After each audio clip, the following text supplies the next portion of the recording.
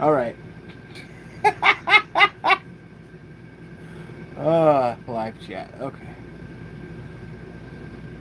Chapter 5 of Final Fantasy VII Rebirth was awesome. I saw people complaining. You can skip the Queen's Blood tournament, and then you just get the cutscene, and it was awesome.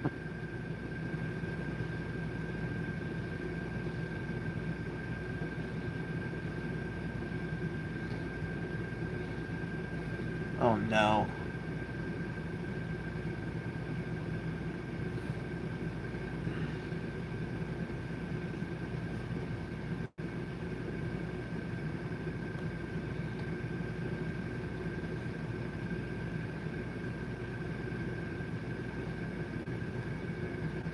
Get in my chat.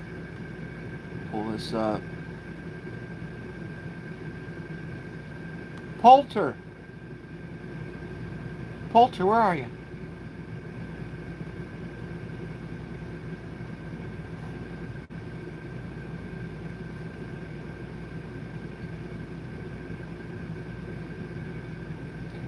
Let's see. Dum, bum, bum, bum, bum.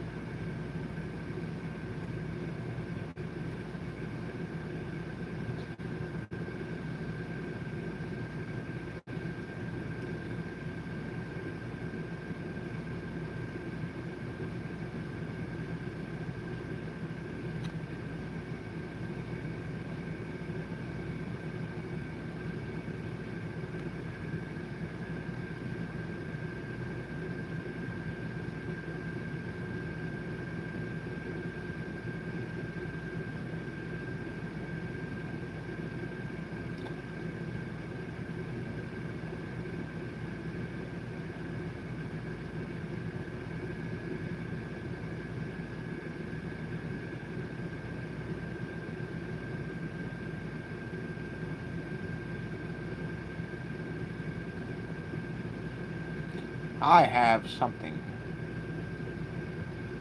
Ah. You know what I don't have, though? Is a speaker turned on before I do that.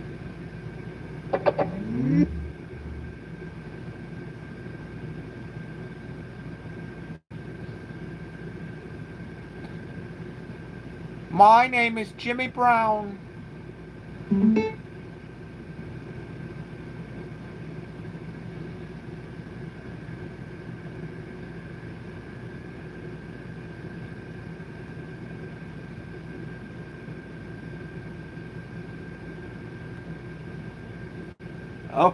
Oh no. Okay, there we go.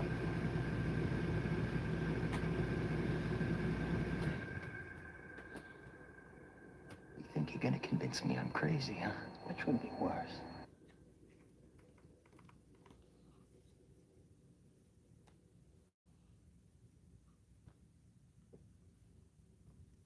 It's got the vocal boost. Voice boost! My new favorite feature on YouTube. Also, just a new feature, I think. I don't really know what the stable volume does in between that, though. Like, stable volume versus voice versus. I wonder if I was to use stable volume in conjunction with Dolby Atmos, if that would like mess everything up. It seems like it would. I was playing. Let's see.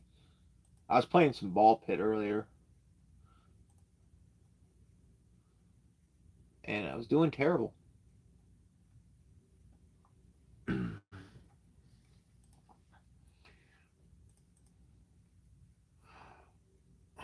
Let's see.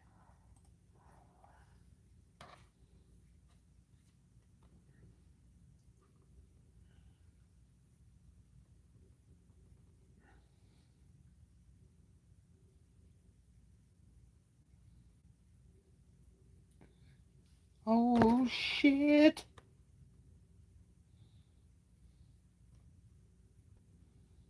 Oh, I never finished that Lucius video. Well, I'll save that for myself, I guess, later on. I still want to find out what happens in part 3.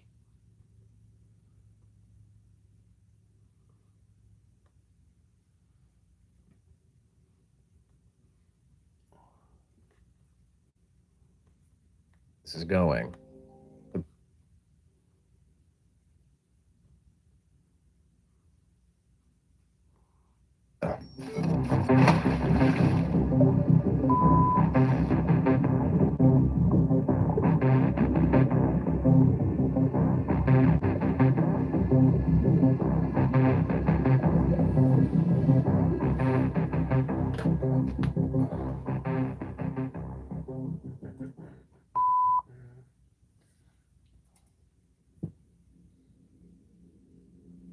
Without divulging into spoiler territory, Arcadia mostly centers around the northern regions of Alaska to tell its story. However, the first 4 episodes start pretty disconnected, and it isn't until the 5th episode where the full scope of the story is realized. Rather than starting in the below freezing temperatures of Alaska, the first tape, titled Deep Sea Live, starts the series in the freezing and pure black depths of the ocean, with a broadcast from a name that will become familiar as the series progresses: Arcadia Television, a TV broadcasting Arcadia station TV? and the namesake of the series. The description of this video reads: on the premiere of Deep Sea Live, something horrific was captured on camera. As explained to us by the broadcast, Deep Sea Live is a highly anticipated TV event that promises to provide an unparalleled live viewing of the ocean's deepest region, the pit. A seemingly bottomless hole of unknown depth. Armed with a hydrophone and a state-of-the-art camera, a one-man submersible will be lowered into close proximity of the pit, with the operator providing captions of what's being filmed.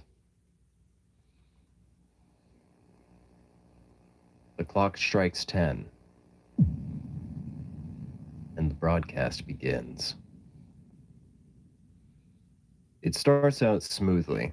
Viewers gather around their televisions and are greeted first by darkness. Then slowly, the ocean floor is revealed through the sub's lights, and the hydrophone is activated. 8 minutes in, it picks up the calls of whales, the operator providing their subtitles to clarify for the audience back home.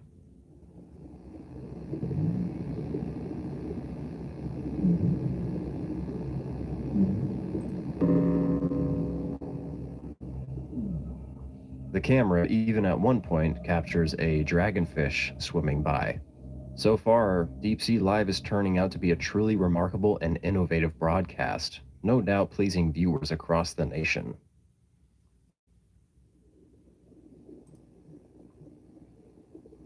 31 minutes into the broadcast, a sound is picked up on the hydrophone. Ew.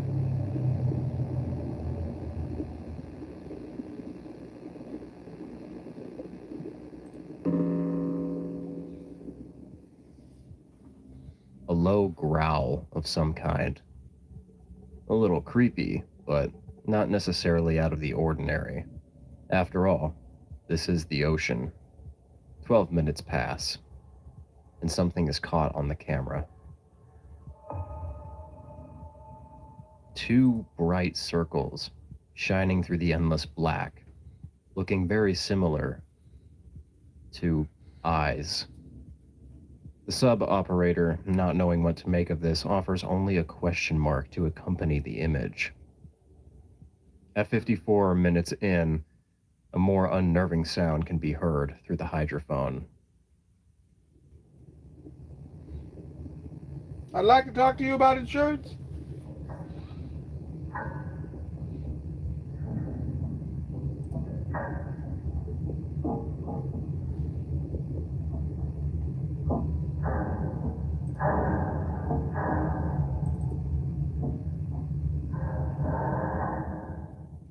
The slight banging and grating of metal from something outside.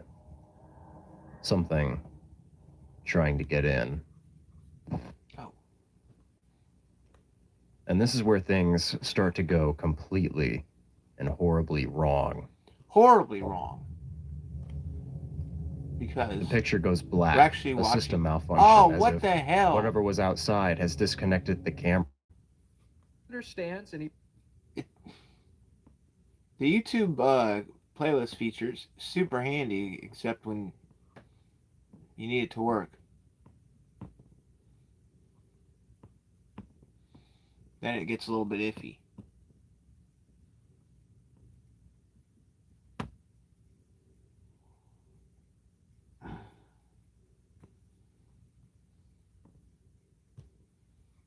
Think you're gonna convince me I'm crazy, huh?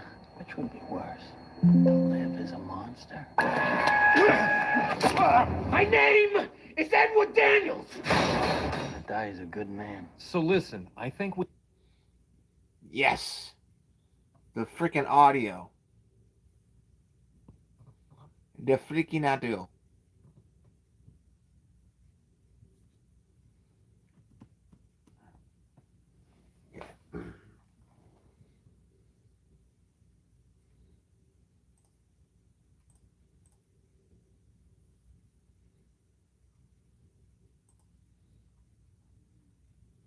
Man, Grim Dawn's new DLC has been so good. I haven't even started it. Like, it's just really good, and I haven't gotten to it because I'm still playing through the rest of the base game, but it's such a massive undertaking. Dope experience. I finally beat Tyrant's Hold last night, which took me a year because I couldn't find it on the map.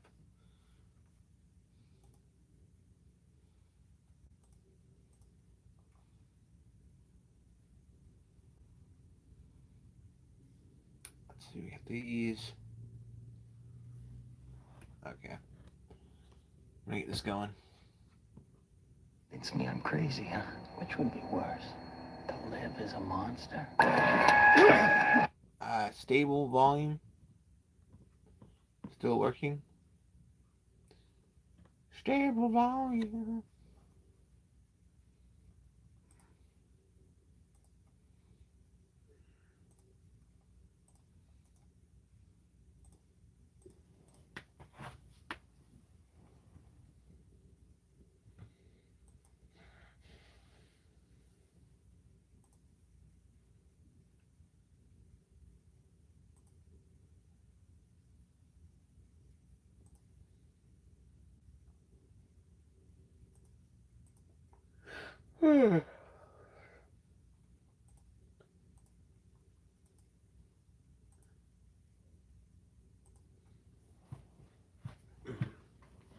And Ghost of Tsushima remains a slog. The game's a slog to play.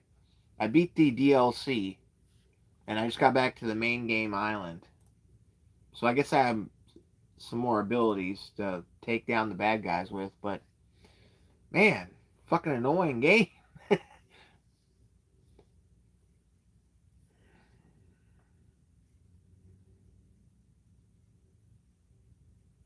That's good. All right.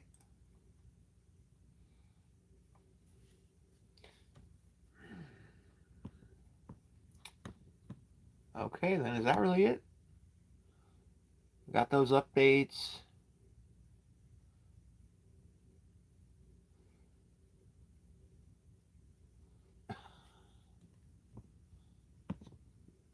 When did the Chilling Scares compilation channel come to fruition? Like, how long has that existed? Oh, June 8th, 2026. So it's still new. So it's all of his videos in the longest format then? 2 hours and 4 minutes, the most disturbing internet rabbit holes. 2006 volleyball incident. What?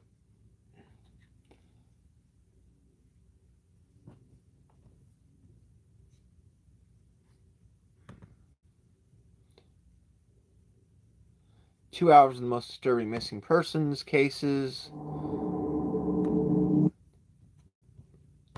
2 hours of the internet's most disturbing $700,000. On November 6, 2015, now, inevitably, I'll have seen some of these videos because these must be, with the compilations, they're all his videos put into one.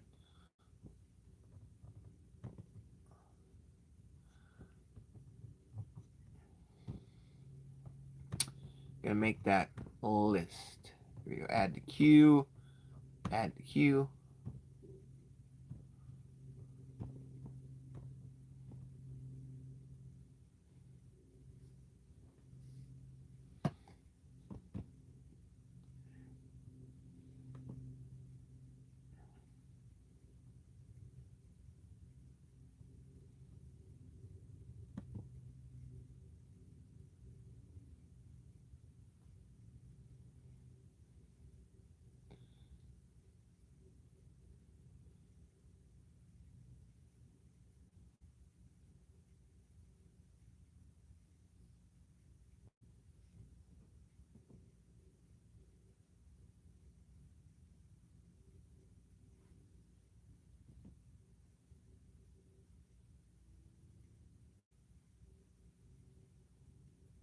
Huh.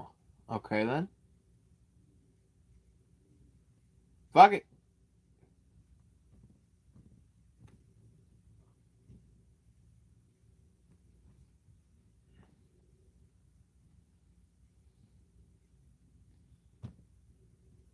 The 2006 volleyball incident. On July 2nd, 2017, an anonymous user posted a thread on 4chan's paranormal board saying, "How does one live after taking the red pill on the 2006 volleyball incident?" Now, if you're wondering what that incident was, it's a strange and disturbing story. The post was referring to a supposed mass shooting where a gunman killed 14 people during a high school volleyball game in either South Dakota or Nebraska back in 2006. But here's where things get strange. If you search for any information about it online, you'll find nothing. No news articles, no official casualty reports, nothing. Kind of sounds Just familiar. conspiracy theory websites and the occasional Reddit post asking if it even happened. It's like the whole event either never existed or was somehow erased from history. But despite the silence online, there are many people who claim they remember hearing about it. Some even say they were at Mount Rushmore around that time and heard a report about it on the radio. For a long time, the only evidence of the incident on the internet was this still frame from a home video that was supposedly taken just before the incident with the date September 27, 2006 embedded on it. That is, until some ordinary gamer, a YouTuber who often dives into dark web rabbit holes, discovered more evidence. While browsing the Late Nights forum on a 4chan-like site, he came across the gruesome pictures of a bloody school gym that were allegedly taken soon after the shooting had already happened. So right here, let's go down a little bit over here. They've got 2006 volley. Oh my God. Oh, we're gonna have to blur this one. Jesus Christ, that's actually like death footage. I think I remember this. I was searching around for some sort of proof of this happening, and apparently it's a snippet from a home video. Oh my God. We have to blur that out. I gotta make sure we note that, blur it real quick. Let me add that to the notes here. Jesus, it's like an actual straight up bloody massacre. It's like VHS recorded. This has to be from like a movie. There's no way. This has to be from like some movie. It's crazy as hell. That it's got like a CBI not for release. Like I assume CBI stands for like some sort of a governmental organization or something. That is so messed up. I feel like I should have known this or something. I don't even know if that's like a conspiracy. How is that a conspiracy? It's actually like death foot, unless it's from like some movie or something that we don't know about. Jesus Christ. That is actually the most chilling thing I've seen. We're like 5 minutes into this recording and already it's just like death footage has hit the building. In the bottom right corner was the text CBI not for release, which I'll do my best to show you while blurring everything else out. This has led to some pretty wild theories being spread all over the internet. This is about me and ladies. Oh, hold on a second now. Where's that button?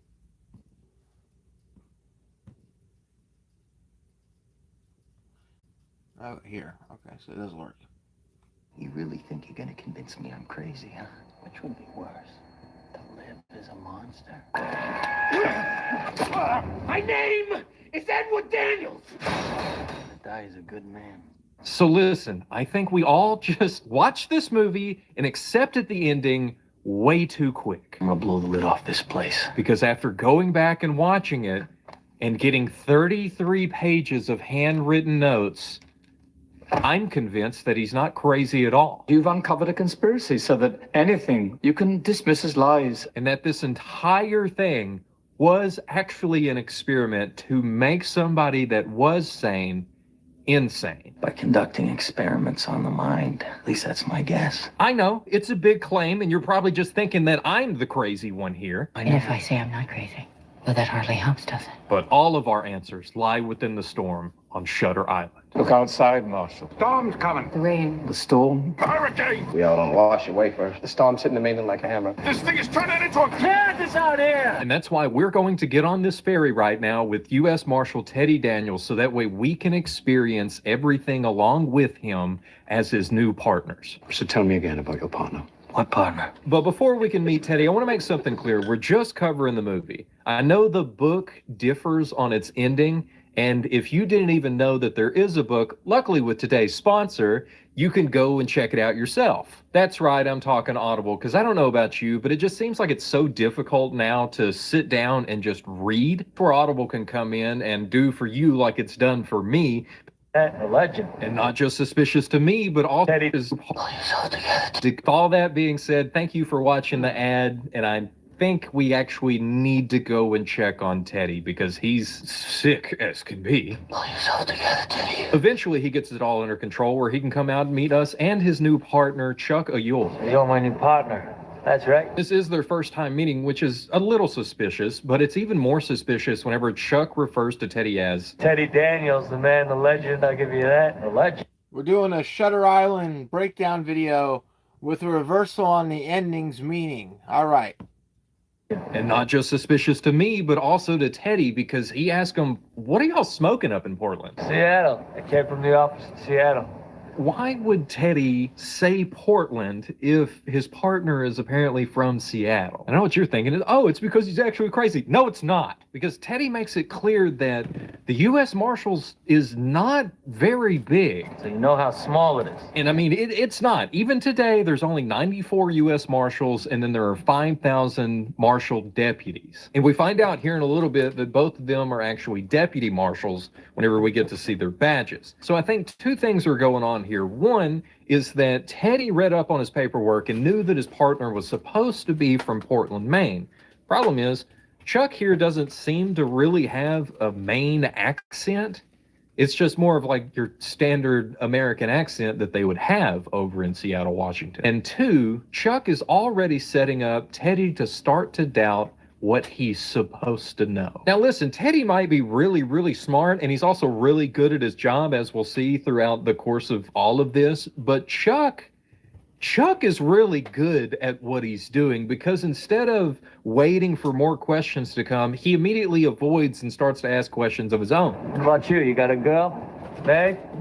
I was. Which just comes off to me like, oh, hey, yeah, you remember your wife, the one that died? Could you please tell me about her? She's dead, right? I'm totally U.S. Marshal. And sure enough, this does get him to think a little bit about his wife, because we actually get a flashback. She died. And then Teddy makes it clear that, well, you know, she died in a fire, but it wasn't from the fire, it was from... It was a smoke they got her, not the fire. So that's important. And speaking of smoke inhalation, Teddy can't seem to find his cigarettes anywhere. So Chuck, being a good partner, says, so this is an important part that I want you to pay attention to, because he keeps getting cigarettes from everybody else throughout this film. He never has his own, and it always seems like something bigger is actually going on. Because it is, okay? Because there is something bigger going on. But one thing's for certain that we know right now, somebody took his cigarettes. Government employees will rob you blind. And we also know that we are currently headed for a mental hospital For the criminally insane. And since they're getting closer to the island where the asylum is, the ferryman now comes out to tell them, whenever we get there, if you guys would hurry up and get off of the ferry, because I need to set off as fast as possible. Why? Storm's coming. The first person to mention the storm is the ferryman. Doesn't seem like much now, but I'm telling you, this is a huge moment for the whole purpose of what is actually going on. And that happens before they even step foot on the island to meet Deputy Marshal McPherson. Welcome to Shutter Island. I'll be the one taking you up to Ashcliff. As well as all of his other guards and deputies and stuff, who all look like they're really on edge. Boys seem a little on edge, Mr. McPherson. Right now, Marshal, we all are. And some are going to say, well, yeah, it's because Teddy's crazy and they're scared that he might do something insane and jump back on the ferry or blah, blah, blah, blah. Look, I don't know if you've ever been on a job and like a supervisor or a big boss man or an inspector of sorts shows up.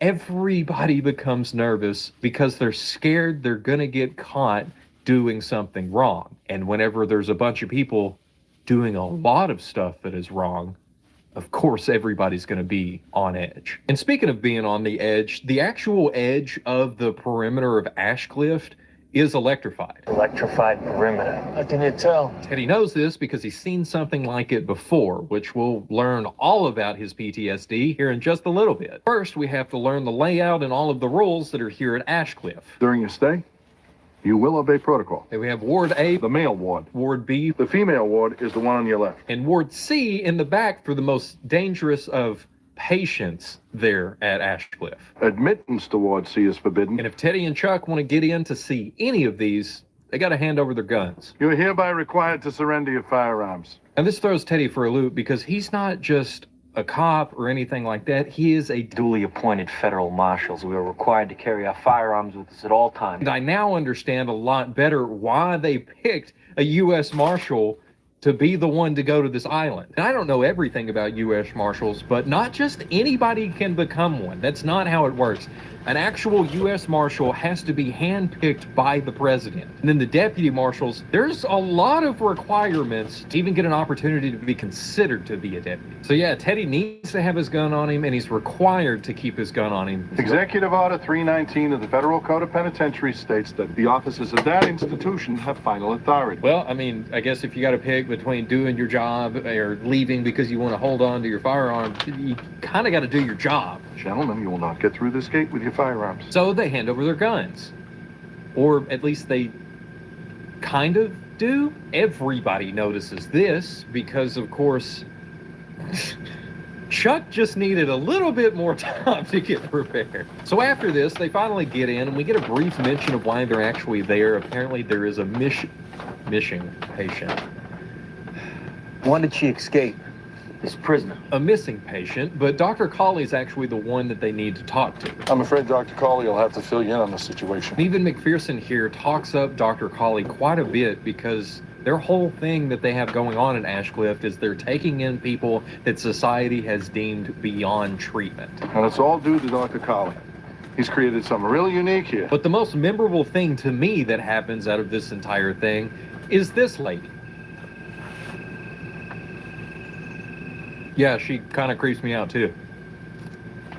But it's clear here that she's just mimicking what she was told before the marshals got there. Now we've all just made it to Dr. Colley's office, so that way we get to actually talk to the man behind everything here.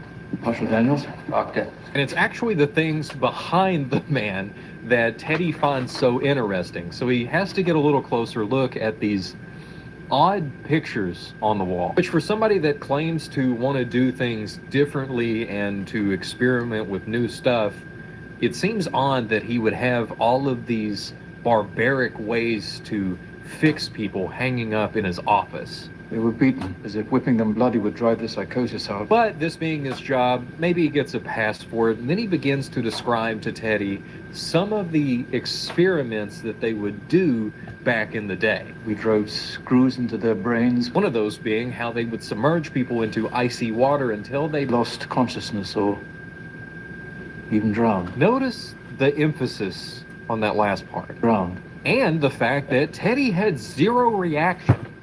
I mean, why would he? But this here is just the start.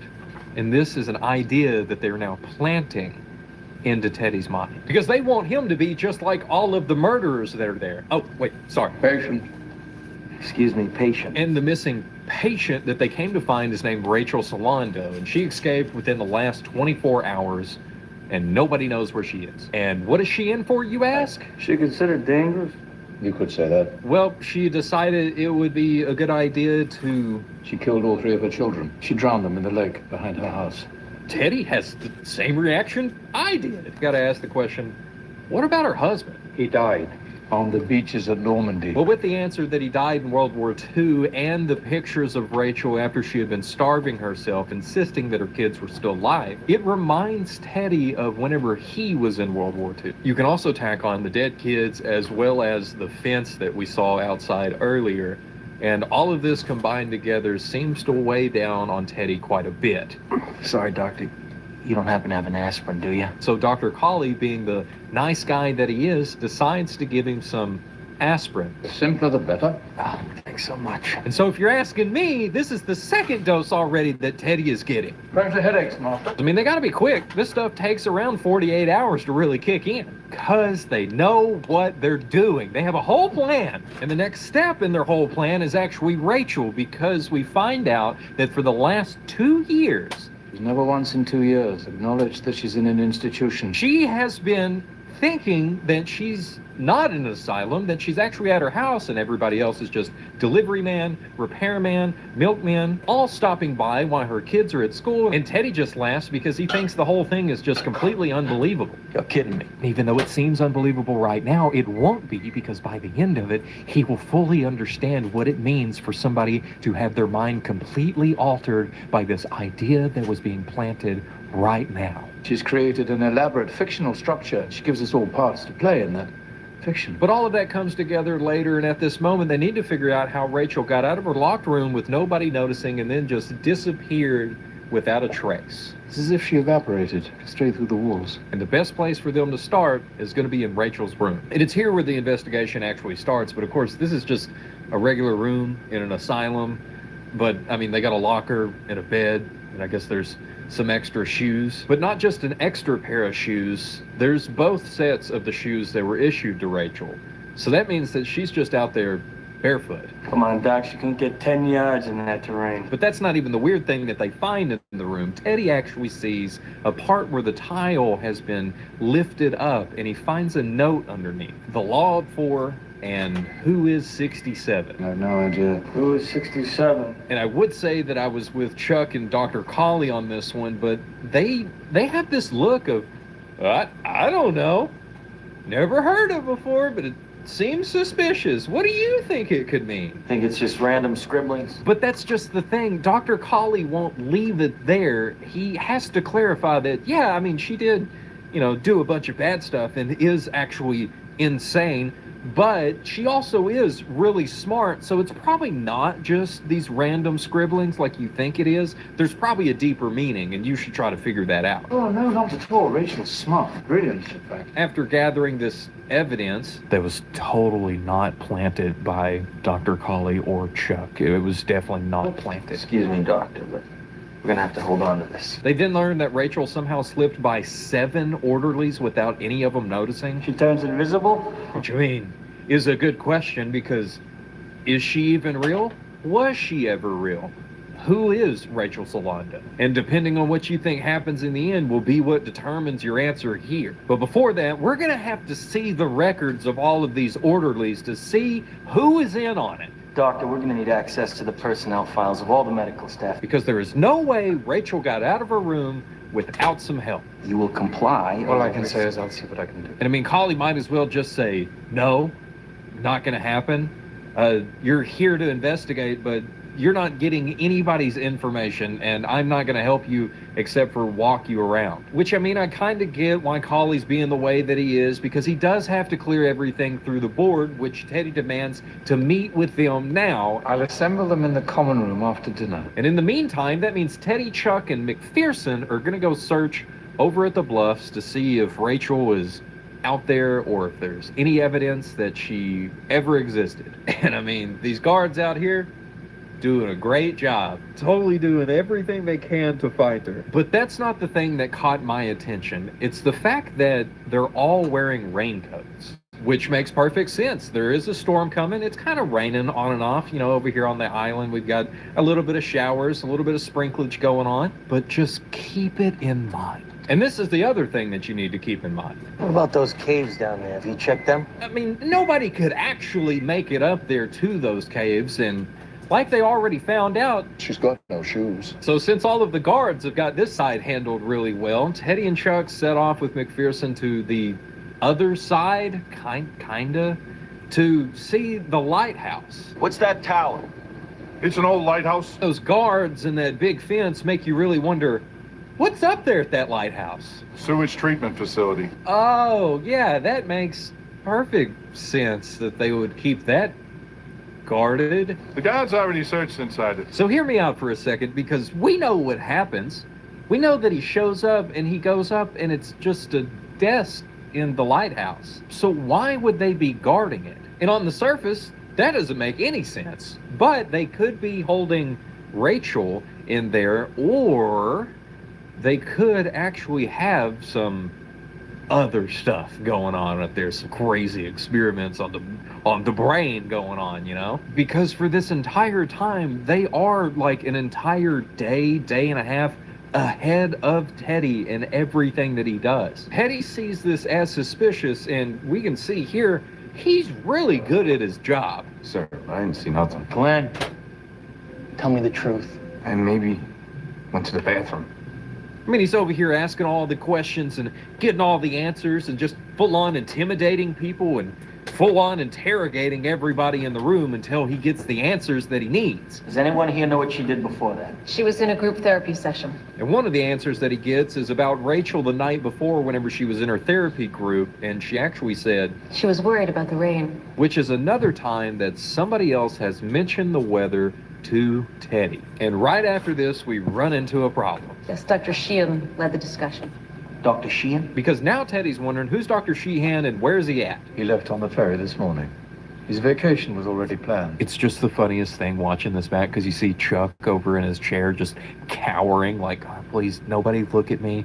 I am not here right now. I'm on vacation. But even with that, Teddy doesn't leave it there. He needs a phone number because he's got to talk to Dr. Sheehan. I mean, that's literally why he's there, to do this job, to figure out what happened to Rachel. Do you have the phone number for where he's gone? So they try to go make a call at what I'm going to call the call room over here, where you've got this caller guy trying to call into the mainland so that way they can then call Dr. Sheehan. I'm sorry, sir, but it's all down, all the lines. The storm's hitting the mainland like a hammer. They can't because of the storm. You'll understand later why this line frustrated me so much and made me really believe that this is all just a setup to convince Teddy Daniels that he is actually this other guy named Andrew Latis. And it doesn't end there, because right after this, Collie goes to leave and he tells them, I'm going to be at my house around 9. You guys should stop by then. And Teddy says, great, then we can actually talk. And Collie says, We have been talking, Marshal. Teddy's been asking questions anyway, and Collie has just been planting answers that won't sprout until later. So time passes and Teddy and Chuck pull up to this lovely house where they hear just this beautiful music playing, and Teddy knows who it is. Who is that, Brahms? No. Which immediately begins to remind Teddy of his time in World War II.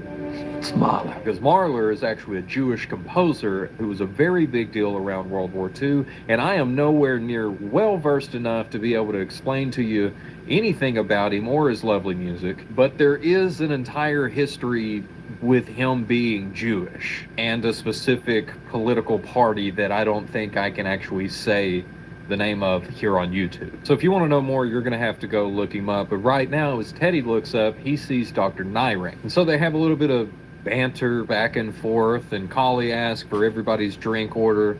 Teddy says that he doesn't drink. Your poison, gentlemen. Right, you got it. Soda or ice, please. Which leads into a kind of heated discussion between Dr. Nyring and Teddy himself. Isn't it common for men in your profession to imbibe? What's that? Iced tea in your glass there?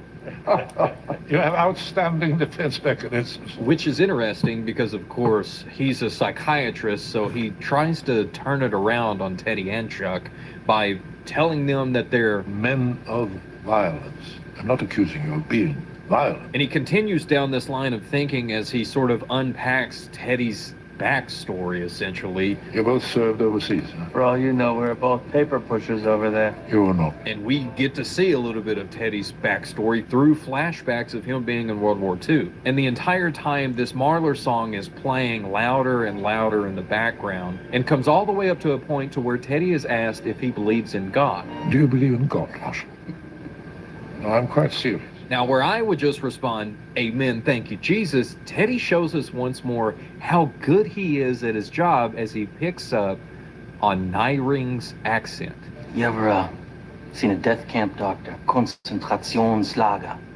Hey. Huh? Then he calls him out on it, saying that his English is really good, but it's not perfect. English is sehr gut, fast perfect.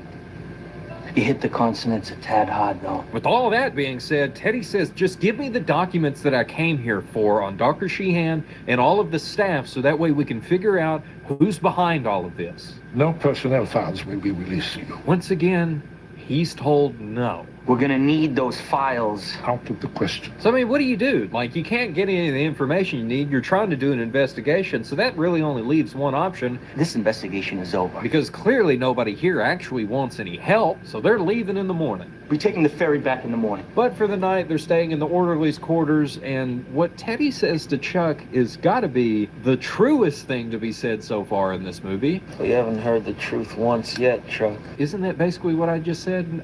I don't know. Maybe I'm dreaming.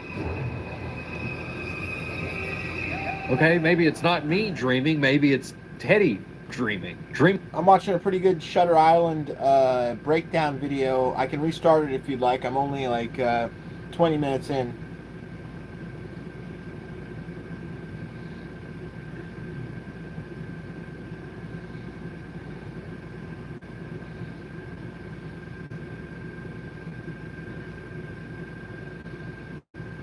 All right, then. So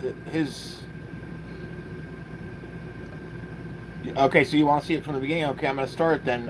Here we go. So this is Poltergeist's take on kind of reframing the ending of the movie. This is about me and Liz.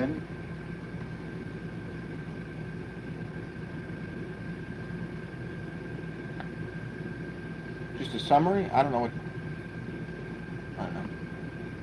You think you're gonna convince me I'm crazy, huh? Which would be worse? The lamp is a monster. My name is Edward Daniels. The guy is a good man. So listen, I think we all just watch this movie and accepted the ending way too quick. I'm gonna blow the lid off this place. Because after going back and watching it and getting 33 pages of handwritten notes, I'm convinced that he's not crazy at all. You've uncovered a conspiracy so that anything you can dismiss as lies. And that this entire thing was actually an experiment to make somebody that was sane insane. By conducting experiments on the mind. At least that's my guess. I know, it's a big claim, and you're probably just thinking that I'm the crazy one here. And if I say I'm not crazy, well, that hardly helps, does it? But all of our answers lie within the storm on Shutter Island. Look outside, Marshal. Storm's coming. The rain. The storm. Hurricane! We all don't wash away first. The storm's hitting the maiden like a hammer. This thing is turning into a Kansas out here! And that's why we're going to get on this ferry right now with U.S. Marshal Teddy Daniels, so that way we can experience everything along with him as his new partners. So tell me again about your partner. What partner? But before we can meet Teddy, I want to make something clear. We're just covering the movie. I know the book differs on its ending, and if you didn't even know that there is a book, luckily with today's sponsor, you can go and check it out yourself. That's right, I'm talking Audible, because I don't know if Audible can ask trial free to get books. Go and get for novel. And you for thank you. All under control. He's sick. I think we actually need to go and check on Teddy because he's sick as can be. Pull yourself together, Teddy. Eventually, he gets it all under control where he can come out and meet us and his new partner, Chuck Ayul. You're my new partner. That's right. This is their first time meeting, which is a little suspicious, but it's even more suspicious whenever Chuck refers to Teddy as Teddy Daniels, the man, the legend. I'll give you that. A legend. And not just suspicious to me, but also to Teddy, because he asked him, what are y'all smoking up in Portland? Seattle. I came from the office in Seattle. Why would Teddy say Portland if his partner is apparently from Seattle? I know what you're thinking. Oh, it's because he's actually crazy. No, it's not. Because Teddy makes it clear that the U.S. Marshals is not very big. So you know how small it is. And I mean, it's not. Even today, there's only 94 U.S. Marshals, and then there are 5,000 Marshal deputies. And we find out here in a little bit that both of them are actually deputy marshals whenever we get to see their badges. So I think two things are going on here. One is that Teddy read up on his paperwork and knew that his partner was supposed to be from Portland, Maine. Problem is, Chuck here doesn't seem to really have a Maine accent. It's just more of like your standard American accent that they would have over in Seattle, Washington. And two, Chuck is already setting up Teddy to start to doubt what he's supposed to know. Now listen, Teddy might be really, really smart, and he's also really good at his job, as we'll see throughout the course of all of this, but Chuck is really good at what he's doing, because instead of waiting for more questions to come, he immediately avoids and starts to ask questions of his own. What about you? You got a girl? Babe?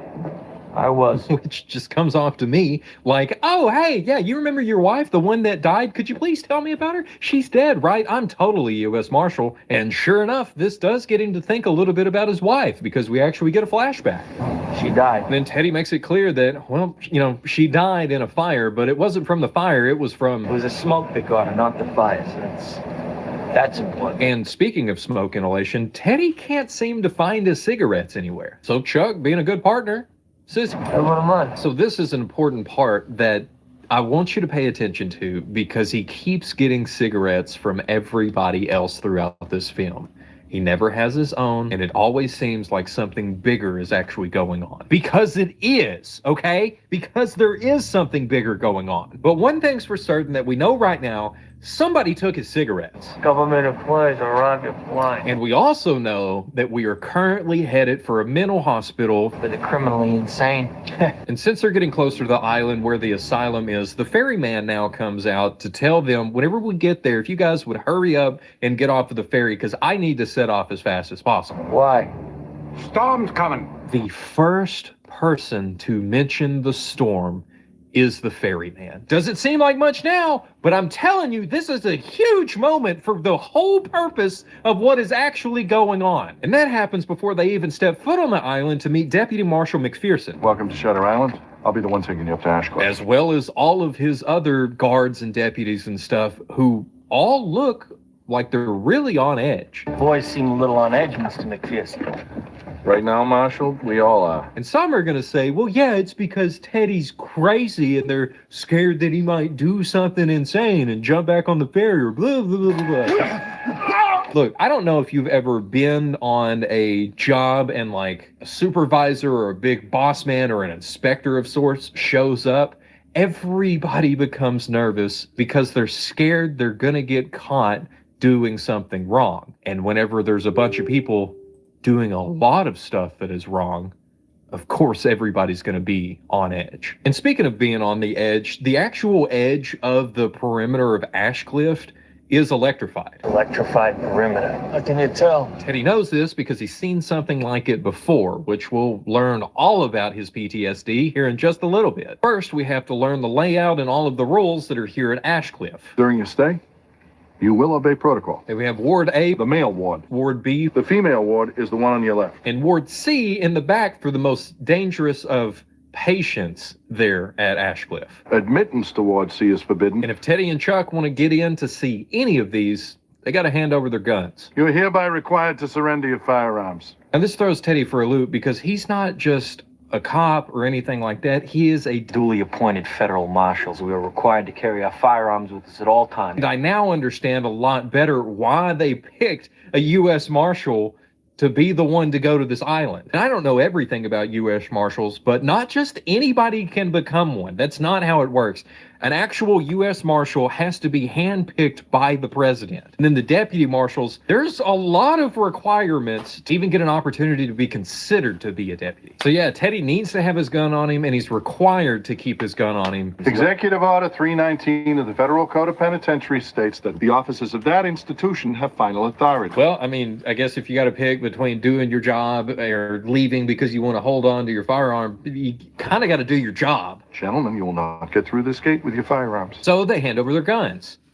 Or at least they kind of do? Everybody notices this because, of course, Chuck just needed a little bit more time to get prepared. So after this, they finally get in, and we get a brief mention of why they're actually there. Apparently, there is a missing patient. When did she escape? This prisoner. A missing patient, but Dr. Colley's actually the one that they need to talk to. I'm afraid Dr. Colley will have to fill you in on the situation. Even McPherson here talks up Dr. Colley quite a bit because their whole thing that they have going on in Ashcliff is they're taking in people that society has deemed beyond treatment. And it's all due to Dr. Colley. He's created something really unique here. But the most memorable thing to me that happens out of this entire thing is this lady. Yeah, she kind of creeps me out too. But it's clear here that she's just mimicking what she was told before the marshals got there. Now we've all just made it to Dr. Colley's office, so that way we get to actually talk to the man behind everything here. Marshal Daniels? Doctor. And it's actually the things behind the man that Teddy finds so interesting. So he has to get a little closer look at these odd pictures on the wall, which for somebody that claims to want to do things differently and to experiment with new stuff, it seems odd that he would have all of these barbaric ways to fix people hanging up in his office. They were beaten, as if whipping them bloody would drive the psychosis out. But this being his job, maybe he gets a pass for it, and then he begins to describe to Teddy some of the experiments that they would do back in the day. We drove screws into their brains. One of those being how they would submerge people into icy water until they Lost consciousness or even drowned. Notice the emphasis on that last part. Drowned. And the fact that Teddy had zero reaction. I mean, why would he? But this here is just the start. And this is an idea that they're now planting into Teddy's mind. Because they want him to be just like all of the murderers that are there. Oh, wait, sorry. Patient. Excuse me, patient. And the missing patient that they came to find is named Rachel Solando. And she escaped within the last 24 hours. And nobody knows where she is. And what is she in for, you ask? She considered dangerous? You could say that. Well, she decided it would be a good idea to... She killed all 3 of her children. She drowned them in the lake behind her house. Teddy has the same reaction I did. Gotta ask the question, what about her husband? He died. On the beaches at Normandy. Well, with the answer that he died in World War II and the pictures of Rachel after she had been starving herself, insisting that her kids were still alive, it reminds Teddy of whenever he was in World War II. You can also tack on the dead kids as well as the fence that we saw outside earlier. And all of this combined together seems to weigh down on Teddy quite a bit. Sorry, Doctor.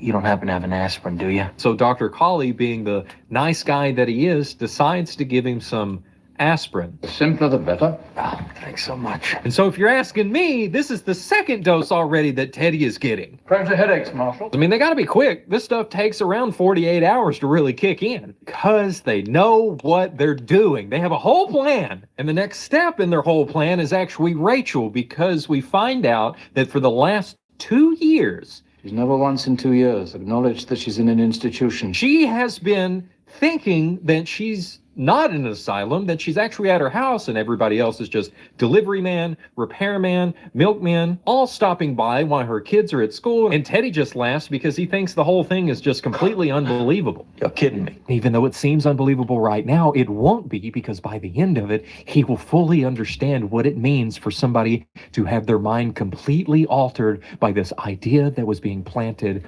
right now. She's created an elaborate fictional structure, and she gives us all parts to play in that fiction. But all of that comes together later, and at this moment, they need to figure out how Rachel got out of her locked room with nobody noticing and then just disappeared without a trace. It's as if she evaporated straight through the walls. And the best place for them to start is going to be in Rachel's room. And it's here where the investigation actually starts, but of course, this is just a regular room in an asylum.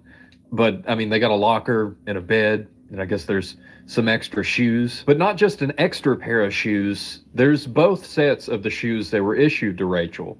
So that means that she's just out there barefoot. Come on, Doc. She couldn't get 10 yards in that terrain. But that's not even the weird thing that they find in the room. Teddy actually sees a part where the tile has been lifted up, and he finds a note underneath. The law for and who is 67? I have no idea. Who is 67? And I would say that I was with Chuck and Dr. Colley on this one, but they had this look of, I don't know.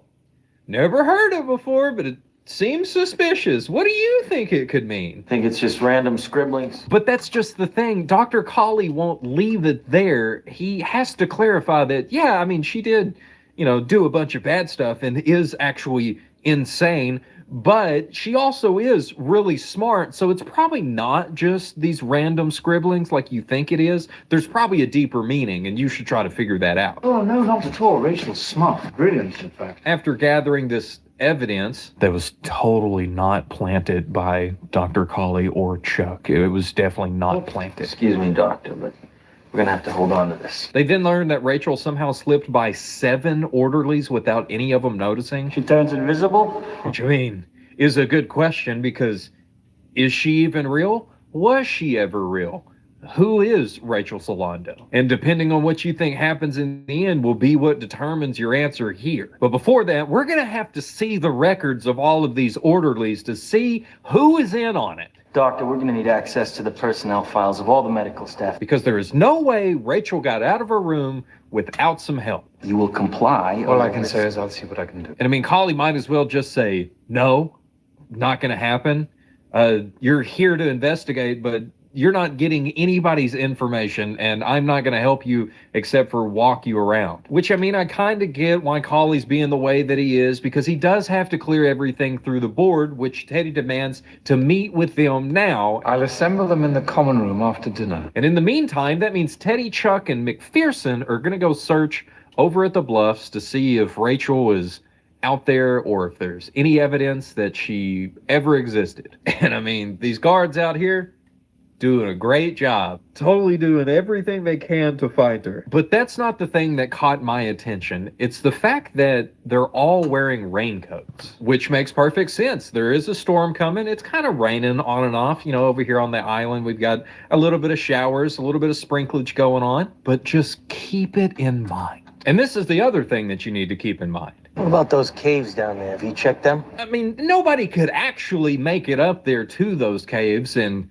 like they already found out, She's got no shoes. so since all of the guards have got this side handled really well, Teddy and Chuck set off with McPherson to the other side, kinda, to see the lighthouse. What's that tower?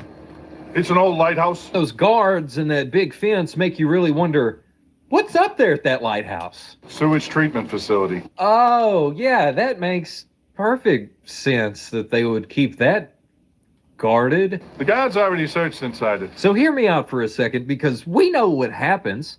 We know that he shows up and he goes up and it's just a desk in the lighthouse. So why would they be guarding it? And on the surface, that doesn't make any sense. But they could be holding Rachel in there, or they could actually have some other stuff going on up there, some crazy experiments on the brain going on, because for this entire time they are like an entire day and a half ahead of Teddy in everything that he does. Teddy sees this as suspicious, and we can see here he's really good at his job. Sir, I didn't see nothing. Glenn, tell me the truth. I maybe went to the bathroom.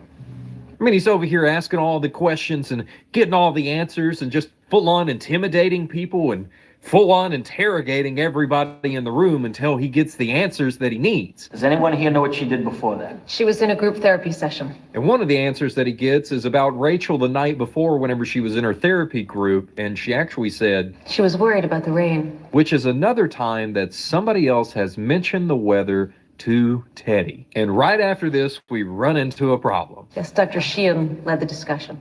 Dr. Sheehan? Because now Teddy's wondering, who's Dr. Sheehan and where's he at? He left on the ferry this morning. His vacation was already planned. It's just the funniest thing watching this back because you see Chuck over in his chair just cowering like, oh, please, nobody look at me. I am not here right now. I'm on vacation. But even with that, Teddy doesn't leave it there. He needs a phone number because he's got to talk to Dr. Sheehan. I mean, that's literally why he's there, to do this job, to figure out what happened to Rachel. Do you have the phone number for where he's gone? So they try to go make a call at what I'm going to call the call room over here, where you've got this caller guy trying to call into the main line so that way they can then call Dr. Sheehan. I'm sorry, sir, but it's all down, all the lines. The storm's hitting the mainland like a hammer.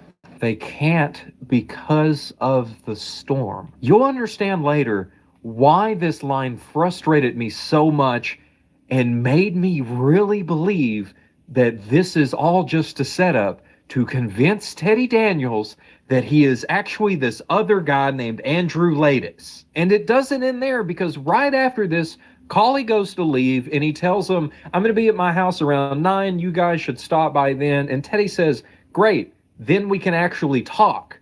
And Collie says, We have been talking, Marshal. Teddy's been asking questions anyway, and Collie has just been planting answers that won't sprout until later. So time passes and Teddy and Chuck pull up to this lovely house where they hear just this beautiful music playing, and Teddy knows who it is.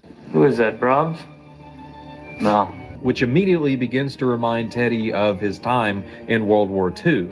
It's Mahler. Because Mahler is actually a Jewish composer who was a very big deal around World War II, and I am nowhere near well-versed enough to be able to explain to you anything about him or his lovely music, but there is an entire history with him being Jewish and a specific political party that I don't think I can actually say the name of here on YouTube. So if you want to know more, you're going to have to go look him up. But right now, as Teddy looks up, he sees Dr. Nyring. And so they have a little bit of banter back and forth, and Collie asks for everybody's drink order.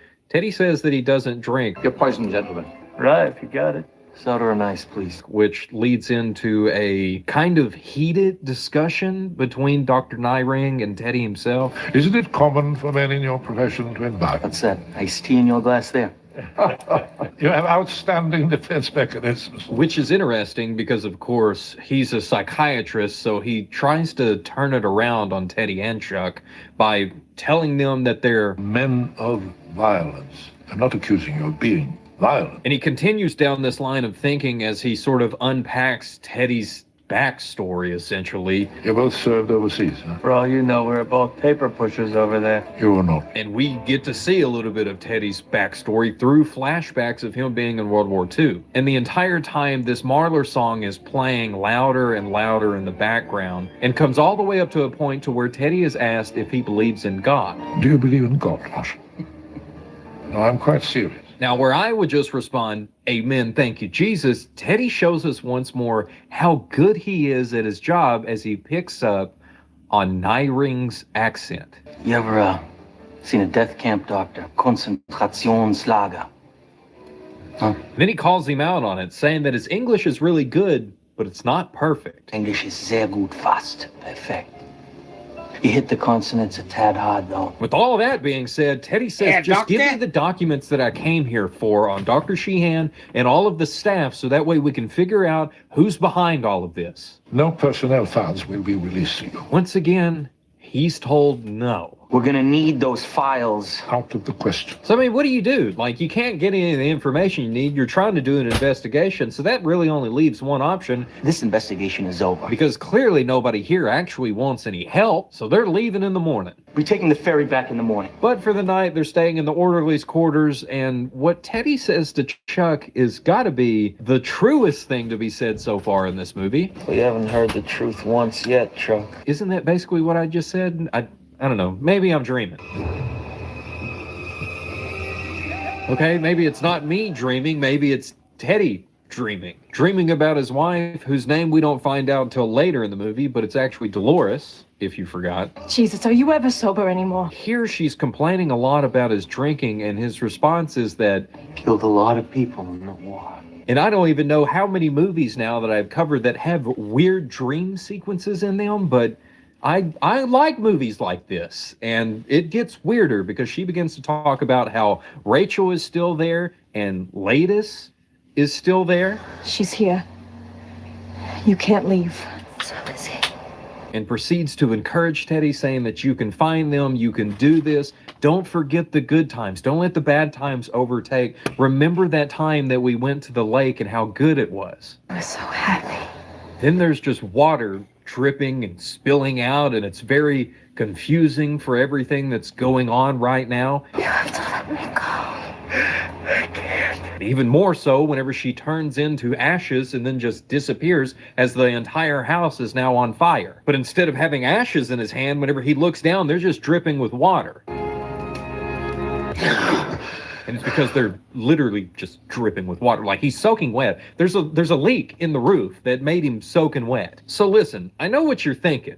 Oh, well, that was the place where she actually drowned his kids and all of this thing happened. I need you to understand something on how dreams work and how all of this is played out.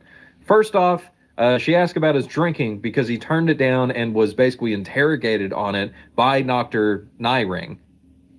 Doctor? Did I say Doctor? Doctor. Then, of course, she brings up Rachel, which is what he has been thinking about the entire time that he's been there, is trying to find her. And then she brings up Ladis, as we find out later is like his actual purpose for being there is to find Ladis. And we also know that she died whenever the apartment caught on fire. It was a smoke that got her, not the fire. So all of these things, plus him being soaking wet from the leak in the ceiling, and these ideas that have been planted about Rachel and what she did to her kids, as well as what Dr. Colley has planted earlier, resulted in this dream being this weird conglomeration of everything that his brain is trying to process, which is what dreams are. Duh. But if you don't agree with me on any of that, and you just think that I'm playing up this entire thing, all we got to do is look outside at the big storm that's going on. Because, yeah, Teddy's soaking wet, but it's actually the orderly that says something about it. Ain't gonna be no fairy in this. So, of course, that means that they're back on the job and they want to talk to Dr. Colley so that way they can arrange a meeting to talk to some of the patients that were a part of Rachel's group the night that she went missing, which is something they'll actually be able to arrange. And this leads Dr. Colley into talking about how his treatments are different than what they did back in the past, between the old school way of doing stuff with lobotomies and surgery, Procedures like the transorbital lobotomy. and the new way of doing stuff with more of a medicine-based treatment plan. Psychopharmacology. A new drug has just been approved called Thorazine. Here he actually mentions a drug called Thorazine, which was just approved, and all I have to wonder is, approved by who? Because later it'll definitely seem like a question that needs to be answered. So Teddy asked the logical question of, well, Doc, where do you fall? And he says that he actually doesn't fall in either camp, but this more radical-based idea of just Treat a patient with respect. Listen to him. Try and understand. You just might reach him. which, I mean, sounds cool, right? Like, that sounds like a good idea. And then you think of the ending and you're like, yeah, that's what he's doing now, until you really start to think about it and how he's been lying to him this entire time and will continue to lie and to twist those lies more and more and more to get Teddy to literally do whatever he wants in the end. You can dismiss his lies. And that's the thing, if you're paying attention, you can pick up on these little bitty inconsistencies that Dr. Colley has, just like how Teddy picks up on he has been referring to Rachel in the past tense. Is there a reason you keep referring to your patient in the past tense, Doctor? I mean, why would he do this, you ask? Let's just see what Dr. Colley has to say for himself. Look outside, Marshal. The storm, you say?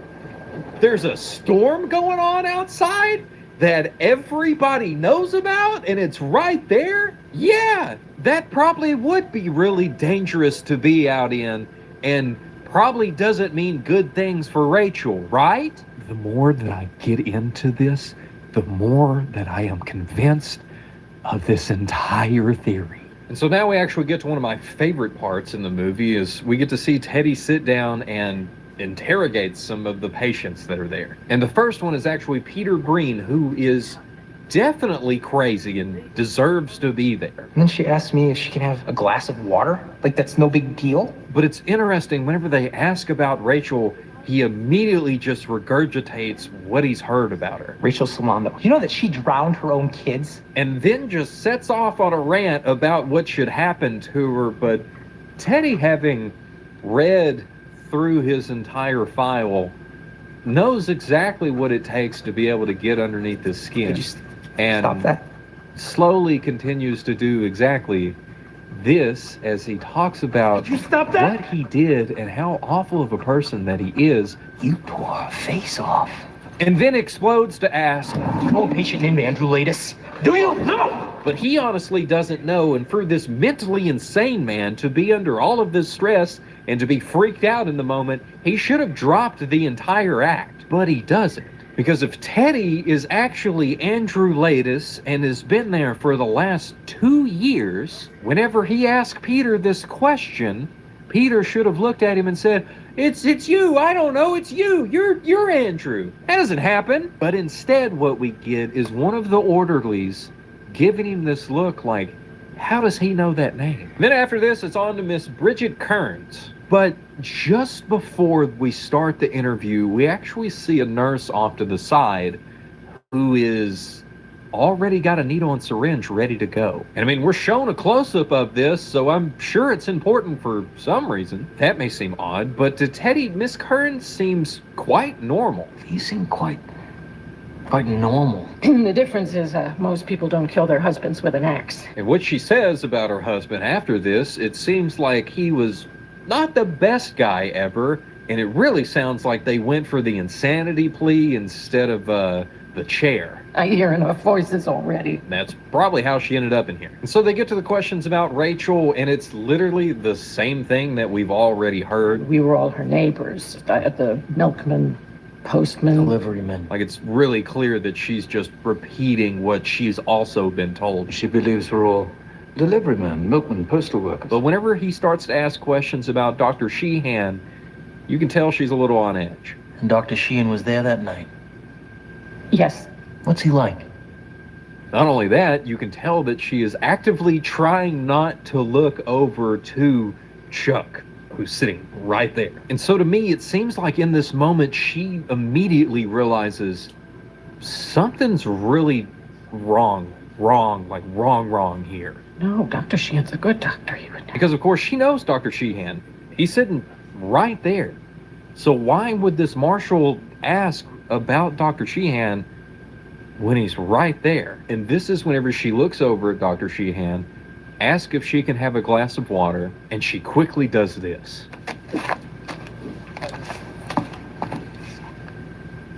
Then whenever Chuck gets back, he gives her the glass of water, and it's interesting because, of course, she doesn't know that he's currently going by Chuck.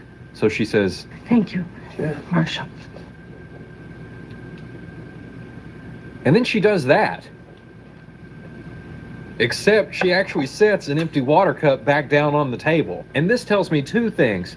One, Teddy can't trust everything that seems to be going on in front of his face, which of course, as we know, he's been able to figure that out because he's good at his job. And two, she was really thirsty. Like, that was like a full glass of water that she seemed to, I guess, gulp down in one go there. Then this is whenever Teddy decides to ask her about Andrew Latus. Did you ever meet a patient named Andrew Latus?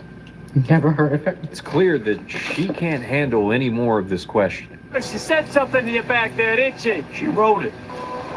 And of course, it makes you wonder, out of both of these interviews, can we really trust anything that both of these people who have been declared insane have to say? I didn't believe a crazy guy. Because if you were to ask Teddy, he doesn't believe anything that they had to say. She used practically the same words as Carly and the nurse. But Chuck really doesn't care about that. He just wants to know, who's Andrew? She's been told exactly what to say. Who's Andrew Latus? While he says this, he pulls out another cigarette, gives it to Teddy, and lights it for him. But even with that, of course, Teddy doesn't just want to answer this, and Chuck's like, come on, I'm your partner. We just met, Chuck. Finally, Teddy gives in and begins to give more of his backstory, explaining that Andrew Latus was actually the maintenance man on his apartment building. Andrew Latus lit the match that caused the fire.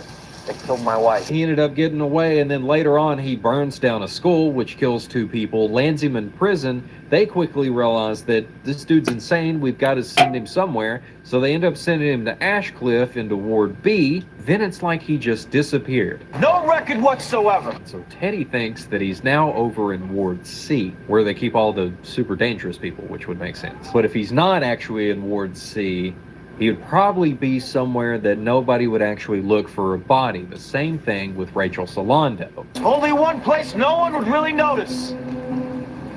Problem is, why they're out here looking for like a freshly dug grave or some kind of sign that people have been doing something not supposed to out there, the storm starts to get even worse, and Chuck actually says, "We gotta get it done! Turn into Kansas out here!" and lucky for them, there's a mausoleum right next to them, so that way they can go and hunker down from the storm. Because the storm is that bad outside, and it is that real.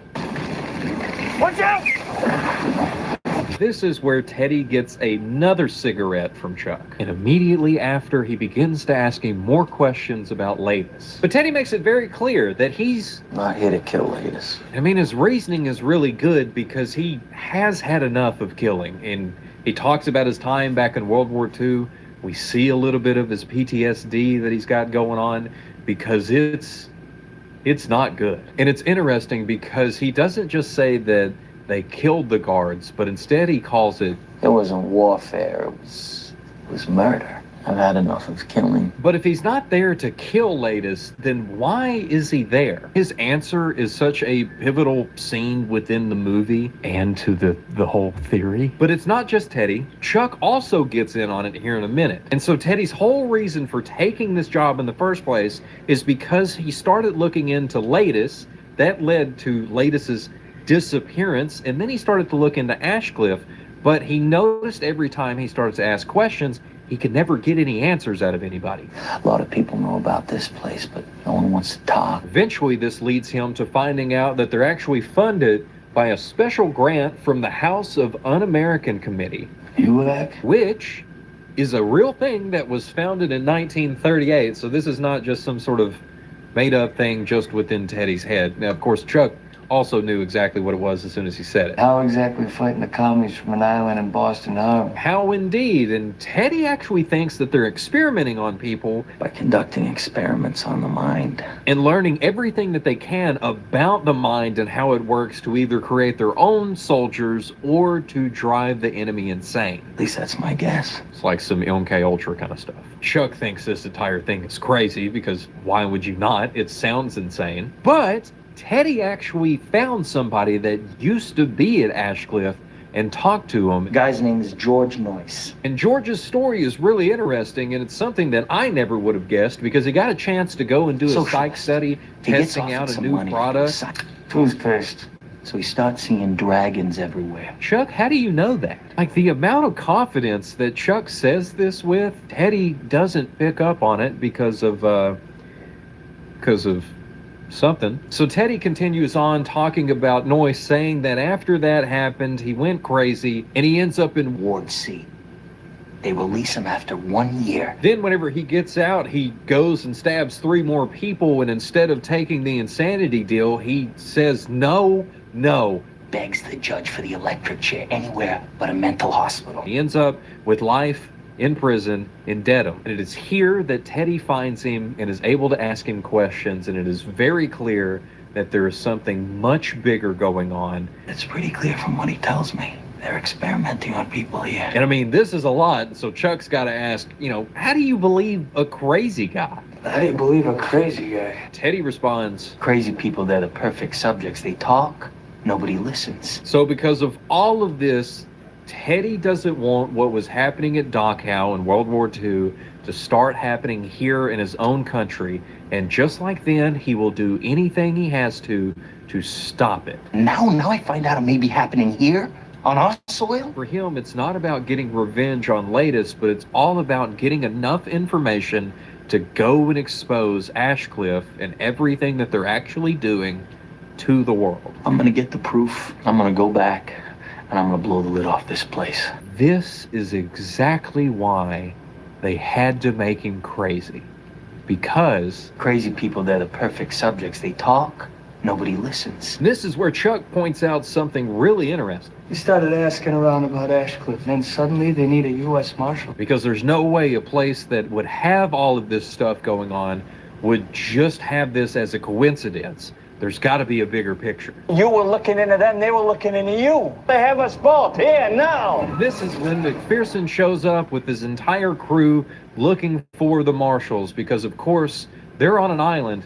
They're gonna find them. There's nowhere for them to hide. So they go get in his ride so he can give them a ride and also be protected from the storm. And they can make it over to Colley's, and whenever they get out, he says, Get right off. Dr. Coley wants to talk to you now. and that it's turning into a hurricane out here. This thing is turning into a hurricane. So they do that. They go in, they get showers, and they get some new clothes because, of course, theirs is soaking wet.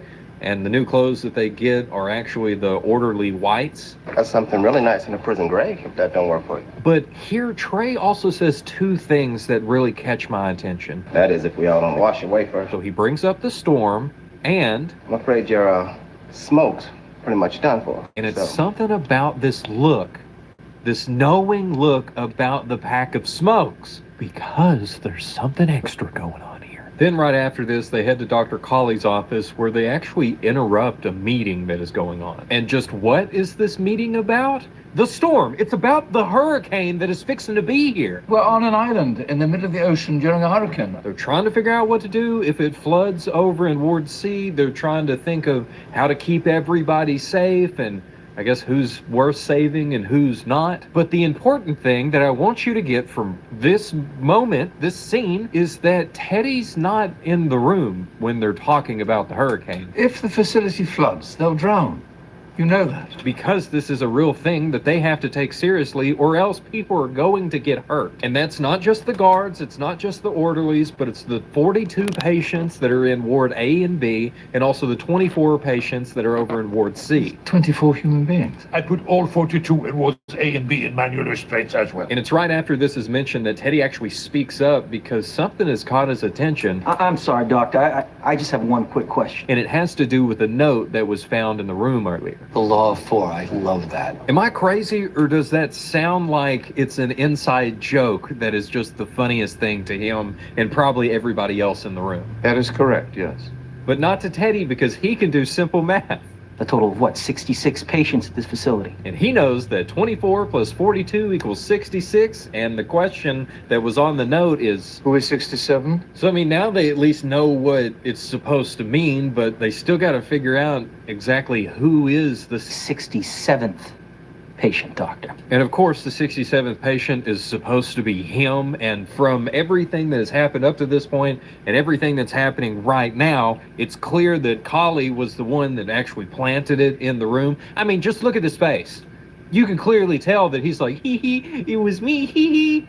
But he made the remark that that's definitely in Rachel's handwriting. It's not mine. It's definitely Rachel's. This is definitely Rachel's handwriting. And luckily for them, they can just go ask her about the note now. Rachel's been found, safe and sound. So now they head over to Rachel's room, where the first thing Teddy notices is the fact that her feet are completely fine, which tells us and him that she was hidden for this entire time. She didn't go outside. She didn't get her feet all cut up. She's not really even that dirty or anything. Who are these men? But Teddy's a much better detective than I am, and so he just, once more, does his job really well. But it's one thing to ask somebody questions that's this insane, and it's another to actually get some answers. But Teddy just starts with the best question of, what did you do today? I made breakfast for Jim and the children, and I sent the children off to school. I decided to take a long swim in the lake. This line gets me. I see. Which it also gets Teddy too, but that's the whole point, is that this entire idea of the lake and what she did is supposed to be making its way and burrowing deeper into his brain. And I feel like it has mine too, from how much I've looked into this movie at this point. And after that? But to push it even further, Rachel starts to get really weird and slowly walks up to Teddy. I thought of you. And then you realize that she thinks he's... Don't you know how lonely I've been, Jim? which was her husband, and it makes sense on why this is her reaction to seeing him again. And Teddy's reaction is just like, can somebody do something? Like, I don't know what, like, I'm awkward in this moment. Somebody help me, and nobody does anything. Because they need this to work. They have to plant the idea in his mind that his wife drowned their children. And you can see it slowly start to take effect as Teddy leans in and hugs her back. Rachel, it'll be all right. But this doesn't last for long because remember, she is crazy. I buried you. Do you remember if she's crazy or not? Do you remember the ending? Because she ends up getting mad at Teddy because she thinks that it's Jim, and of course she had to bury Jim, and that makes her mad. And then she realizes, well, if he's buried, then this can't be him. So who is this? And this is finally the moment that people actually jump in to do something and help Teddy. Which I mean by help, they just get him out of the room and take him back to Dr. Colley's office so they can talk about what in the world just happened. But the only answers that we really get is that Rachel was found up next to the lighthouse. We found her down by the lighthouse. Because of course she was. And it's here when Teddy starts to not feel good. I find it interesting because in response, Dr. Colley begins to list off what is happening. Photosensitivity, headache sometimes. But he makes it sound like there's side effects of something else, and of course ask him, are you having a migraine? And to help out with that, he goes and gets some pills. I don't want to stop the pain. But I don't know if you've ever had a migraine, but as soon as somebody says, hey, this'll help, sure. Yes, please. I've got to have something. I got to figure this out. Yeah, pills are a help, but the best thing for him is to go and lay down for a little while and try to sleep it off. And because the storm is so bad, they have now moved everybody into a big basement sleeping area where all the cots are. The safest place to be when the hurricane hits. But what actually catches Teddy's attention, even while he's got all this stuff going on, is this guy over in the corner. Who is that? And of course, Buffalo Bill here is actually the warden. That's the warden. That just made everything so much weirder. And pretty quickly, Teddy ends up passing out, and we get another weird dream sequence. This one here is clearly the most detailed, and it still does what the last one did in recapping everything that has happened throughout the day. Because to start off, we have this PTSD-inspired nightmare that he has as he's walking back through his time at Dachau, seeing just all of these bodies just everywhere. But there's one that not only catches his attention now, but has been catching his attention every time we visit this scene, and it's of a mother and her daughter. And as he passes by, he ends up turning back to see that it's now Rachel, but the little girl has stayed the same. Then she ends up opening her eyes and saying, You should have saved me. You should have saved all of us. After this, Teddy's then walking in Colley's office, and just like he did with Dr. Nyring, whenever he looked around the chair, he now sees Andrew. Ladies. No hard feelings, right? He walks over, gives Teddy a cigarette, then lights it for him, shows him Teddy's flask, and says, Something for later, because I know how much you need it. And then suddenly, Latest is just switched out with Chuck, and Chuck's over here saying, Clock's ticking, my friend. We're running out of time. And then a woman screams, and Teddy turns to see that it's Rachel, and she's covered in paint. And her kids are at her feet, and she looks at Teddy and asks him, Give me a hand here. And reluctantly, Teddy picks up the same little girl that he saw back in World War II as she asks, Why didn't you save me? And because of what we know happened in Dachau, he responds honestly when he says, I wanted to, but by the time I got there, it was too late. And then we have Teddy and Rachel standing together in the water as they watch the kids. And he's doing the same thing that he did when he was in Rachel's room by taking the role of her husband, Jim. And I know Jim died in World War II, but this is a dream. Everything's figurative, and it's just a way for his brain to process what all has happened during the day. That's the exact reason that they needed this hug and everything to happen in Rachel's room, because Dr. Colley even says that... I didn't want to interrupt. I thought she might tell you something. Yeah, to give him answers.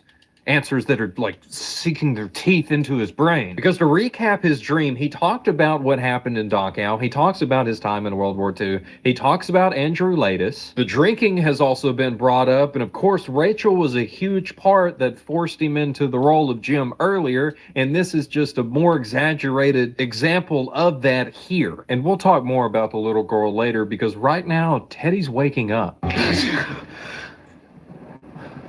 I mean, the storm is going crazy outside, and somebody's walking in, and who is that?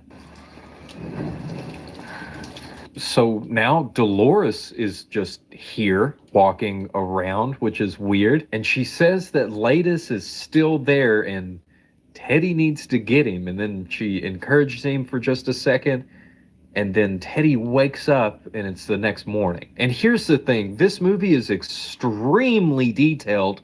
That's the reason this video is so long. But because of the detail, I'm hesitant to say that he's still dreaming, because we see multiple dream sequences that he has throughout the movie, and not a single time does it happen where he's having the dream in the actual location that he's currently at. And as we'll see here in a little bit, this is not the last time Dolores walks in as he is awake. And if you're watching closely, you realize that this is all he says. Why are you all wet, baby? I know. Which would definitely be weird to hear somebody whisper next to you while you're trying to sleep, and probably something you would tell whoever is running this entire experiment. Because of course it comes up later and he's shocked that it happened. What did you say?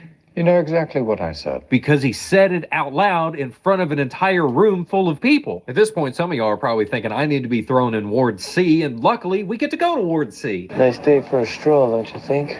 Towards sea, for example? Because the storm and the storm damage is so bad across everything.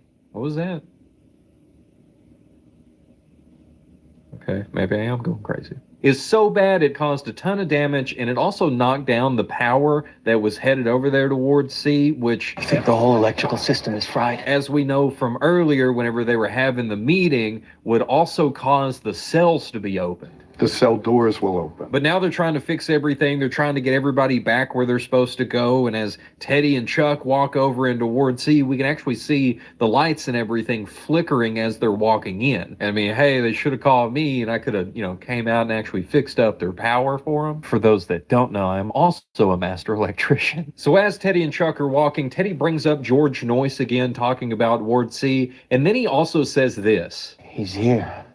Laeddis. I can feel him. Which I get, because now he's been told multiple times by Dolores that Laeddis is here. And since we know Dolores is not actually there, this is just his mind hoping and thinking that he's going to get to finally confront Laeddis. And I mean, he's been working for years waiting for this moment, and finally he's here at the last place that he knows for a fact that Andrew Laeddis was, so much so that he can still feel it and thinks that he's there. I mean, it's just like whenever you go bowling and you're all lined up and you're like, this is it. I'm gonna get a strike. I can feel it right now. This is the moment that I'm finally not gonna have a score of under 100. I'm gonna prove to everybody and myself that I'm actually good at this game. Tag! You're in! And speaking of games, I guess we're playing tag now. So Teddy's chasing, Chuck can't keep up, and the only thing I figure is that Teddy's thinking that since this is clearly one of the patients, he could ask Billings here about Laeddis. At least I think that's his plan anyway. But Billings quickly interrupts that plan. And I know he's insane, but the stuff that he says really makes me wonder, what all has he heard about the outside world? We hear things here about the outside world. Because he doesn't want to leave to go back to the outside world. You know how a hydrogen bomb works? With hydrogen! Because clearly he's heard enough that he can explain how an H-bomb works. It implodes, creating an explosion. And this is not the first time that we've heard a patient talk about bombs in the outside world. Bombs that can reduce whole cities to ash. Why are these patients in an insane asylum being told about one of the scariest inventions to ever come out? Because both of them had been told so much about it that they would rather stay there than to ever leave.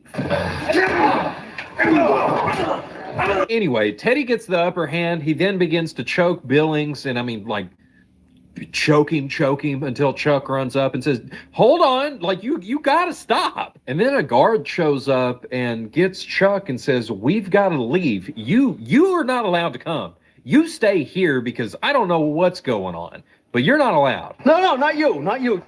Take a walk. And so Chuck, the guard, and Billings head off to the infirmary to go get him checked out, leaving Teddy to just roam Ward C on his own. And of course, as you remember, they're dressed like the orderlies, and Chuck is literally a doctor that is there. So the guard just sees this as one of the orderlies and a doctor dealing with a patient. And of course, Dr. Sheehan realizes this and knows that he can't blow his cover as Chuck and just leaves as the guard said, so that way no more words can be exchanged. Which then leads us to have Teddy walking around in the bottom of Ward C, where it is dark enough that he has to keep striking matches to be able to see what in the world is going on. Which leads Teddy all the way up to the cell of somebody he knows. Let me see your face now! What? That's right, Mr. Rorschach here is actually George Noyce, and it's not looking good for him because... They say I'm theirs now. They say I'll never leave here. And of course, Teddy's wondering, George, what are you doing here? You're not supposed to be here. You got out. How in the world did you get back? I'm gonna find a way to fix this. You understand me? I'll never get out now. Got out once. Not twice. Never twice. And then he makes it clear that this is all Teddy's fault, and it's because he's been asking all of these questions. I'm back in here because of you. But not only that, he also makes it clear that all of this is a big setup and just a show specifically for Teddy. They knew all of this is for you. Including his partner, Chuck. I know people. I trust this man. And they've already won. Then George begins to cry because he realizes what that means for him and that he's gonna go to the lighthouse. They're gonna cut into my brain, and I'm only here because of you! But maybe there's some hope, and George sees this for just a brief second and knows that if Teddy can just get all the information that he needs and get out of there, so that way he can expose everything that's going on, he would be saved instead of trying to go and kill Ladis. You can't dig out the truth and kill Ladis at the same time. You gotta make a choice. And he tells him that he has to make a choice. But of course, Teddy doesn't want to kill Ladis. But it's clear that a part of him does, and that part of him is starting to walk out of the corner again. Let her go. Tell him, Teddy. Because she already told him earlier he's got to kill Ladis. And George and Teddy know each other pretty well, and George realizes that this is a whole revenge thing, and all he has to do is just let her go. Because if he can actually let her go, Teddy can leave, and George might be safe. I can't. You have to let her go! I can't! With that means it's not just the end for George, but most likely for Teddy too. Then you'll never leave this island. And so George tells him that he was transferred out of Ward C, and of course, he's not up there in either Ward A or B. And that just leaves one place. And with that, we get one last word from Jackie Earle Haley. God help you.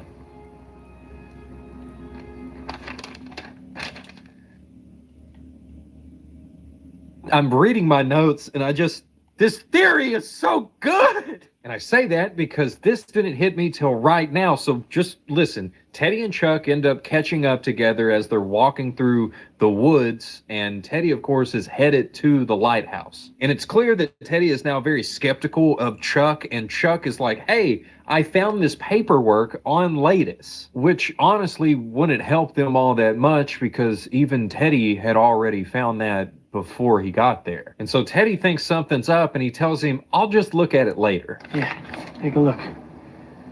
I'll look at it later. And so both of them set off. They make their way over to the bluffs where they can see the lighthouse, but it's really clear that it's going to be super difficult to get to. And Chuck says, it's too dangerous for us to go there. We should just head back. What can I say to you to stop you? Why would you want to, Chuck? Why? And at this point, Teddy's thinking, of course you would say that, Chuck. And he gets mad at him, ends up setting off alone to head over to the lighthouse. He ends up getting over to the lighthouse, and it's clear that he would have to jump in the water and swim to it because the tide's up. So then he walks back up there to where Chuck was and tries to tell him this, but all that is left of Chuck is like a half-smoked cigarette. And because of where it's sitting, Teddy then walks over and looks down to see Chuck is down there on a rock. But we see whenever Teddy makes his way all the way down there to see if Chuck's alive or if, you know, the rock took him out, it's just a vague outline of a person shape. Person shape? What does that mean? So this means that Chuck is now gone. And since his body's not down here, we can assume that this is just another one of Teddy's hallucinations that he's having. But here's what we know is that Chuck is actually Dr. Sheehan, who is a doctor there at Ashcliff, and he is not an actual marshal, but he has just been pretending this entire time to be Teddy's partner. And that this moment here is how Dr. Colley and everybody around him decided to get rid of Chuck. Now this moment's not as big as the storm, but it's up there. And what's actually just up there a little bit farther away from Teddy right now is a cave. And there's a fire inside. And so Teddy climbs up there and finds a woman in there, and she immediately knows that he's... You're the marshal. But even with that, she decides to keep her knife. I'm gonna keep this. And since she's not dreaming of John Coffey, that must mean one thing. Rachel Solando, the real one. Yes, the real Rachel Solando, who was never married, never had kids, and was actually a doctor there at Ashcliff. You think I'm crazy? Which it is hard to believe her since they've done so much work to make Rachel Solando out to be crazy. No, And if I say I'm not crazy? And of course, she can't just say that she isn't crazy, because that's what a crazy person would say. That's the Kafka's genius of it. And once you've been declared insane, they're then able to point at anything that you do and say, yep, that's why they did that, because they're insane. And anything you do is called part of that insanity. So of course, Teddy asks, what happened? So she begins to tell him that she ended up asking too many questions, starting off with the large shipment of psychotropic drugs. Yeah, I had to look down at that word. Don't judge me. I asked about the surgeries too. And she doesn't just mention the lobotomies, but she actually goes into detail about how they do it. And go through the eye with an ice pick, pull out some nerve fibers. Makes the patients much more obedient. And she also talks about electric shock therapy, as well as how the brain is the center of where pain actually comes from. The brain controls pain. The brain controls fear, empathy, sleep, hunger, anger, everything. So her theory is that they're attempting to erase people's emotions, to erase any feelings of love that they've ever had, to erase the feelings of pain that they've experienced in the past, or that they can experience, and then also erase all of their memories, making them the perfect soldier. They're told what to do, and then they go and do it without asking any questions or having any feelings about it. And of course, Teddy says, but all of that would take years of research, hundreds of patients to experiment on. And then she also says that 50 years from now, everybody will be able to look back and know that this is where it all started. Here, this place is where it all began. We tested patients on Shutter Island. But Teddy says since he's been gathering the truth, they can't stop him from leaving. He's a marshal. I was an esteemed psychiatrist. Didn't matter. Which, I mean, she's got a point. But I think the even better point that she makes here is that they're going to use his past trauma to convince people that he just snapped. Point to some event in your past and say it's the reason you lost your sanity. And that they'll all end up saying, of course he cracked. Who wouldn't after what he'd been through? They can say that about anyone. They're gonna say it about you. And then she asks about his head. Are you having funny dreams? Funny dreams lately?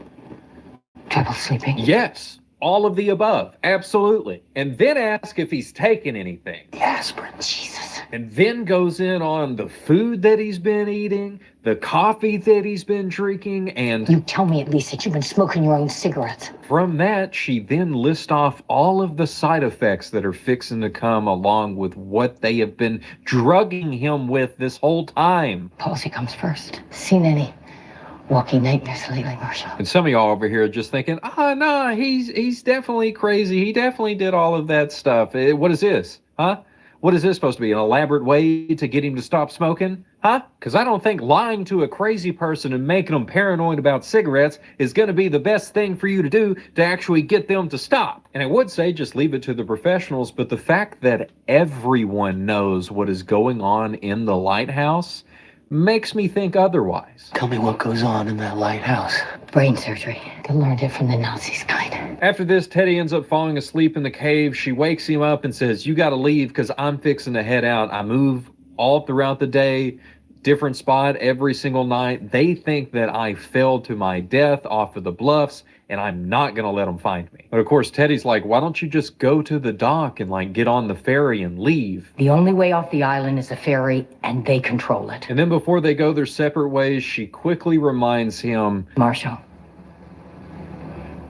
you have no friends. And now being alone, Teddy makes his way back up the bluffs and over to a road where he actually gets picked up by the warden. We were wondering when you'd show up. And along the ride, the warden talks a whole bunch about violence and being violent. Not violent. Yes, you are.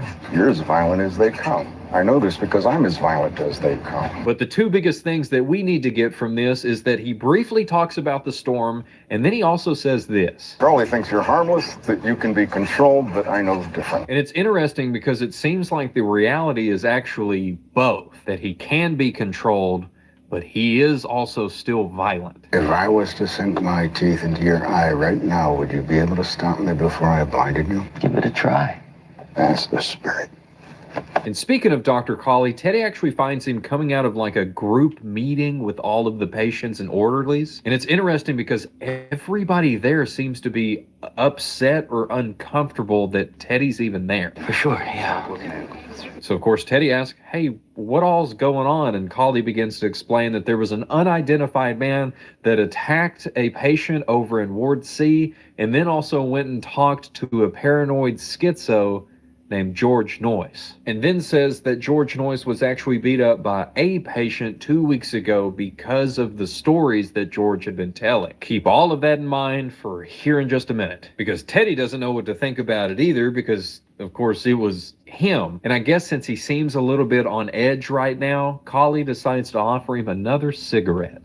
Oh, thanks, I quit. Colley says, I guess this means you'll be taking the ferry, and Teddy responds, yeah, we got all we came for. We, Marshall? And then they go through this whole thing about him not having a partner. You don't have a partner, Marshall. You came here alone. That he's actually been here alone all this time. And while Teddy is trying to process what he just heard, Colley's speaking this entire time, and it's interesting because what he's saying sounds a lot like the truth, but then it's also veiled with just a thin layer of psychiatry speak. People, yourself included, don't understand. So as soon as Teddy seems to have actually processed this information, Colley looks at him and says, so what were you saying about your partner? What partner? I mean, come on. They're literally trying to drive him crazy and make him doubt everything that's going on around him. And that's what's so funny to me, because that's like the plot. No matter what side you're on, at the ending, both sides end up saying the same thing with just two different meanings. That they drove him to believing that he was crazy and denying what they had set up as his reality. And this is one of those scenes that makes me doubt that he was ever crazy in the first place. Because Teddy goes and grabs his tie, and whenever he's trying to sneak out the back of the facility to actually go to the lighthouse, he accidentally runs into Dr. Nyring. Going somewhere? And of course, Dr. Nyring realizes this isn't good and goes to pull a syringe to stab him with, which, I mean, hey, that's not cool. But luckily, Teddy gets the upper hand and actually gets the sedative away from him. What you going to do? Kill me?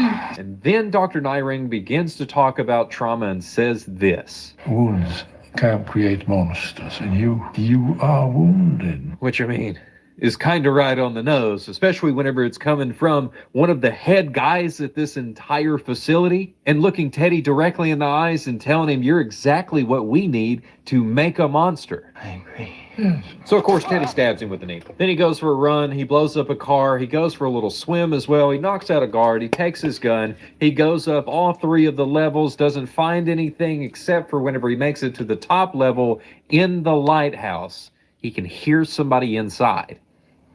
And he kicks the door open when we have Dr. Colley sitting there at a desk, and he says, Why are you all wet, baby? That catches Teddy off guard, but he wants to first check to make sure that nobody else is here in the room.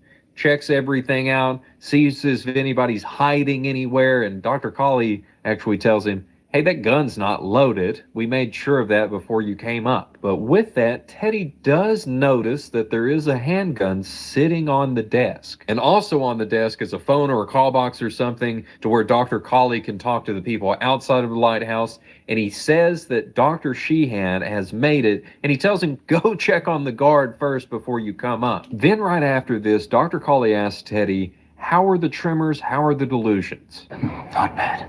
They'll get worse. Teddy, knowing all about it and the side effects that he has from being drugged, says that he talked to Dr. Solando and that she's actually still alive. She told me about the neuroleptics. Did she now? Which Cawley just says, oh, well, she isn't real, and... Your delusions are more severe than I thought. And then Cawley tries to make it clear to Teddy that he's not on any drugs. It's the fact that he's having withdrawals from not being on chlorpromazine.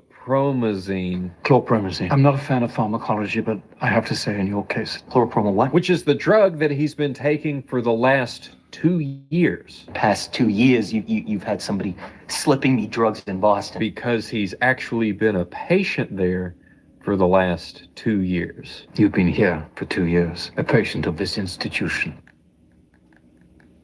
You really think you're gonna convince me I'm crazy, huh? And to clarify, Cawley ends up handing him over the paper that he didn't want to read earlier from Chuck and tells him to go ahead and read it now. And whenever he begins to look at some of the details, it's actually about him.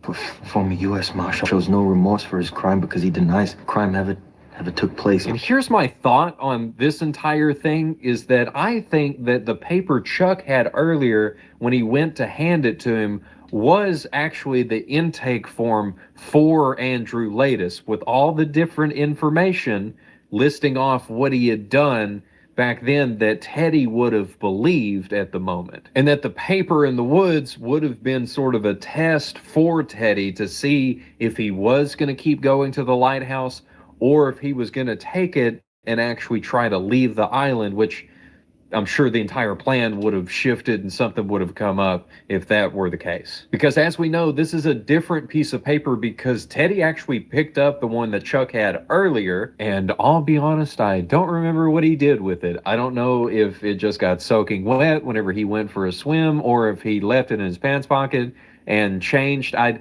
don't know, but he doesn't seem to have it now. And this paper that's sitting here that Cawley has is clearly a different one because they could always just make another one. It's not a big deal. But Teddy doesn't care about any of that. He just wants to know, where is Chuck? Had enough. Where's Chuck? Where is he? And at this, Cawley gets up, walks over to the board and begins to explain your rule of 4 and begins to call Teddy Andrew. Violation of... Focus, Andrew. What do you see? Because we have Edward Daniels and Andrew Laeddis. And it's the same thing with Rachel Solando and Dolores Chanel. It was Chanel, am I correct? So Cawley's explanation is that Teddy, yes, his name is Edward, but he goes by Teddy for the entirety of the movie, has come up with this entire anagram and backstory, and that his name is actually Andrew Laeddis, 67th patient at Ashcliffe. He's you. And then he also did the exact same thing for his wife. But he couldn't use Dolores Laeddis, so then instead he used her maiden name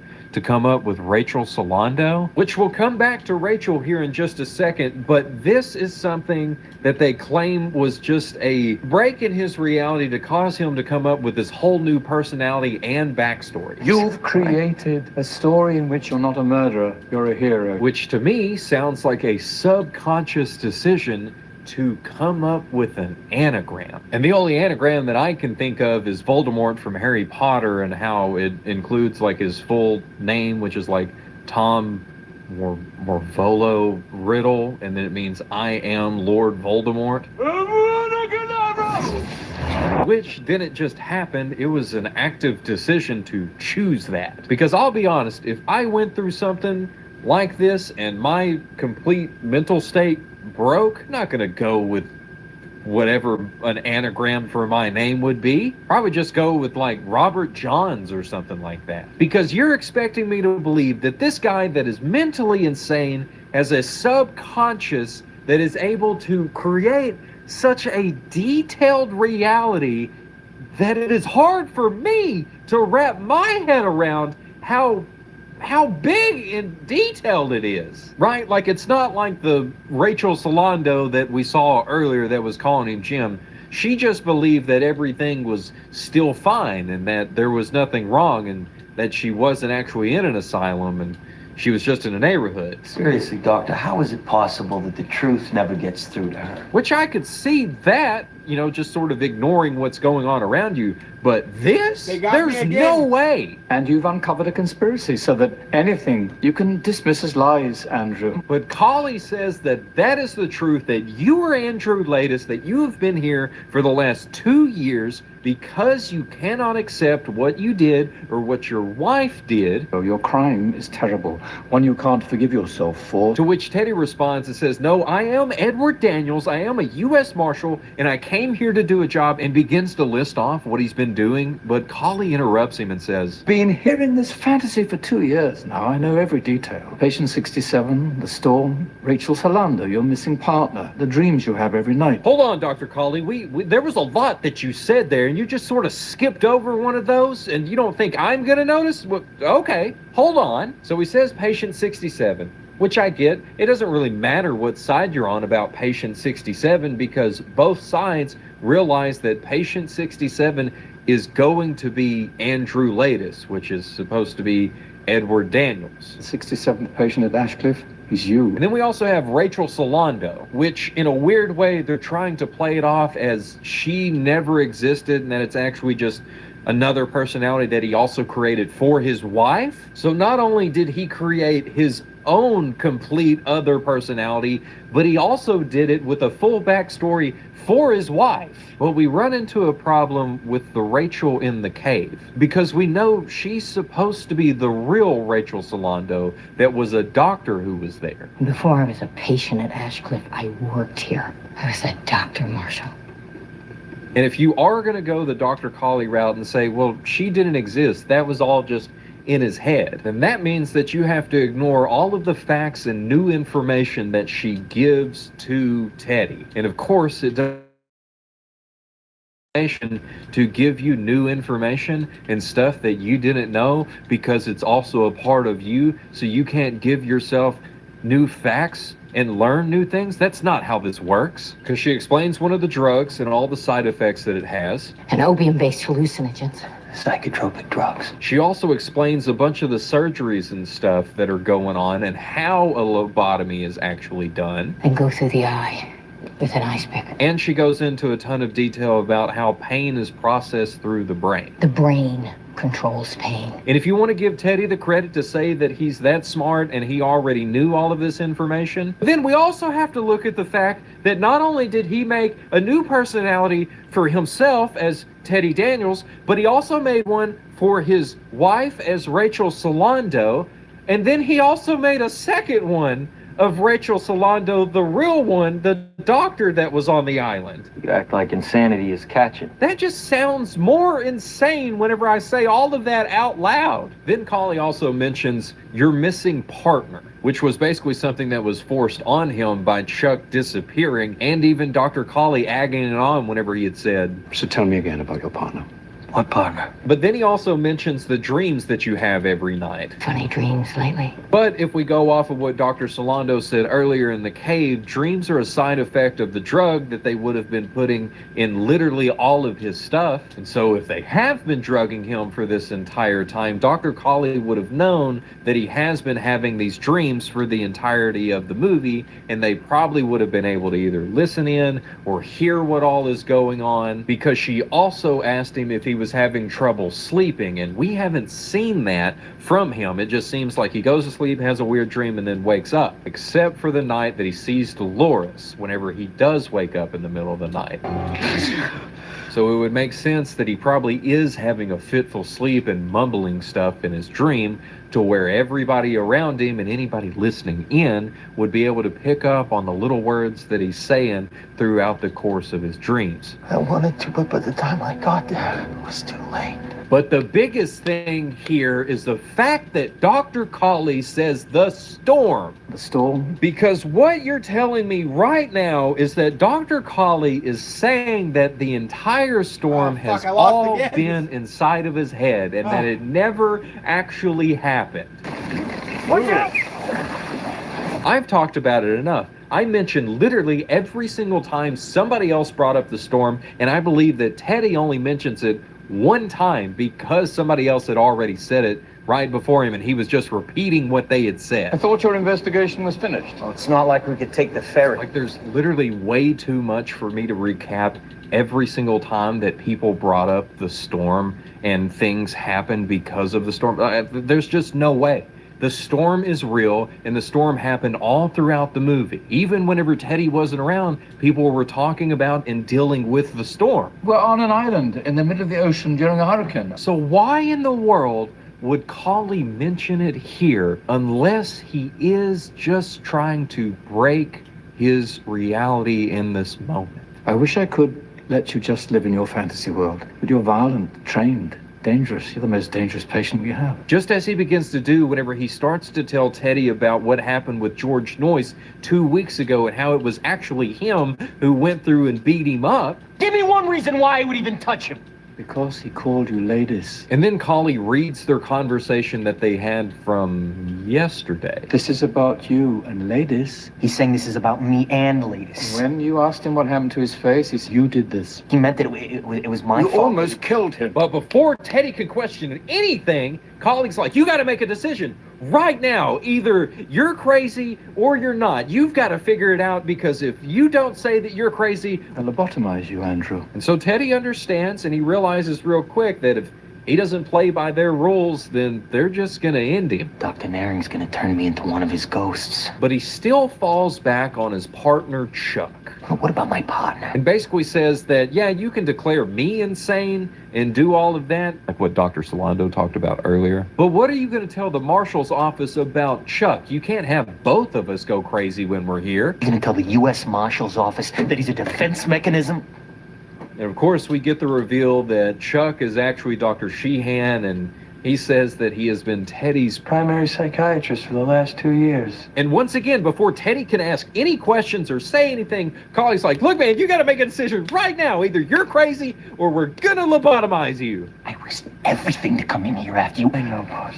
We're running out of time here, Andrew. And then they just admit it to Teddy that every single thing that they have done and every single second that we have seen of this movie has been to get Teddy to believe that he is actually Andrew Laeddis. That I could construct the most radical, cutting-edge role play ever attempted in psychiatry. Because they thought if they could just let him play out his fantasies that he's been having, then maybe it would come to the logical conclusion that none of the things that he thinks that are going on the island are actually happening. So Cawley looks at him and says, so after 2 days, of which you were guarded the entire time and had very restricted access to literally everything on the island, to the point that we were able to stay ahead of you for the entirety that you were here on the island, so why don't you just show us where all of our crazy experiments and all of the surgeries and all the drugs are? Why don't you just show us, huh? And Teddy doesn't have any answers, so he just sits down and listens to him until he grabs the gun and then just points it right at Dr. Cawley and... But Cawley's okay. Andrew, please don't. And it actually turns out that the gun is fake, and that even the blood that showed up behind Dr. Cawley was all fake, as well as the gunshots themselves. We're telling you the truth. And then Dr. Sheehan jumps in and begins to talk about Dolores and what she actually did. And of course, this makes Teddy mad. Teddy mad? Is that right? This makes Teddy mad. That's right. And of course, this makes Teddy mad. Why does that sound so weird? And of course, this makes Teddy mad to the point that he attacks Dr. Sheehan, accuses him of lying, and then says, you drugged the cigarettes. You drugged them! And this is when Cawley jumps in again and begins to hold up pictures of each one of Teddy's kids. I guess in this case, I should say Andrew. And just before showing the last one, Dr. Cawley explains that the next one is his daughter, and that she's the girl that you dream of. About 7 times in a row, I've tried to save the hostage in this freaking Ghost of Tsushima side mission, and I just keep dying over and over again. Losing my fucking mind. Every single night, the one that tells you you should have saved them shows his daughter, whose name is Rachel. Her name was Rachel. Are you going to deny that she ever lived? And if you're asking me, I'm going to deny that this Rachel ever existed and that this is still the little girl that he saw at Dock Owl. Because I've already talked about the fitful sleep that he was having up all the way to this point. And of course, there's the dreams that they know that he's having because of the drugs that they're giving him. And I mean, listen, which one's more of a stretch? That he mumbles a little bit whenever he's having a nightmare because of all of this stuff that is going on, or everything else that I've listed off before this? I mean, given the choice between the two, I think I'm going to pick the fact that he probably said, "Oh, I should have saved you," in his restless sleep, of which they would have been watching because they've been watching him this entire time. And I hear you, you're saying, well, how did they get a physical picture of this little girl from Dock Owl? The same way that the real gun that he thought he had in his hand broke apart into two pieces whenever he grabbed it and realized that it's a toy. So his brain, on all of these drugs and everything that's in his system that's causing him to think that the gun is real, is making him see what he already believed would be there. The little girl that he has seen all the way from World War II, Dock Owl, that has been most recently in his dreams. Why didn't you save me? And of course, it's also really weird to me, the fact that her name is Rachel. We also had Rachel Solando, the crazy one, and then we also had the other Rachel Solando, who was actually a doctor. There's so many Rachels, which goes along with the whole thing of slowly planting an idea, because when Kali says, "Will you deny that your daughter, Rachel, ever existed?" Andrew, are you? Teddy gives in. And you know the next part and how everything plays out. And it's through him giving in that Teddy dies and Andrew fully takes over as his mind recreates everything that he thought happened. Please, God, no! Which is not a stretch from all the stories that he's been told, all the dreams that he's been having, and even the delusions that he's having during the day, for his mind to be able to recreate all of these things that he has already been told, and it is nothing new that his mind is having to come up with. And after this, he wakes up to Dr. Sheehan and the nurse, who was the lady that played the crazy Rachel Solando. Rachel. And of course, he's muttering Rachel and Rachel over and over again. They're like, "Rachel who?" Rachel Latest, my daughter. And they're like, "Phew, that was a close one." It's like, dang, I mean, y'all are still messing with him after all of this? Why are you here? Because I killed my wife. She murdered our children. But Kali goes through and tells him that, you know, we've got to be sure that this whole thing worked because we had a breakthrough 9 months ago, and we don't want you to go back on it like you did then and have to start all over like we already have once. 9 months ago, and then you regressed. I don't remember that. And so after Andrew assures Dr. Kali that My name's Andrew Latest, and I murdered my wife in the spring of 52. we see him This game is not very hard, but for whatever fucking reason, I'm getting autism at this fucking part. shortly after hanging out on the steps watching everybody as they're out in the yard. And this is when we have the famous ending of Dr. Sheehan coming up, giving Andrew a cigarette, and we can see Dr. Kali off in the distance as Teddy says, Gotta get off this rock, Chuck. Get back to the mainland. Whatever the hell's going on here, it's bad. leading Dr. Sheehan to realize that it didn't work. And he signals to Kali, who just looks devastated, leading us up all the way to this point that makes me wonder, with everything that I've laid out, which one do you think he is? A monster or a good man? Andrew Latest or Teddy Daniels? Because I have my answer. So now it's to you. Which one would be worse? To live is a monster, or to die is a good man. Teddy?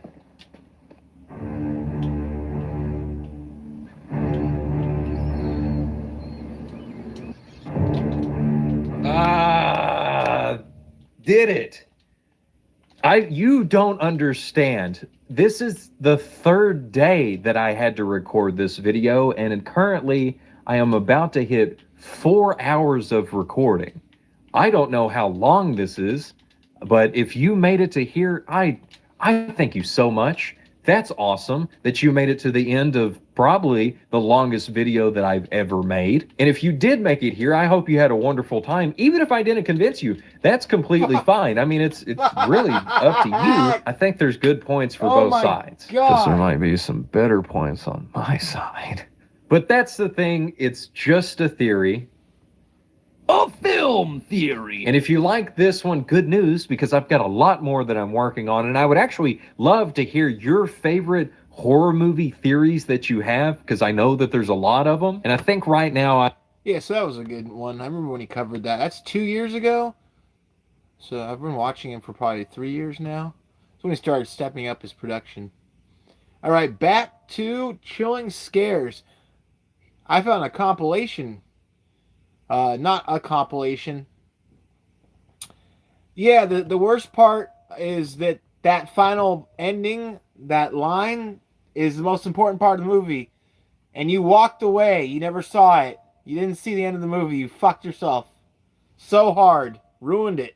Completely ruined it. Frustrated me even. I remember that. It's like the most pivotal line. You just gone for the last 20 minutes of the movie. Most chilling thing I've seen. We're like five. This would have caused tons of backlash from the public. All right, let's see.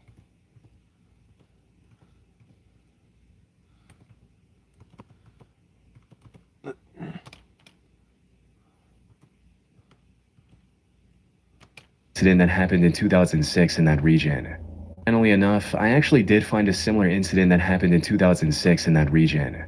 In the Platte Canyon High School situation, 53-year-old Dwayne Roger Morrison took 7 female students hostage, attacked them, and ended up shooting one of them. This also took place on September 27, 2006, which is the same date on which the alleged photo was taken before the incident. Its location in Colorado might also explain why people from the Midwest remember hearing about it on the news. But there are some major differences. Most notably, the Platte Canyon incident had nothing to do with a volleyball game, and there was only one death.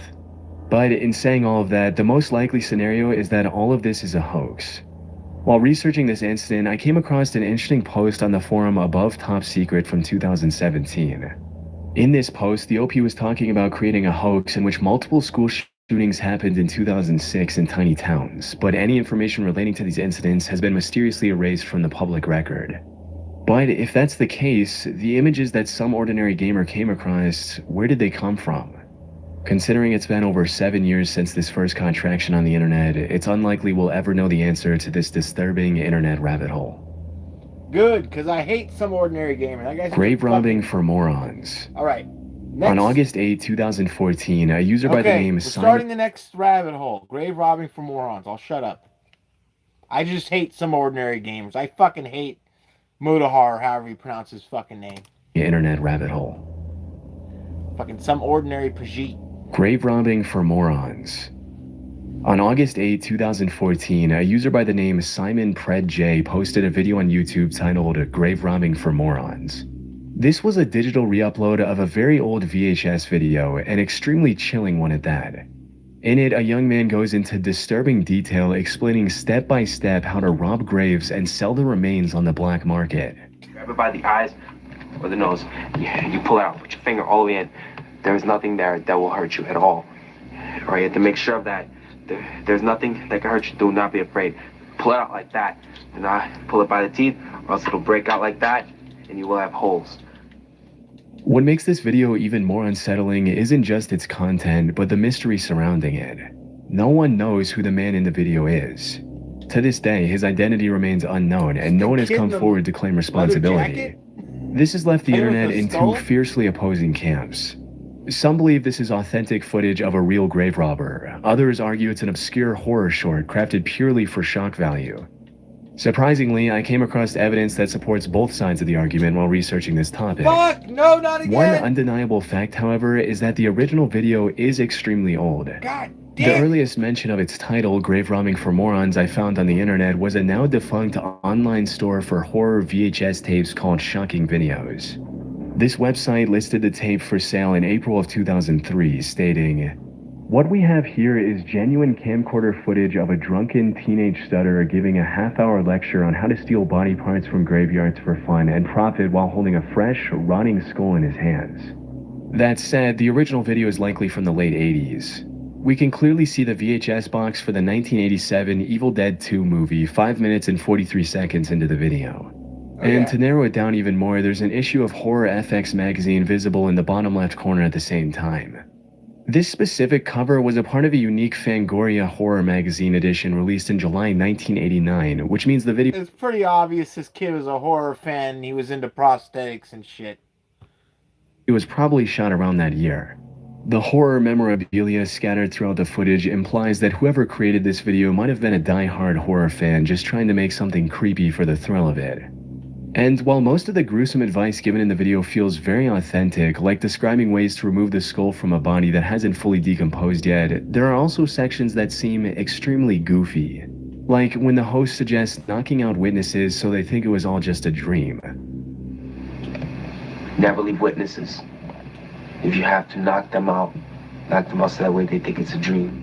This gives further credence to the theory that the subject doesn't have any real grave robbing experience and is just making it all up for the video. On the other hand, some people argue that the skull he's showing in the video is far too detailed to be fake.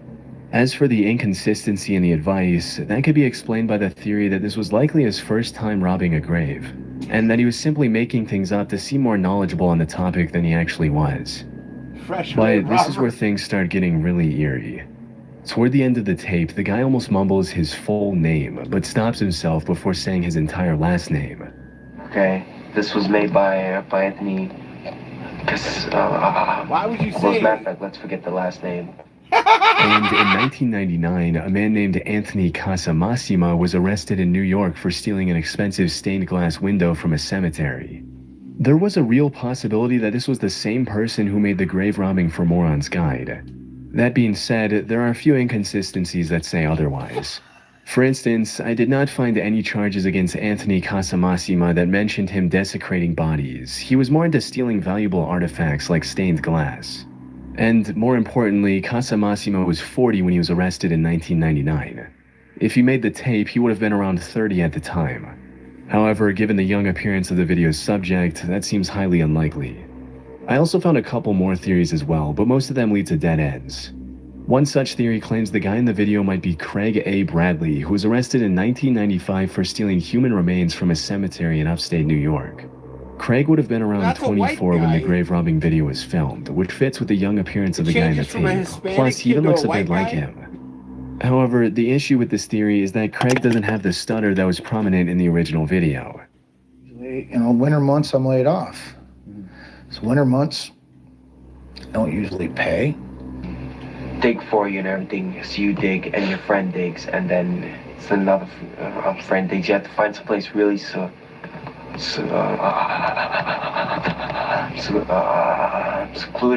so that way there's That was a crazy stutter. no interruptions. Okay. Now, he could have faked the stutter in the original video for some reason. However, people on the internet find that extremely unlikely given how real it feels. Grave robber or actor, the stutter is real.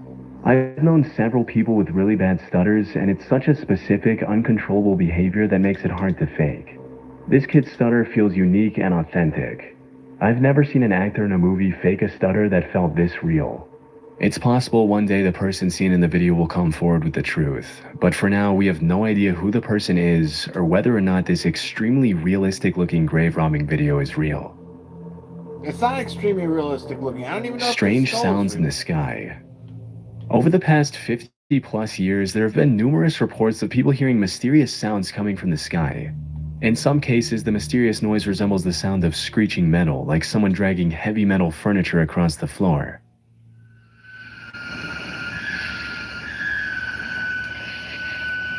However, the most commonly reported noise is a low-frequency hum that persists in the area.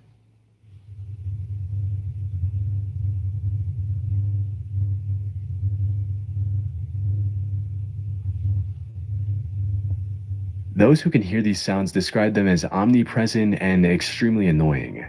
And according to the BBC, the humming noise has been linked to at least one person ending their own life in the UK. However, while there are likely many legit reports so of this people is hearing a that mysterious humming, which we'll get to in a bit, many of the claims are either fake or can be explained quite easily. For instance, the metallic screeching noise could simply be from a nearby railroad with a long freight train rounding a corner and causing vibrations. Some of these trains are incredibly lengthy and can take several minutes to pass. Similarly, in another video you can hear what sounds like an extremely loud trumpet. Lighten up now. The original poster of this video titled this as a judgment trumpet, referring to the divine trumpet described in the Christian faith. However, given the poor weather conditions in the footage, it's likely just a malfunctioning tornado siren, like this.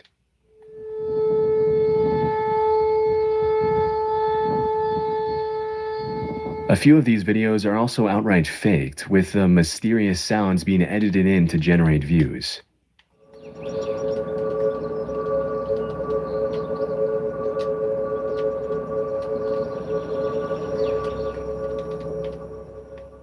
Notice how the birds around the area appear completely unaffected by the loud, ominous noise, which would be unlikely if the sound was genuinely overwhelming the environment. Birds have sharper hearing than humans, and they would likely react. Died like 15 That said, times. there are still thousands of reports from people who can't be easily debunked or labeled as fake. Unlike the examples I've shown so far, the vast majority of seemingly authentic reports involve the persistent, low-frequency hum. This strange phenomenon seems to trace back to Bristol, England in the late 1970s. The city council received hundreds of complaints from residents about a strange noise that was audible at night. One local newspaper even asked readers in the city, "Have you heard the hum?" and almost 800 people said they had. French scientists back then proposed that the sound might originate from the ocean, suggesting that continuous waves could be vibrating the ocean floor.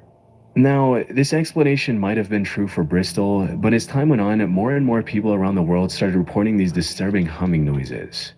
And it appears the Bristol hum is still present to this day. There are many theories that attempt to explain the bizarre global phenomenon. And these can get into some truly out there conspiracies, like aliens or secret underground civilizations in the hollow earth. However, the most plausible explanation I found suggests that these sounds are more connected to the listeners themselves rather than their surroundings. Things like hypersensitive ears and early signs of hearing issues like tinnitus could be a major contributor. Another possible reason could be the increasing levels of anxiety and stress. A BBC researcher also noted that she only heard the hum when she was exhausted and stressed out, which further supports the notion of this mysterious hum being a psychosomatic or stress-related phenomenon. During my research, I even found the video claiming to capture the strange humming sound. But when I watched it, there was nothing unusual, just regular environmental noise.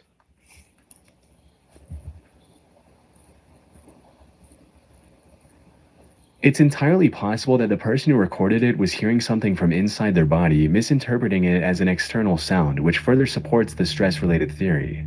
However, this doesn't explain the hundreds or even thousands of other videos that do include the hum.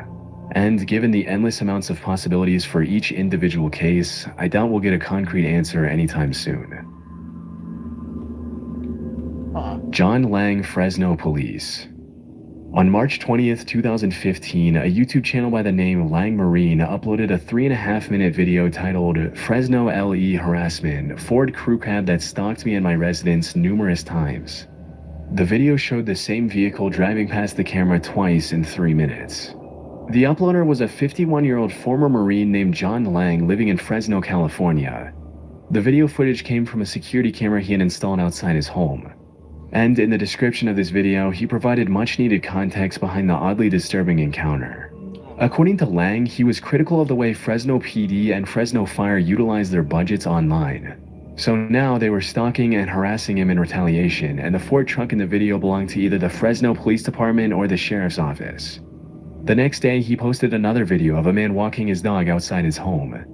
The video showed the dog and his owner stopping outside Lang's home for a few seconds and moving on, nothing too unusual. However, Lang claimed that the person in the video was a plainclothes police officer who was conditioning Lang's dog so that it wouldn't attack if the same officer broke into his home later. Over the next 10 or so months, Lang continued posting videos of shady activity captured by his security camera, like a guy in plain clothes coming up to his home, taking a look and walking away immediately.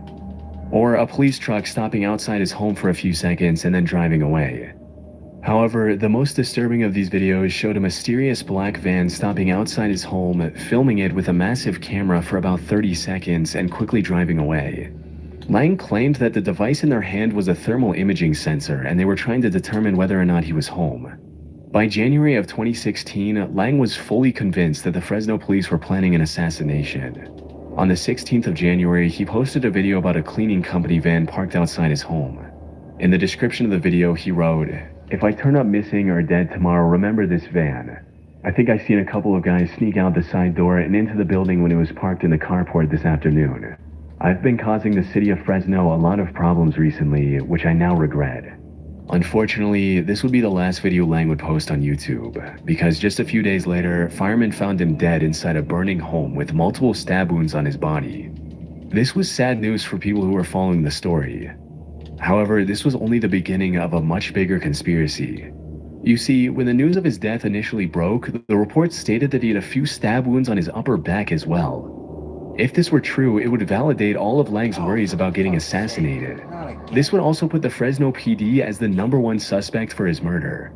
However, when the Fresno coroner released Lang's autopsy report, it only mentioned 3 self-inflicted stab wounds on his chest, and there was no mention of any stab wounds on his back. Was the earlier report a mistake, or were the Fresno police trying to hide their crime?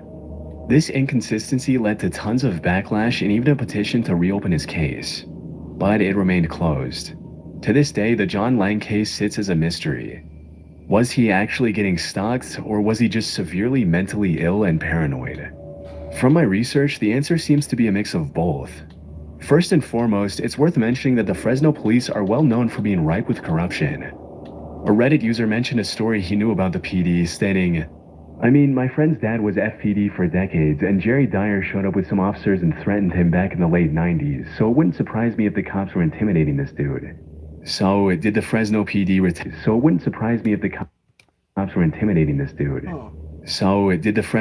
retaliate against Lang? Maybe. What's more likely is that Lang was getting more paranoid and losing his mind over time. From what I can see, the man walking his dog is doing just that, walking his dog, and claiming that he was somehow conditioning Lang's dog in just a couple of seconds is pretty out there. Even the suspicious van can be explained quite easily since the device shown in the video was just a film camera on a gimbal, not some high-tech thermal imaging sensor. As for why they were shooting like that from a vehicle, they were likely indie filmmakers who just didn't have the proper permissions from the city. However, all of this is just conjecture on my part. The real evidence that proves Lang's deteriorating mental state is the fact that he turned off the cameras he had in his home a day before the incident. The last saved footage on these cameras was of him sitting with a kitchen knife in his hand. Not only that, but when the fire department arrived on the scene, all the entrances to his home were barricaded securely from the inside. If this was truly a murder, the killer wouldn't have been able to escape the crime scene without removing one of these barricades. Ultimately, if there was some big murder conspiracy behind Lang's death, I doubt we'll learn about it over 8 years later. Evil Stick. In November of 2014, Nicole Allen purchased a pink princess wand for her 2-year-old daughter at the dollar store in Linden Avenue in Kettering. The name of the wand was Evil Stick, which is quite bizarre on its own, but likely went unnoticed by Nicole. However, the stick also promised things like luster, beauty, and wonderful music.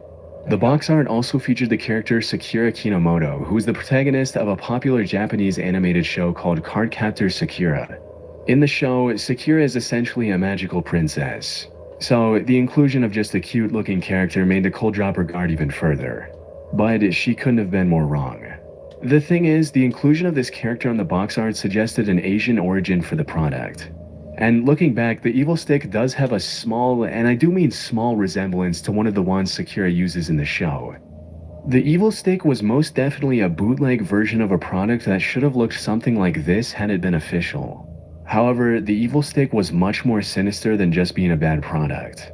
Unlike its official counterparts, the manufacturers of the Evil Stick bootleg had free reign to do whatever they wanted. And it's what they chose to do with this freedom that was utterly disturbing. You see, the top of the wand had a shiny foil fitted in, likely to imitate the shiny star in the official wand. However, this foil was hiding an image under it, and when Nicole's daughter accidentally removed the foil while playing with the wand, she was greeted with a downright disturbing image of a creepy-looking woman slitting her own wrist. What the This was fuck? likely petrifying for the little girl, but that wasn't all. If you pressed the button on the wand, instead of the wonderful music it promised, the wand played a haunting laugh. This also turned on a light behind the creepy image, so the little girl would have likely seen it even if she hadn't removed the foil. This is a classic witch laugh. When Nicole found out about the disturbing truth, she made her findings public in hopes of getting this creepy toy banned from stores. News coverage of the evil stick quickly went viral, but the toy remained as mysterious as it was creepy. And the disturbing image concealed within the toy was traced back to French photographer Butcher Ludwig, who appears to be a master of creating the most nightmarish artworks one can imagine. Nearly all of his work is too graphic for YouTube. For most of them, however, even a quick glance is enough to trigger your fight or flight response. As for why the gory, horror-filled work of his photograph was stolen to be included in a children's toy, no one knows for sure. The only other thing people learned about the Evil Stick after examining its package was that it was manufactured in China, and that's it. The packaging didn't have the name of the manufacturer. I even looked up the universal product code embedded in its barcode and couldn't find any relevant information through that either. The font on the Evil Stick, for the word Evil Stick, if you were just a parent browsing, I could totally see you picking that up, because the font, it looks like it could say Princess Stick, like you're not paying attention.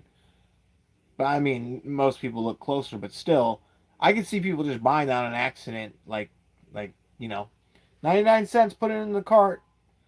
But that's creepy, that there's more than one of them, and not just like, oh, somebody made one, and then it's obviously an uploaded hoax. But this is weird. Of those things that really makes you wonder what other disturbing mysteries are hidden inside cheap children's toys. It didn't make me wonder that. Spontaneous human combustion. At around 8 a.m. on July 2nd, 1951, a woman named Pansy Carpenter received a telegram. It was addressed to one of her tenants, a 67-year-old woman named Mary Hardy Reeser. She went to Reeser's apartment to deliver the telegram, but despite calling out to her multiple times, Pansy didn't receive any response. She tried to open the door, but the doorknob to Reeser's apartment was uncomfortably hot to the touch. Unsure of what to do next, Pansy called the police. After arriving on the scene, officers opened the door by force. However, what they saw behind that door would haunt them for the rest of their lives. Reeser was gone. In her place was a pile of ashes scattered across the floor. Upon closer inspection, officers found part of her left foot still wearing a slipper along with fragments of her backbone. Even more bizarrely, later reports mentioned that her skull had shrunk to the size of a teacup. What made the discovery even stranger was the condition of the apartment. The fire that had consumed Reeser's body was confined to a shockingly small area. The surrounding furniture remained untouched.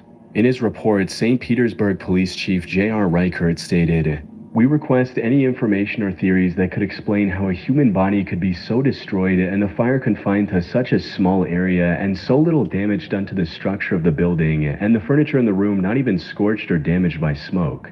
Reeser's death became one of the most infamous cases of what is now referred to as spontaneous human combustion. This phenomenon describes cases where people seemingly ignite and burn to ashes without any external fuel source, leaving behind only a few remains like a leg or a hand.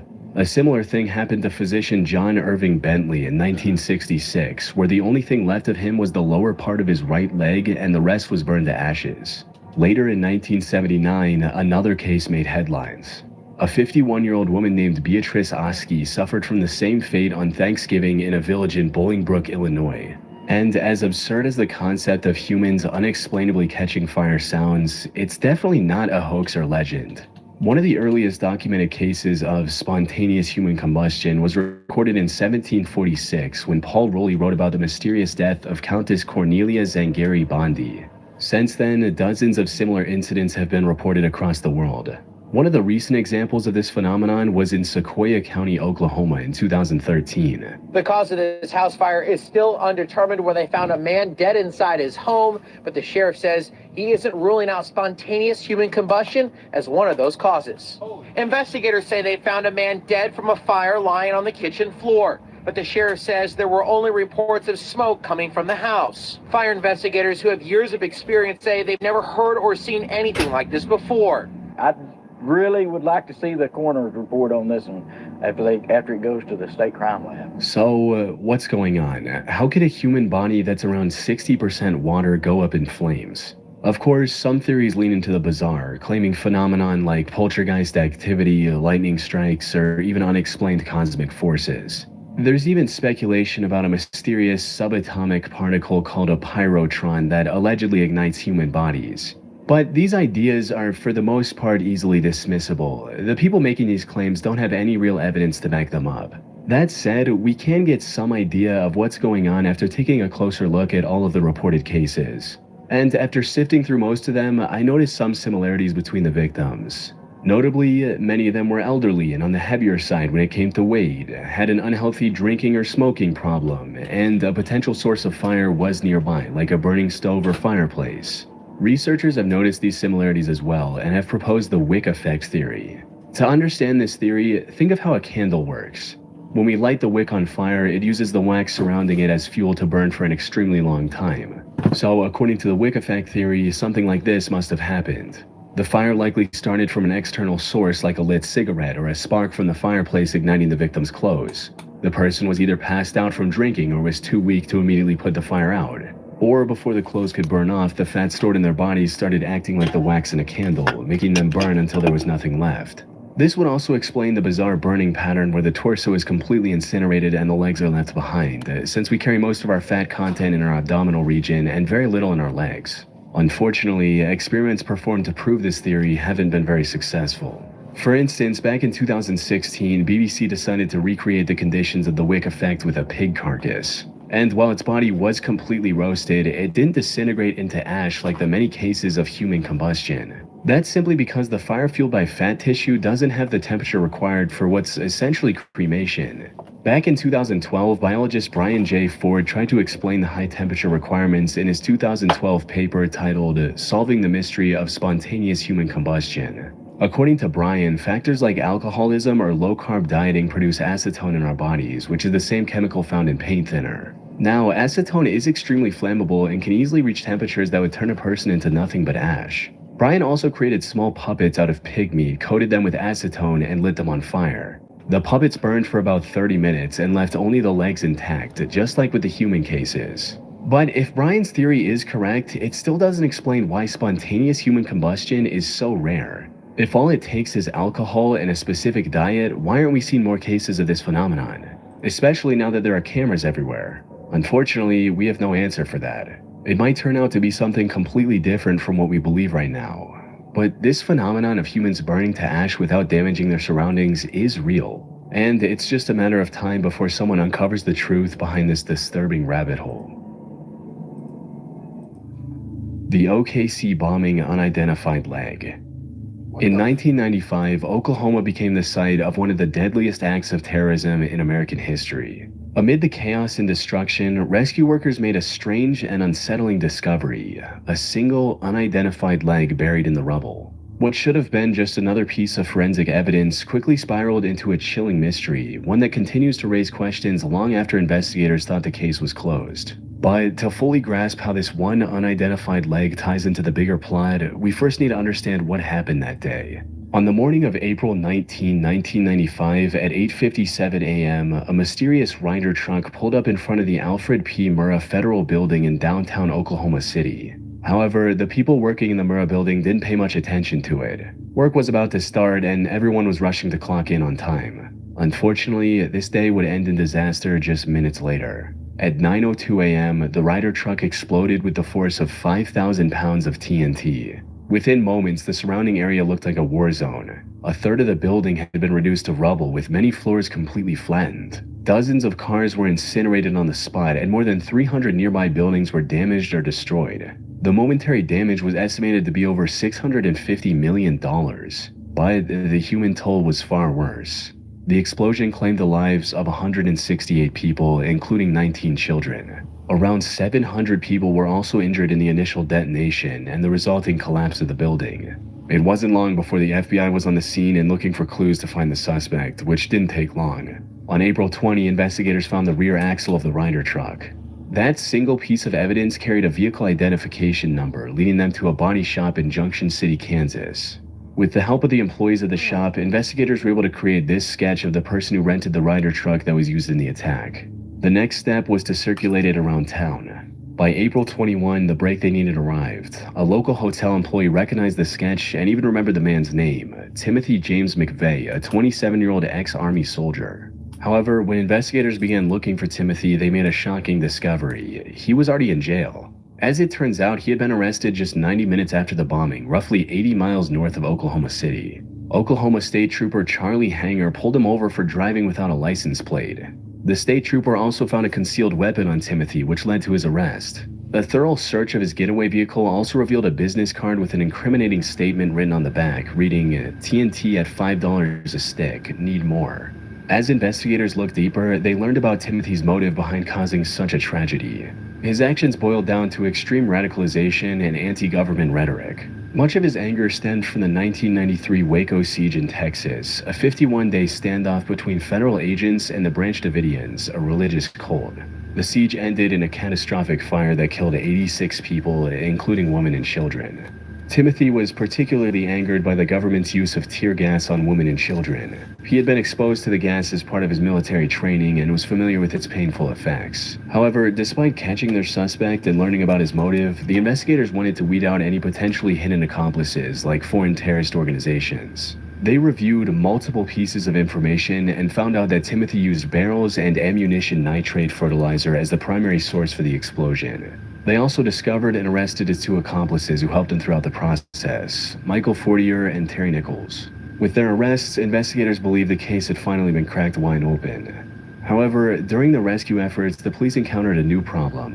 Amid the rubble, they discovered an unidentified left leg. By this point, most of the victims had been accounted for and buried. The existence of this leg didn't make sense. Who did it belong to?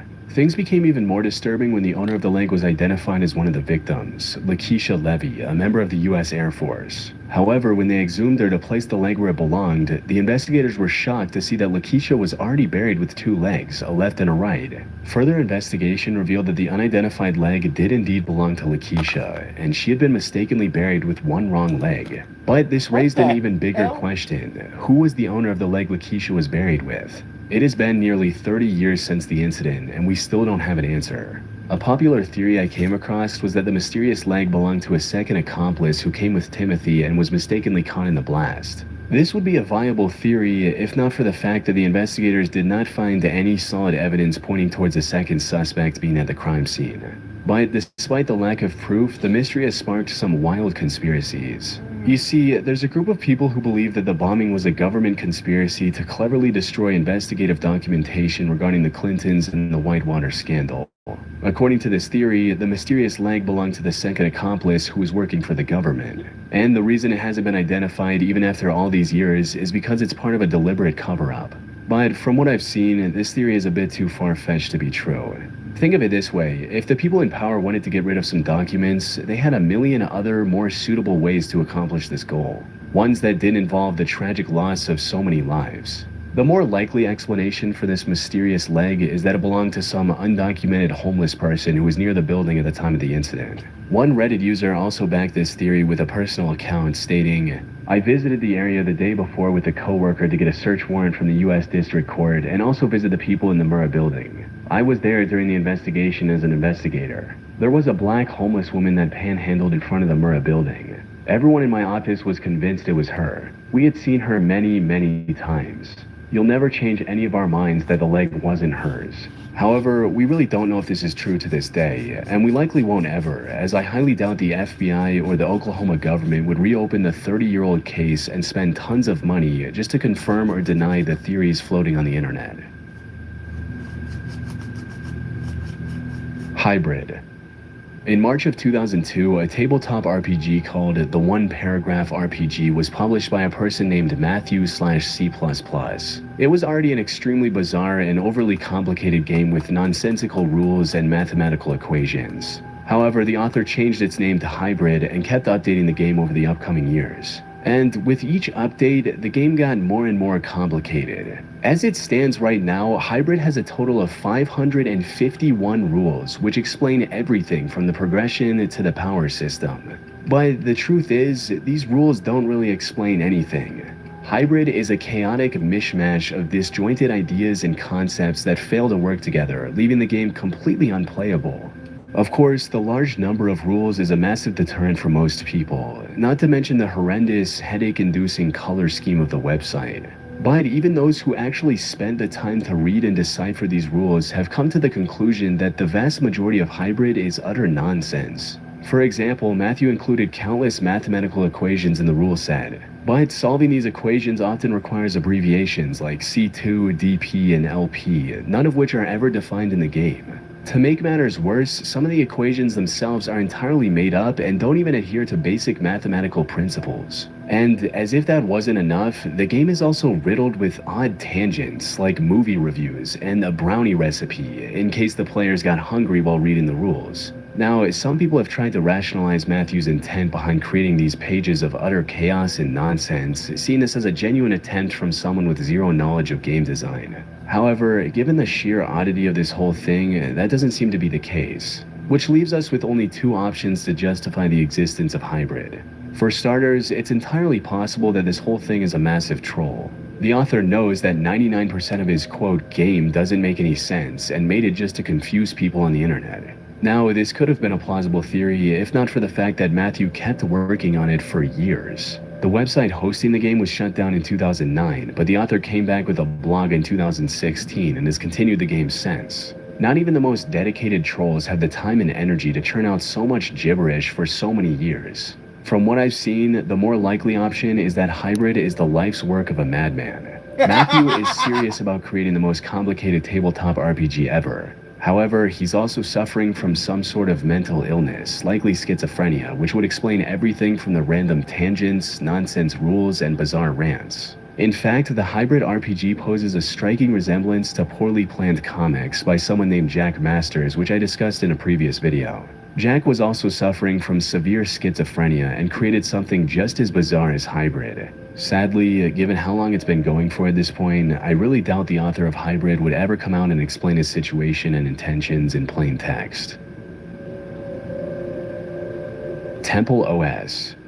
Terrence Andrew Davis was born in 1969 in West Allis, Wisconsin. He had a keen interest in computers from a young age, which resulted in him learning the assembly programming language on a Commodore 64 as a teenager. He later earned both a bachelor's degree in computer engineering and a master's degree in electrical engineering from Arizona State University and began working for Ticketmaster as a programmer. He had a good education, a steady job, and loving parents. Things were looking up for Terry. Unfortunately, by the time he turned 27, he started experiencing regular manic episodes. He was later diagnosed with bipolar disorder and schizophrenia, the latter of which became the driving force behind the project that made him famous, Temple OS.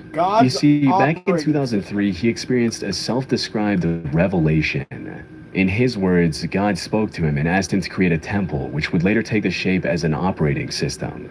This operating system went through many names, including J Operating System, Sparrow OS, and Lose Those. Terry finally settled on the name Temple OS in 2013 and published his work for the world to see.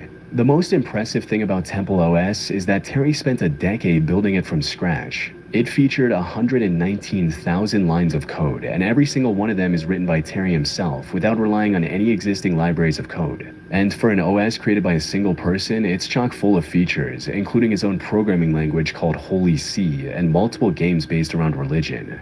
Like After Egypt, which requires the player to travel to a burning bush which generates randomized text. Terry believed that this text was coded messages from God. However, while his programming skills remained sharp, his ability to grasp the reality around him kept getting weaker by the day. He would often go on incomprehensible rants with an unhealthy dose of slurs. I hate Frasier.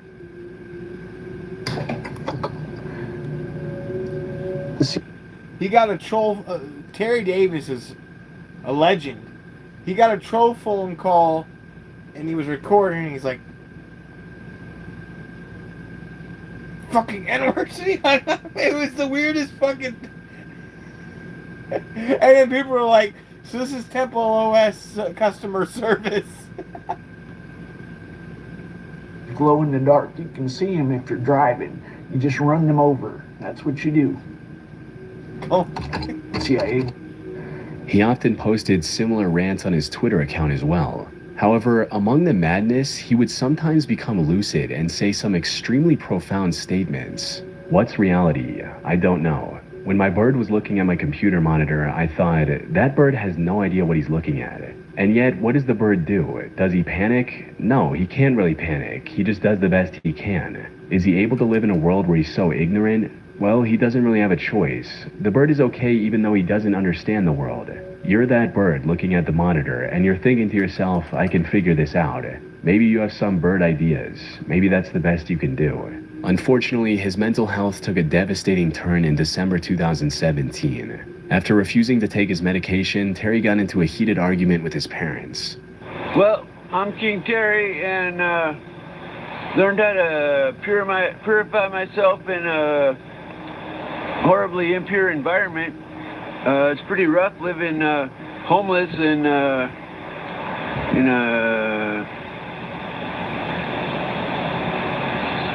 The confrontation pushed him to leave his home, and he spent the following months living on the streets, homeless and struggling. In September 2018, Terry's life came to a tragic end when he was involved in an accident with a train near an overpass in Portland.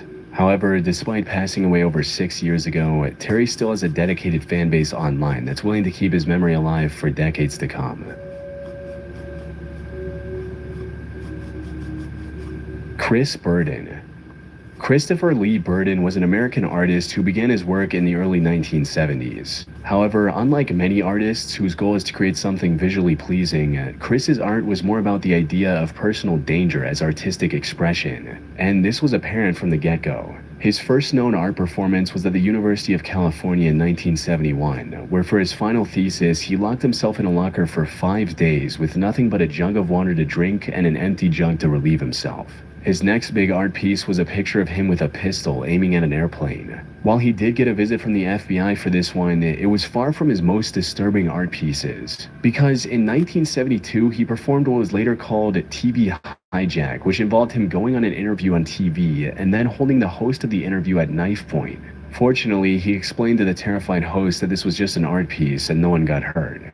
But the most chilling thing about Chris's work was that he wasn't afraid of getting hurt. In his 1971 performance called Shoot, he gave his friend a rifle and told him to shoot him in the arm. Now, the idea was the friend would barely graze his arm. However, he missed the mark and ended up shooting Chris clean through his arm, forcing him to be rushed to the...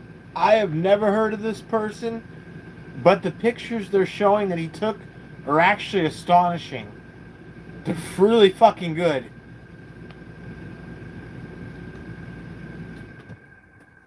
Getting hurt. In his 1971 performance called Shoot, he gave his friend a rifle and told him to shoot him in the arm. Now, the idea was the friend would barely graze his arm. However, he missed the mark and ended up shooting Chris clean through his arm, forcing him to be rushed to the hospital. And while the pain in this performance was accidental, Chris has also done pieces where he gets hurt on purpose, like the 1974 performance called Transfixed. For this performance, Chris Burden crucified himself shirtless onto the back of a pale blue Volkswagen Beetle. With nails hammered through his palms, he remained in that position as the car was driven slowly around his neighborhood. In his later years, he moved on to more traditional sculpture-based art. However, his willingness to put his life on the line for what he considered art is still unmatched. As for the meanings behind his many deeply unsettling performances, experts have yet to reach a consensus. It's unclear if his stunts had some genuine meaning behind them, or if many of them were just to say, look what I can do. But knowing Chris and his work, this is exactly how he'd want his work to be remembered. The framing for some of those pictures was astonishing. The Luna Park fire. Talent. On June 9th, 1979, at around 10 p.m., Sydney authorities received a call that would change the lives of many people forever. The ghost train ride at Luna Park was on fire, and dozens of people were stuck inside. The ghost train's signature feature was its dimly lit, winding tunnel, where riders were surrounded by special effects, including an imitation fire. For many inside, the flames ahead looked like a part of the ride, a harmless illusion meant to thrill. But as they would soon learn, this fire wasn't part of the attraction. And by the time they realized the danger, it was too late. People tried to find a way out, but the tunnel was pitch black, and the thick smoke made it impossible to breathe or see. With the rides mostly wood construction and with no sprinklers or fire safety in place, the flames just tore through everything. The ones that somehow managed to find the exit barely escaped with their lives. But their horrors didn't end there. 12-year-old survivor Jason Holman described the disturbing sight he witnessed while standing outside the ghost train. He was waiting for his friends to come out from the ride as well, but what he saw instead were empty carriages rolling out of the tunnel completely on fire. This sight was even more haunting for Jenny Godson, who had come to the park with her husband John and 2 sons Damien and Craig on a family holiday. The family had spent the day enjoying the park's many attractions and had 4 tickets left at the end. The boys, aged 2 and 4, decided to spend these leftover tickets on the ghost train. John went with them on the ride, while Jenny went off to get ice cream for the family. By the time she got back, the fire had already destroyed everything. I was from the country. I came down here to share a night with my family, and my whole world just sort of fell to pieces. Fire trucks rushed to the scene and spent hours trying to prevent it from spreading further. And while they managed to stop it before the whole park burned to the ground, it was already too late. In total, the fire had claimed the lives of 7 victims, 6 of which were children. The ride also featured several life-size figures dressed up as ghosts. And when rescuers found these 7 victims, their bodies were so badly burned that paramedics found it difficult to distinguish them from the burned mannequins. Given the unexpected nature of this fire, most people thought that it was arson. However, lead detective Doug Knight quickly shut down any speculation and claimed that it was nothing more than an unfortunate accident. We're now satisfied that the fire was as a result of an electrical fault within the building. Now, I have seen many paranormal theories that try to explain the fire. For instance, some believe that since the ride was themed after ghosts, it resulted in actual ghosts gathering there in its tunnels and causing a fire. One of the victims, Damien Godson, also took this picture with a cowman earlier in the day, sparking the speculation that this mysterious masked man was the one who caused the fire, when in reality he was likely nothing more than a mascot. The true cause of the Luna Park tragedy, however, is much scarier than any ghost or creepy cowman. It's human greed. You see, Detective Doug Knight ordered the demolition and cleaning of the site less than 12 hours after the fire was put out. Even if they had absolute proof that it was an accident, this was still highly unusual and extremely suspicious. However, the police stuck by their statement that the fire was caused by an electrical fault in the ride's building. 8 years later, in 1987, Australia's National Crime Authority reopened the investigation and discovered that the previous investigations were ineffective and inadequate. However, despite this revelation, the Luna Park case would remain a mystery for another 34 years. In 2021, journalist Carl Meldrum Hanna investigated the case and uncovered previously hidden evidence, including several key witness statements. According to Carl, the police went to great lengths to hide statements from people who mentioned smelling highly flammable kerosene before the fire broke out. Some people also reported seeing several shady men walking the park. A teen even mentioned overhearing one of these shady men talking about starting a fire. Not only were these reports never investigated by the police, but these witnesses were also pressured to follow the electrical fault narrative that the investigators were telling the public. And Doug Knight was supposedly in on it the whole time. He was allegedly working for crime boss Abe Saffron, who was also known as Mr. Sin. He wanted to own the prime waterfront real estate the park was sitting on. And what better way to drive down its value than by reducing it to ashes? As a result of Carl's findings, the Australian government has now reopened the Luna Park investigation. They've also placed a $1 million reward for anyone with information that could help investigators reach the bottom of this case. Perhaps this will pave the way for a breakthrough, finally delivering justice to those 7 victims after half a century. There's $1 million in Australia? Amazing. On May 8, 2025, a Reddit user asked a grim yet straightforward question on r/AskReddit, stating, "What is the most messed up thing you have ever done?" Initially, replies to this were filled with either obvious jokes or relatively tame confessions involving relationship drama. However, after about 30 minutes of the post being live, one user replied with a disturbing comment that stood out from the rest. It read, "I ran over a woman and her child in California in '96. I don't remember the specific city, but I'll never forget it was the intersection between Vanowen Street and Louis Avenue. I think the mom died, but I don't remember what happened to the kid. That sounds like I got away Sacramento. scot-free, and I'm only telling this because the statute of limitations already passed." Now, it's not uncommon for people to just make up shocking stories on Reddit for attention. And at first this didn't look any different until another user did some digging and discovered an LA Times article from July of 1996 about what seemed like the same incident mentioned in the comment. That article, along with others from the time, not only confirmed the OP's claims, but also revealed the horrifying details of what actually happened that day. According to the reports, the victims of this incident were a 19-year-old girl named Ruby Moreno and her 1-year-old daughter. Ruby had taken her daughter to a nearby hospital on the morning of July 29 to treat a few minor cuts she got while playing. She stopped at a relative's house on Vanawin Street on her way back and was about to return home at around 10 p.m. But as she was attempting to get into her car on the driver's side, she heard a loud screeching noise from behind. She looked back and saw a car barreling towards her at 100 miles per hour. According to other witnesses, this car had swerved to avoid hitting a van just seconds earlier, causing it to lose control. Seeing this, Ruby panicked and started running from the speeding car with her daughter still in her arms. Unfortunately, luck wasn't on her side that day. Before she could reach the sidewalk, she tripped into the street and was struck by the car moments later. The impact sent her flying over a parked car and onto the roof of another. The baby was also tossed several feet into the air before falling on the asphalt. Miraculously, the baby didn't receive any lethal injuries and was able to survive without any lasting damage to her body. Ruby, however, wasn't as fortunate. She was rushed to the hospital but succumbed to her injuries the same night. As for the driver that hit her, witnesses reported him trying to flee the scene, hitting another parked car and then a curb before successfully getting away. And from everything I could find, the perpetrator was never identified or arrested.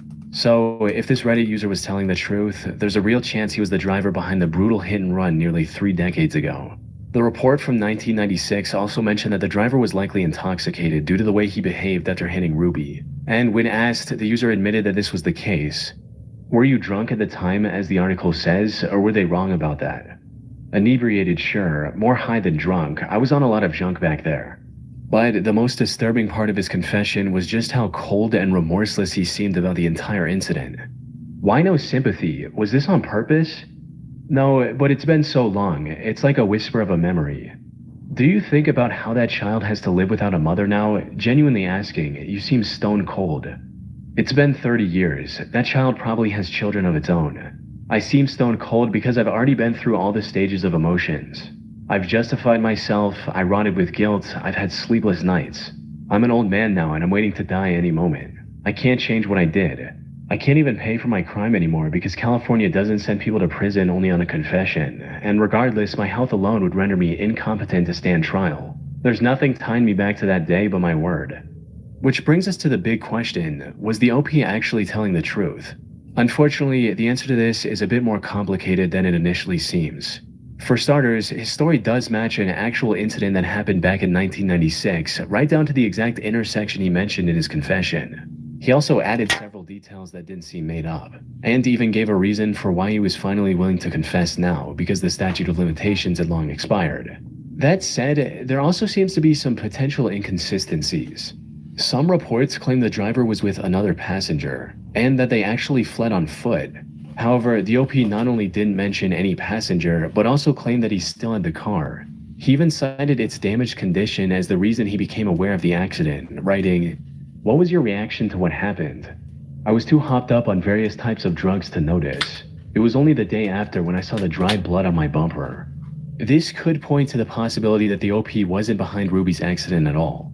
He maybe stumbled upon the 1996 article online, memorized key details like the year and the street name to make it seem real, and then fabricated the rest of the story as users pressed him with more questions. All just to get some attention on the internet. But at the end of the day, we don't know. Although if he was telling the truth, several users have already alerted California authorities of his comments. Well, that's... In May of 2012, a Reddit user asked others to share a secret which, if came out, could ruin their lives. And while this post received over 44,000 comments in total, one chilling confession stood out above the rest. About 9 hours after the original post went up, a user replied with a haunting story of his own, reading, "I accidentally killed 7 people. I put a rag into a new water heater exhaust to keep debris out and installed it in a rental. I get a call a week later, there's been an accident. I show up and there's a ton of EMS and police. They ask me where the gas shutoff is, and I go down to shut the gas off and see the end of the rag I forgot sticking out of the top of the heater. ripped the rag out, shut the gas off, and headed upstairs, only to be told all the tenants were dead. I drink all day now and sleep. It's killing me from the inside every single day, but if I say anything, my family is ruined. We have a bunch of rental properties and we'd be shut down. This reply caught the attention of thousands of other users who wanted more details on what exactly happened. Unfortunately for them, the account that posted this was a throwaway, and the OP didn't post a single comment after that, possibly to avoid incriminating himself any further. But when users didn't get the answers they were looking for from the OP, they began looking outward, and it didn't take long for someone to track down the news article talking about the tragic accident. According to these reports, the incident took place on December 16, 2006 in Kirksville, Missouri, where 7 victims, including 5 young adults and 2 children, passed away in their sleep due to carbon monoxide poisoning. However, while this part matched what the OP said in his comment, the conclusion the investigators reached was completely different. In his report, the police chief superheading the investigation stated that the heating system was functioning properly and was not the source of any problem. Instead, one of the victims' vans was left running in the closed garage. This generated a lot of carbon monoxide throughout the night, which slowly filled up the apartment and eventually ended up taking the resident's life. So, did the OP really get away with killing 7 innocent people because of his gross negligence? Sadly, the answer is not as clear-cut as... That's got to be a really airtight house, man.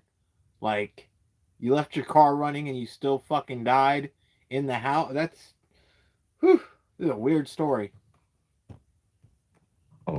There are multiple possibilities, and any one of them could be true. For instance, if we assume that OP was telling the truth from his perspective, it's completely possible that the accident did have nothing to do with the heating system. But since the OP saw the rag stuck in the heater, he assumed it was his fault and has been blaming himself ever since. On the other hand, there's also a chance that everything unfolded exactly as the investigation concluded. OP just took this real accident and made up the story about him forgetting the rag for attention on Reddit. This would also explain why the police would let him casually walk into a potential crime scene without any supervision. We can even take this a step further and assume that the OP wasn't even the landlord and just read about the incident online. That all said, it's still completely possible this story is legit and that the rag was the cause of the deaths, or perhaps a combination of the van and the rag. The OP hasn't posted any new updates on his throwaway account in the last 13 years, so whatever the truth is, we may never know for sure.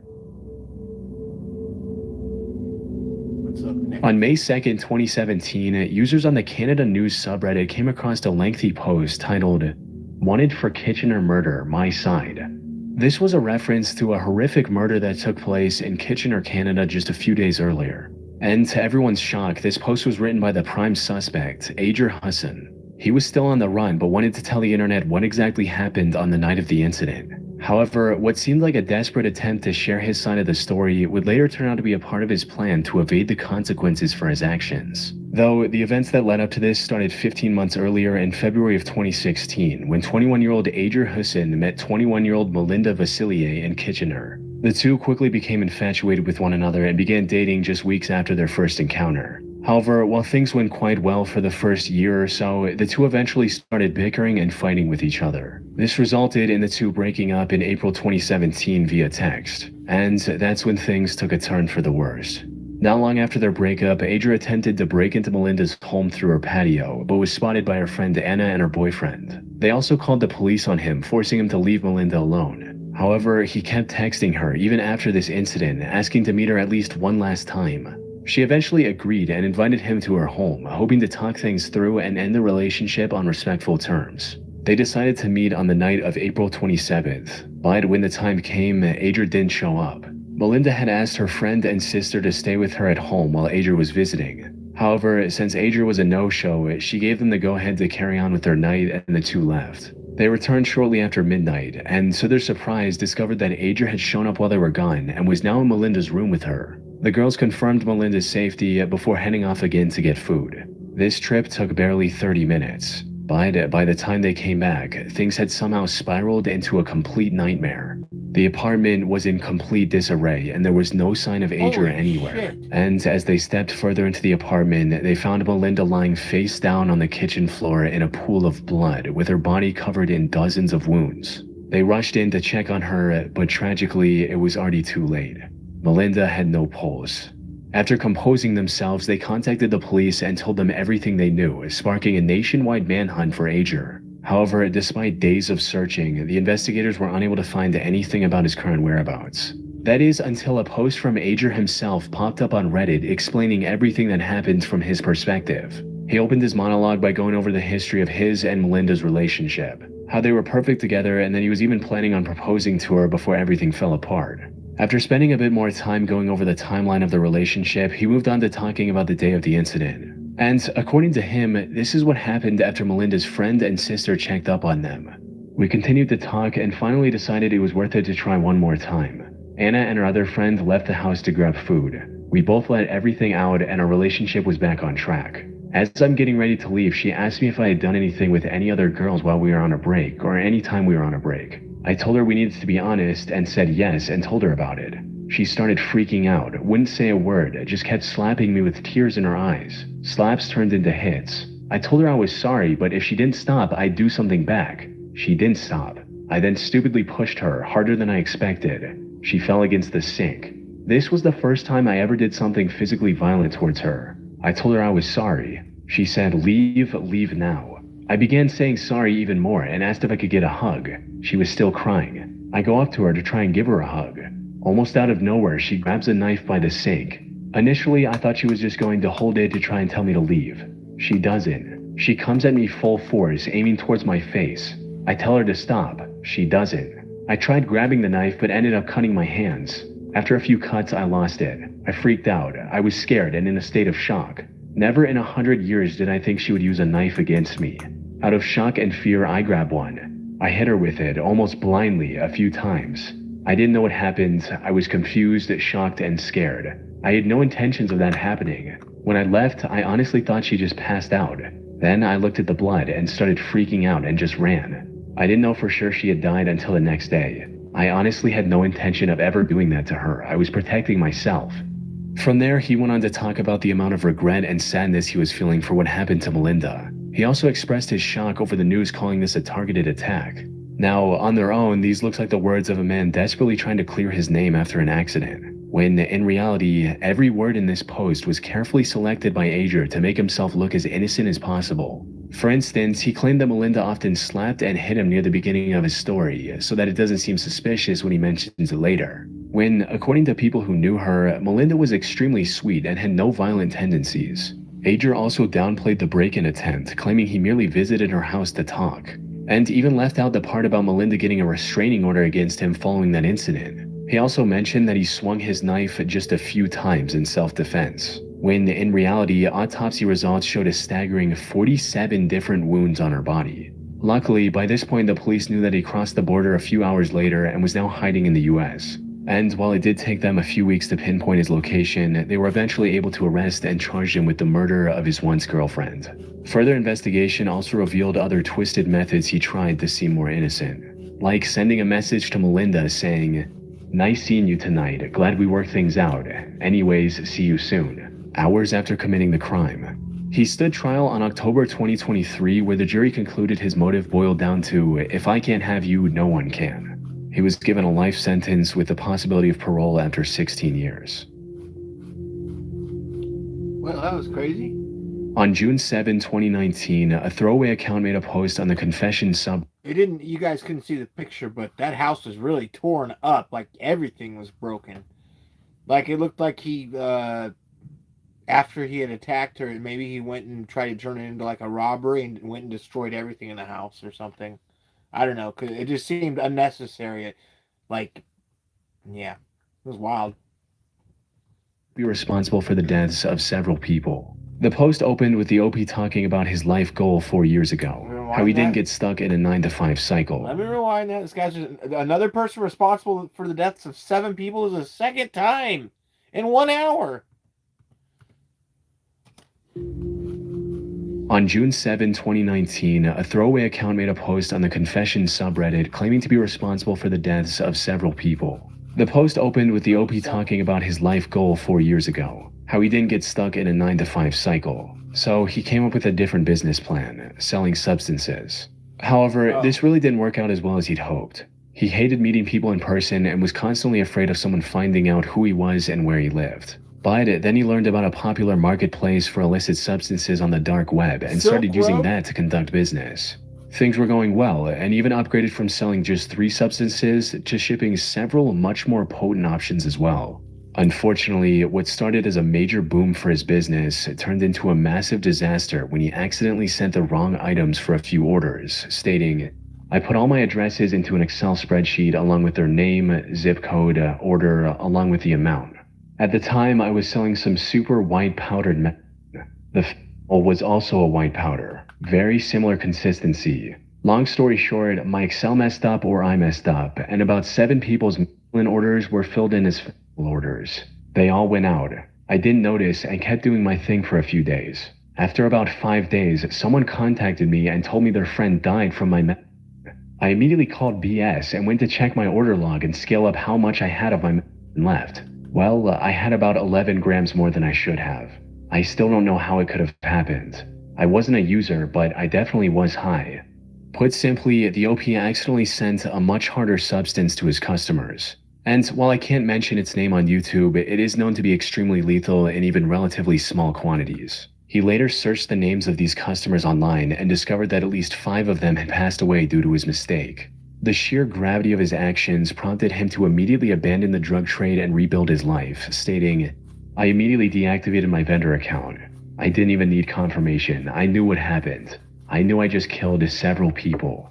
I sold the rest of my drugs, converted my Bitcoin to cash, and moved away. Didn't speak to anyone for weeks. Found a job in a restaurant, living in a city I always wanted to. I haven't touched drugs since that day. I haven't had anything to do with that life since then." However, the OP ended the post by claiming that, despite getting as far away from his old life as he possibly could, the guilt of being responsible for so many lost lives still weighs heavily on him, and that the only reason he confessed everything on Reddit was to finally get it off his chest, hoping it might bring him some sense of relief.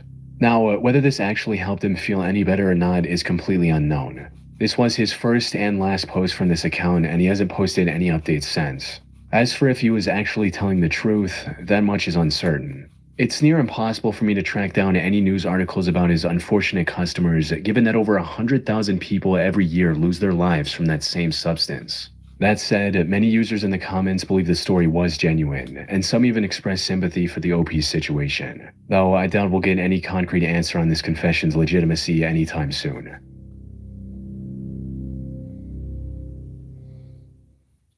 Alex from Tennessee. On April 24th, 2013, an anonymous 4chan user posted an image from Google Maps with a cryptic caption reading, "By this rubble your prize awaits, Tennessee. Park nearby and walk to this point for the secret. It's under plastic at this point. Good luck." The image appeared to be an aerial view screenshot of a random location in the town of Elizabethton, Tennessee.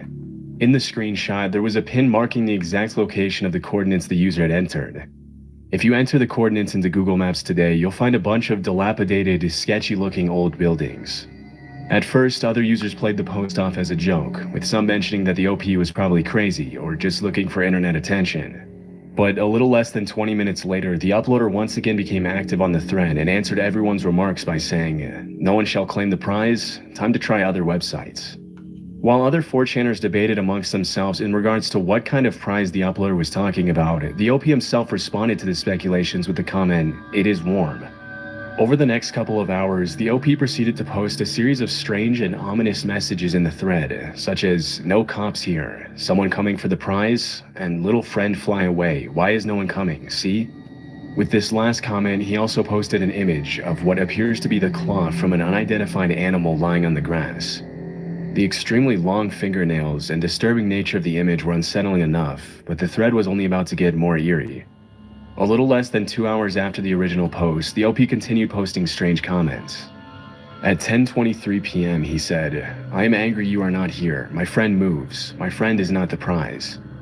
A few minutes later, the OP commented, "Plastic prize, and I've had my friend for long now. Not what matters today. I need people to come."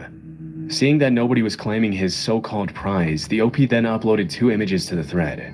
In the first grainy image, we can see what appears to be some sort of dark room or dungeon, while the second image is a picture of a handwritten note with the words, "Please come, Wednesday, April 24th, 2013. The last message shared by the OP in the thread was, "Singing tonight, someone come." After that, the uploader went completely quiet, and it wasn't until 5 nights later that the thread had an important update. At around 9:45 p.m. on April 29th, a user simply named Alex uploaded a series of comments and images in a follow-up thread in which he mentioned that he was at the location posted by the original anonymous user. With his comments and pictures, Alex narrated what he saw inside the dark, mysterious location, posting updates periodically for his fellow 4chaners. Disturbingly, the images he uploaded seemed to get more unsettling as the night went on.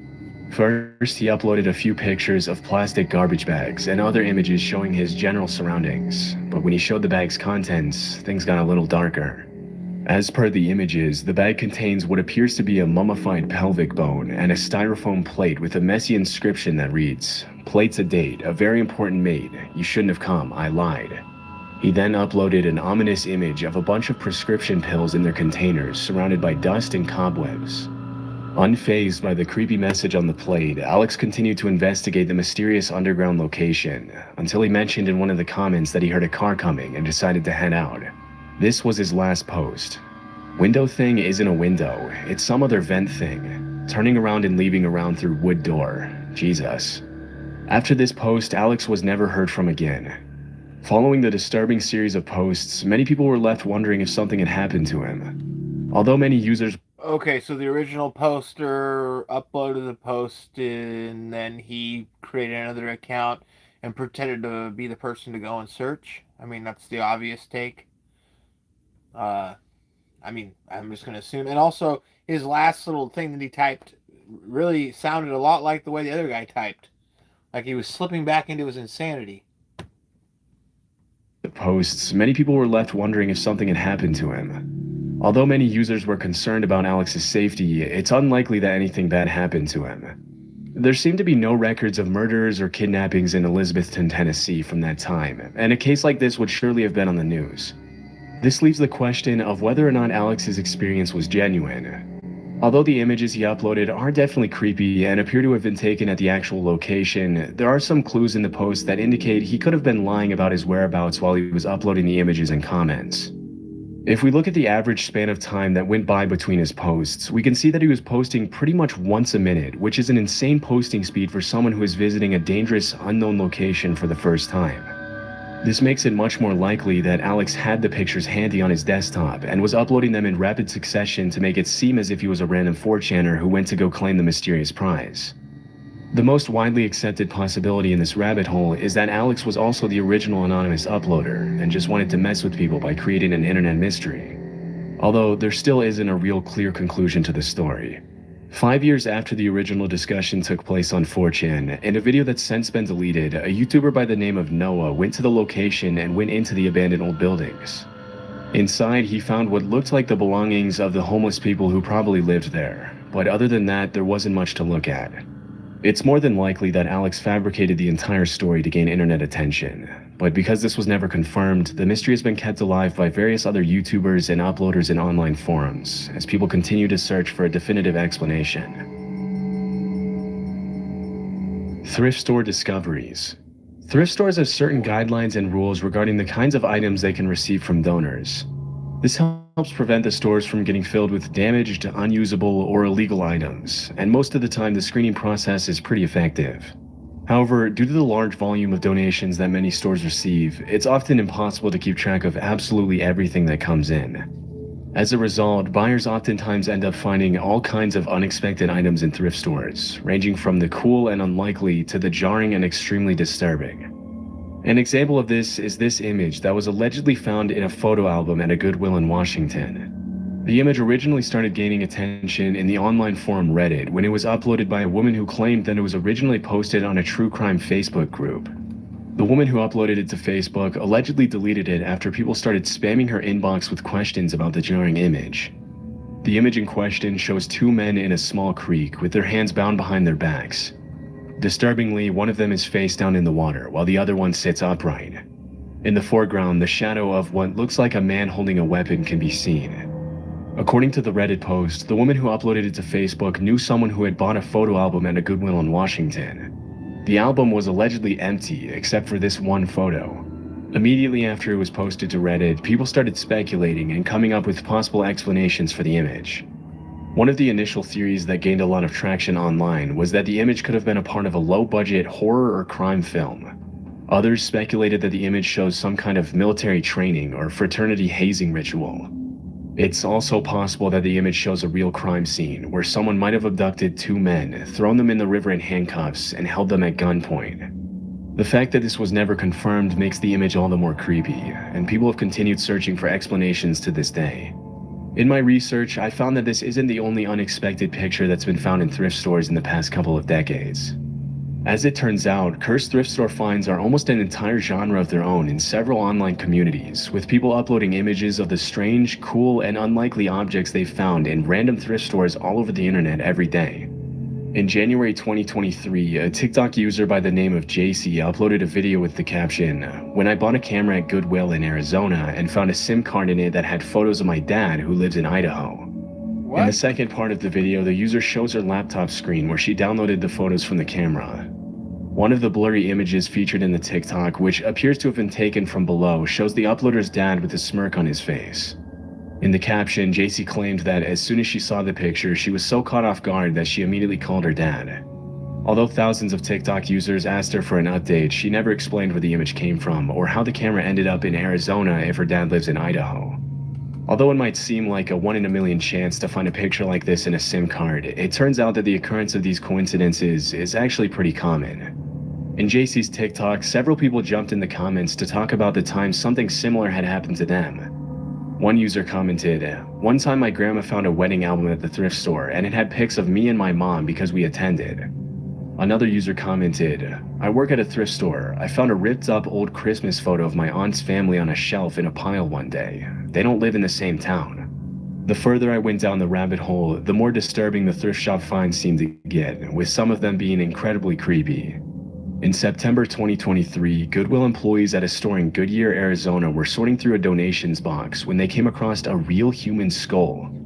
After reporting the incident to the police, an investigation was launched to determine if it was a part of some sort of crime.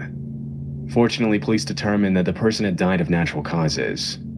Though this obviously doesn't explain how the skull even got into the donations box, and the investigation is still ongoing.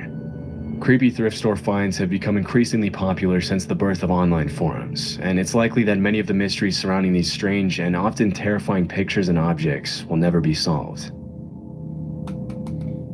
UVB-76. I've heard this before. Since the 1970s, a Russian shortwave radio station has been broadcasting on the frequencies 4625 and 4810 kHz.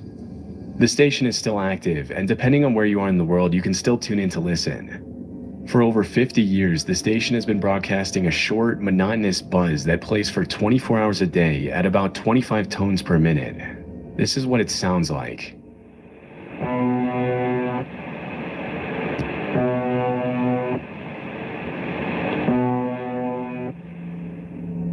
Before 2010, the physical station was located in a bunker in the town of Pavrovo near Moscow. But one day in 2010, the station went silent for about a day, and when it reappeared, the broadcast was coming from a different location in St. Petersburg. After September 2010, the call sign of the radio station also changed from UVB-76 to MDZHB. Since then, the call sign has been changed multiple times, and as of 2019, ANVF is the most commonly used call sign for the station. Much of what we know about what the original station in Pavrovo looked like is thanks to the testimony and images that was uploaded to different blogs and websites by several users who visited the station after it was abandoned. In 2011, a blogger who goes by the name of WASD uploaded hundreds of pictures to his blog from his trip to where the UVB-76 station used to be housed. After visiting, he said, "It is worth mentioning that the bunker is a quiet and deserted dark place, somewhat similar to a labyrinth with a bunch of corridors and rooms. It's better not to go there without a flashlight because there's absolutely nothing to light there. It's completely dark." As of today, the original station has been out of order for years. The buzz that can be heard in the broadcast is pretty unsettling in itself, and this is part of the reason why UVB-76 has become an extremely popular internet rabbit hole. At certain points during the broadcast, the buzz breaks up and a male Russian voice can be heard reciting encoded messages in the form of numbers and letters. Another detail that has caught the attention of listeners is that the frequency at which the voice can be heard reciting the encoded messages is not regular at all. This is what it would sound like.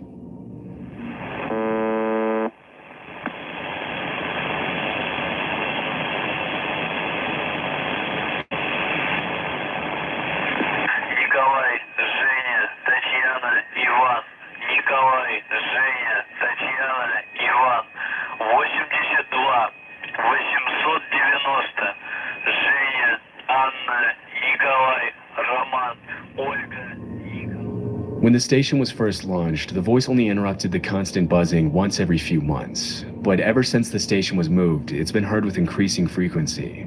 Strangely, the voice has also been heard in the days leading up to important international events, such as when Russia annexed Crimea. Number stations are so exciting and cool. Like just secrets going out over the air. Just somebody somewhere wild.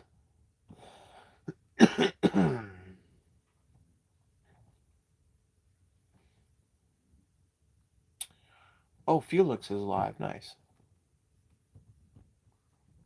2014. This has caused many people to speculate about the purpose of UVB-76, with many people thinking that it's been used since its creation for spy communications. Others suggest it may be a counterattack measure for nuclear war, but after looking around on various Russian websites and forums, I was able to find a much more likely theory. In several Russian forums, it's common to find discussions on UVB-76 in which ex-military members debunk the myths that have circulated around the station for decades.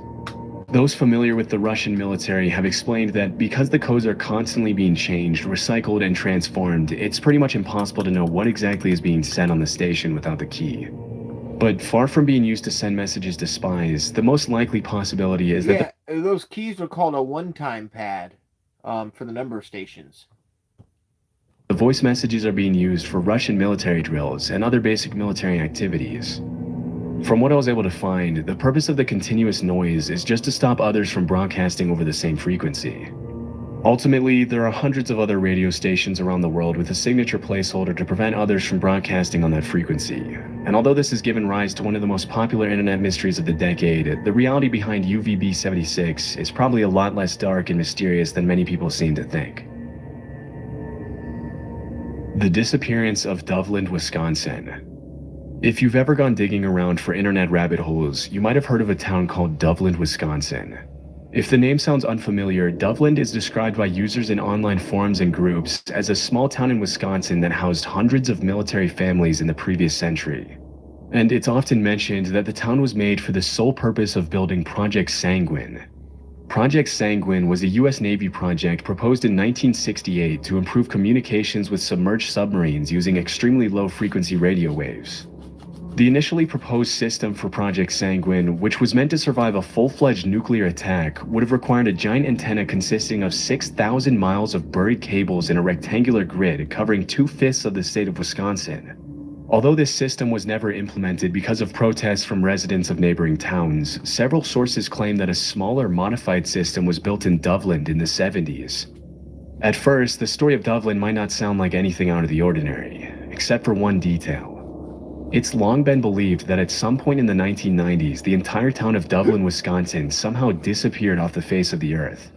Strangely, Doveland doesn't appear on any maps, and if you look up information on the town today, you won't find any official reports about its history, which is incredibly strange considering that over the years, a huge number of internet users have claimed to have relatives who used to live in the town. For example, a user named Jamie Ivanov posted the following account of the rural town on Reddit. I just learned of all the noise surrounding Doveland, and I think I can add some insight. Doveland was a small town in Wisconsin that housed a lot of military families. My father lived there for a year or two and spoke of it occasionally. The main thing I remember is that it had to do with Project Sanguine in the early 60s. I don't think it was X-Files type stuff, but the town was destroyed after an incident. I thought they were digging up a ton of land for something and they flooded the town or something, but this is a rehashed secondhand memory from years ago. In several online forums, websites, and groups, people have also uploaded pictures of shirts, mugs, and other souvenirs from the town. One particular post on the obscure Urban Legends Wikia page even features a photo that was supposedly recovered from Doveland, Wisconsin. The image in question shows a middle-aged waiter sitting next to a young woman who puts her arm around him as they both smile at the camera. On the right-hand side, a young kid can also be seen sitting across the table from them. Although the image has been reposted in many online forums and groups, there seems to be no evidence at all that suggests the picture was actually taken at a restaurant in the allegedly vanished town. In the past decade, many people have also reported a digital ghost trace of Doveland in the form of Google search autocorrect and recommended search options suggesting the term Doveland, Wisconsin. But mysteriously, the suggestion doesn't lead the user anywhere in particular, which is added to the mystery surrounding the town. Throughout these past 2 decades, reports of vanished towns have been pretty common in the online mystery and horror community, but there's one thing in particular that makes Dublin stand out from other urban legends of towns that have disappeared off the face of the earth. Some of the most notorious vanished towns have been found to be part of different alternate reality games, or even online publicity campaigns for movies and video games. But from my research, nothing like this can be linked to Dublin, Wisconsin, and everything seems to indicate that this town never actually existed. The earliest mention I was able to find of the town was in a 2015 Tumblr post, in which a user asked if anyone had ever heard of the small rural town of Dublin, Wisconsin, after which the OP discussed the main theories behind the phenomenon of the alleged vanished town. One of the more far-fetched theories that has gained traction in online forums is that Dublin did exist back in the day, but a freak accident that occurred during Project Sanguine somehow shifted the entire town into another dimension, or we shifted into a reality where the town never existed. Obviously, this is a bit of a stretch, but a more down-to-earth theory is that something did happen during Project Sanguine that turned the entire town of Dublin into an uninhabitable wasteland, forcing the military to cover up their mistake by evacuating the families that lived there and destroying the entire town. Many users seem to favor this theory, but the fact that most accounts of the town's existence have come from online users and not from people who actually live there or from residents of neighboring towns suggests that the whole thing might be an example of mass delusion, which brings us to a more realistic and widely accepted theory. Although it's unlikely that a large number of users met in secret and agreed to spread lies about the town across various online platforms just to mess with people, it is possible that Dublin, Wisconsin is an example of what social psychologists call the Mandela effect. The Mandela effect describes an eerie phenomenon whereby a large number of people collectively misremember events, historical facts, and other famous pop culture moments, such as when people misremember Ilsa Lund's line from Casablanca as "Play it again, Sam." In the movie, the real line is "Play it once, Sam," but many people swear they remember it differently. With all the memorabilia of Dublin that has emerged online in the past decade, it's possible that certain residents of Wisconsin associated the name of the town with another town they had visited, which could have led to the mass confusion that became apparent in various online forums. The Google recommended search and autocorrect bug that is still active today could simply be the result of thousands of people worldwide searching for the town, bumping up the importance of the town's name in the algorithm, which could also explain the emergence of souvenirs from Dublin. As often happens when new trends take over the internet, the rise of memorabilia from the fictitious town was most likely an attempt to make a few dollars by people who use bots to find trending topics in forums and automatically generate merchandise related to them. Although this seems to be the most likely theory, the Dublin, Wisconsin phenomenon is extremely odd and has no clear conclusion on whether or not it actually ever existed, which has contributed to its status as one of the most mysterious rabbit holes of the decade. Good times. Bermeja. If you were to look at pretty much any map of the Gulf of Mexico drawn by Spanish explorers in the 16th and 17th centuries, you would find a small island lying off the north coast of the Yucatan Peninsula called Bermeja. Although the exact location of the island varied slightly depending on the map, it was a well-known fact that the island at least existed. Bermeja was first mentioned by Spanish cartographer Alonso de Santa Cruz in an official list of islands in the Gulf of Mexico, published in Madrid in 1539. Alonso de Chaves, another Spanish cartographer, once wrote that from a distance, Bermeja looked blondish or reddish, which is where the island's name came from. A couple of hundred years later, in the mid-1800s, French-Mexican cartographers published reports stating that the island of Bermeja had started to sink.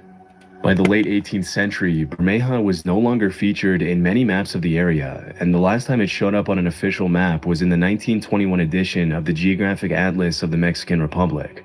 In the late 90s, the American and Mexican governments started negotiations to determine the boundaries for the exploitation rights of oil in the Gulf of Mexico. If the Mexican government could find the island of Bermeja, that would expand Mexico's oil drilling rights way further into the Gulf. Around that time, the Mexican government conducted 3 official investigations to find the island, armed with state-of-the-art ultrasound technology and all kinds of modern tools to locate it. Mysteriously, they couldn't find any trace of the island, and according to spokespeople from the Mexican Navy, it was as if the island had never even existed. A year after the Mexican Navy failed to find Bermeja, a Mexican senator named José Angel Cioncielo, who was one of the most fierce advocates for the expansion of Mexico's oil drilling territory and the island's existence, was killed in a car accident on a Mexican highway when a semi-truck slammed into the right side of the car. His death quickly became the fuel for a conspiracy theory, according to which the CIA had blown up the island to further an oil-fueled American agenda. Of course, this theory is a bit of a stretch, and some of the other more logical theories that surfaced regarding the disappearance of the island are much more likely to be true.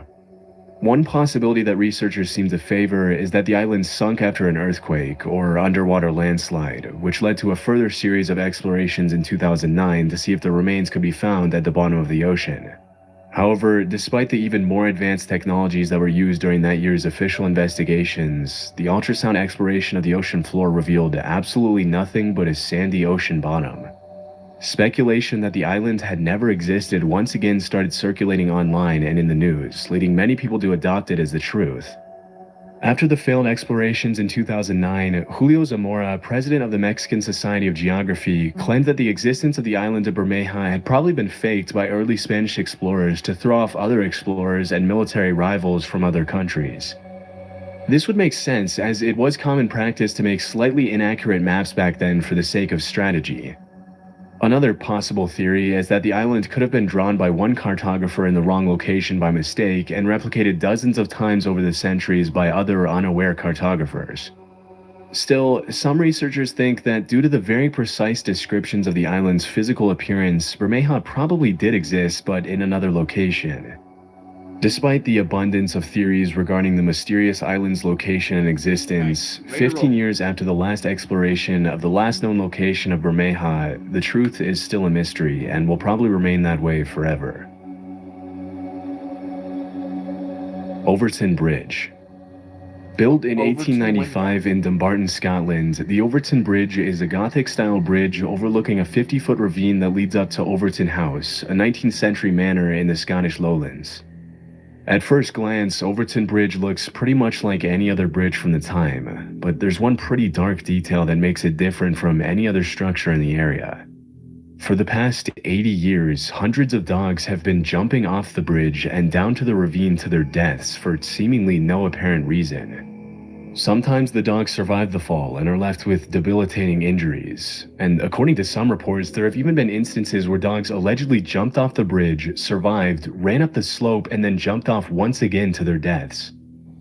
Depending on the source, you'll find reports stating that the amount of dogs that have jumped off the bridge is either lower than 100 or in the high 100s. But regardless of the exact number, it's a fact that a lot of dogs have died at this bridge for some mysterious reason. As you can imagine, these incidents at Overton Bridge have fueled all kinds of outlandish theories, including suggestions that the bridge is haunted. According to Celtic pagan that bridge has got cat technology underneath it. It's just sending dogs to their death and the cats are laughing their asses off. beliefs, the bridge is located at a thin place, which is a place that lies at the supposed union between heaven and earth. Some locals have also favored more supernatural theories, with many people blaming the dog's death on the White Lady of Overton, the alleged ghost of the widow from Overton House. Another popular theory among the locals is that the dogs are being affected by negative residual energy from a tragic event that took place in 1994, in which a 32-year-old father threw his baby off the bridge, claiming that his child was the Antichrist. Following the tragic murder, the father was declared insane and locked up in a psych ward. But even with all the more outlandish theories that have gained traction in recent years, some researchers have come up with more plausible explanations for the mysterious incidents at Overton Bridge. In 2006, animal behaviorist David Sands investigated the bridge and suggested that the dogs are probably detecting the presence of wild animals below the bridge with their keen sense of smell, which makes them chase after the smell and inadvertently jumping to their deaths. This would make sense, as according to official statistics in the area, minks began breeding in large numbers in the 50s in Scotland, and most long-nosed dogs seem to favor the smell of mink over any other small animal, including squirrels. From my research, most of the dogs that have died at the bridge are long-nosed breeds. Also, because the bridge has tapered edges, from the dog's point of view, the edge looks more like a flat plane, safe for running and chasing after small animals. So, while there will probably continue to be speculation about paranormal activity at Overton Bridge for many years to come, it's much more likely that the dogs aren't intentionally taking their lives and are simply falling to their deaths on accident while chasing the odors from other animals. Abandoned Viaduct Petrobras. In the 1950s, the Brazilian government began a project to build BR-101, Brazil's longest highway spanning almost 3,000 miles. In the 1960s, construction began on a segment of highway called the Viaduct Petrobras that was meant to cross the Brazilian jungle to connect Rio de Janeiro and Santos, São Paulo. 16 years after construction started, the segment of highway that crossed the jungle was due to be connected to an already existing part of the highway to finish the project. However, due to Brazil's economic crisis, plans changed at the very last minute, and instead of connecting the viaduct to the existing road, the highway was linked to a different coastal route. As a result, the Viaduct Petrobras was left abandoned in the middle of the jungle, and to this day, the Brazilian government has done nothing to remove it or reuse its parts. Standing over 130 feet tall and almost 1,000 feet long, the structure features fully built tunnels, retaining walls, and a gigantic concrete foundation, which has slowly been swallowed by the jungle as the years have gone by. To an outsider, the Viaduct Petrobras looks like it was taken out of the city and dropped in the middle of nowhere in the South American jungle for no reason, giving off an admittedly eerie atmosphere. It's kind of cool. Even though the Viaduct Petrobras seems pretty wasteful, the out-of-place structure is now a pretty popular tourist destination for curious travelers and locals wanting to catch a glimpse of the abandoned concrete giant. That'd be really cool to cross that bridge and see that. Kola Super Deep Borehole. Oh, no. In the 1960s, the Soviet Union and the US were locked in a battle to develop superior space exploration technologies. I'm pretty sure the super deep borehole is in reference to they think they found a hole to hell. I'm pretty well versed in all these crazy things, but not everything. I think that's what this one is. As the space race. But what many people don't know is that the two countries were also competing to drill as close as possible to the center of the Earth. As is often the case, the motivation behind the drilling was mostly to find oil and valuable minerals. But from what I found, developing machines that can get close to the center of the Earth would also help understand the causes of earthquakes and volcanic eruptions at a much deeper level. In 1958, the US government launched Project Mohall to collect a sample from Earth's mantle by drilling to the bottom of the ocean off Guadalupe Island in Mexico. Over the next 8 years, they drilled over 600 feet into the seabed, but in 1966, the House of Representatives had to discontinue the project because it was getting too expensive. 4 years later, in 1970, it was the Soviet Union's turn, and they drilled their hole close to the Barents Sea just outside the Norwegian border in a city known as Murmansk, Russia. At the time, the Soviets' goal was to drill as far down as possible, which researchers hoped would be a little over 9 miles. Unlike the US, the Soviets were a little more successful with their attempt and managed to drill way deeper into the Earth's crust, which resulted in the creation of the Kola Super Deep Borehole, also known as the world's deepest man-made hole. With a total depth of over 40,000 feet, or around 7.5 miles, the Kola Super Deep Borehole is deeper than the Mariana Trench, and its depth surpasses the height of Mount Everest. As the project progressed, the scientists realized the temperature was much higher than expected at every point below 10,000 feet, and at around 7.5 miles below the surface, the drill reported a temperature of almost 360 Fahrenheit. This was way higher than the 212 degrees Fahrenheit the scientists had predicted at that depth. So even though the Soviets had broken a record with the Kola borehole, they too had to discontinue the project in 1992 due to increasing rock densities and crazy high temperatures. And in 2005, the drill was shut down and the hole was sealed for good. However, that wasn't the end of the story, and there's a slightly more disturbing reason why people remember the Kola Super Deep Borehole. In the late 80s, a strange story started circulating in several Christian Finnish newspapers, which reported that a group of Soviet scientists had drilled a hole to the center of the Earth and had allegedly lowered an extremely heat-tolerant microphone into the hole. Through this, they supposedly heard a series of extremely disturbing, tormented screams coming from the bottom of the well. Throughout the 90s, the story spread to other countries until even American newspapers were running it. I'll tell you guys something really cool. I came across the audio back on the earlier days of, not in the 90s, but like in 2001 or 2002, I was reading this religious website. It was rather fanatical. And they had posted the audio, and I was just listening to the audio, and I was like, this is horrific, because it's supposed to be sounds of hell or whatnot. Now, obviously, it's just made up stuff, but like, I listened to it, and I was like, so people are just making shit up? I think I was probably like 14 at the time, because I was like, wow, this is crazy. But yeah, this is persisted. And it's a lot weirder to come across it on like old school internet, like Wild West internet, when you're like just browsing hyperlinks and stuff like that, and you're like, oh, I can listen to this one, and it's actually got like a little built-in playback, which was rare at the time. Then you hear it, and you're like, what the hell? Yeah, that was a trip. I remember reading that whole article. Disturbing, tormented screams coming from the And there's a really good a website called Exit Mundi. If you guys like end of the world scenarios, it's a fun one. I remember reading that one a lot when I was younger. Throughout the 90s, the story spread to other countries until even American newspapers were running it. As the story gained popularity, sound files with the supposed audio of the tormented screams from the center of the earth started appearing everywhere online, with allegations that the screams came from tormented souls stuck in hell. As it was later revealed, the original recording of tormented screams was made from a loop of various sound effects and the soundtrack from the 1972 movie Baron Blood.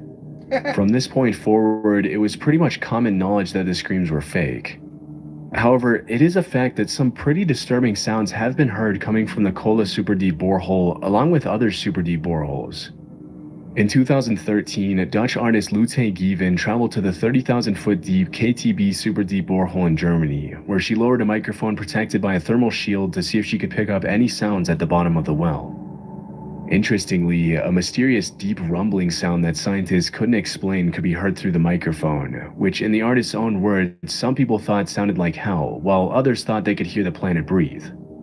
Even though the sound is pretty cool to hear, even if a little haunting, the consensus among scientists is that the sound comes from layers and layers of rocks rearranging themselves after being moved around by the drill that made the hole.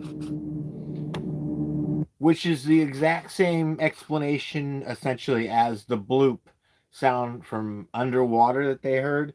It was just some shelf falling. Yeah. Potomsky Crater.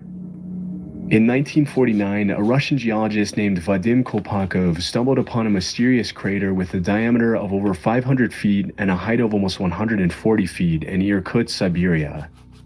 At the center of the crater, he found a little hill around 40 feet tall, which kind of looked like an eagle's nest with an egg inside it.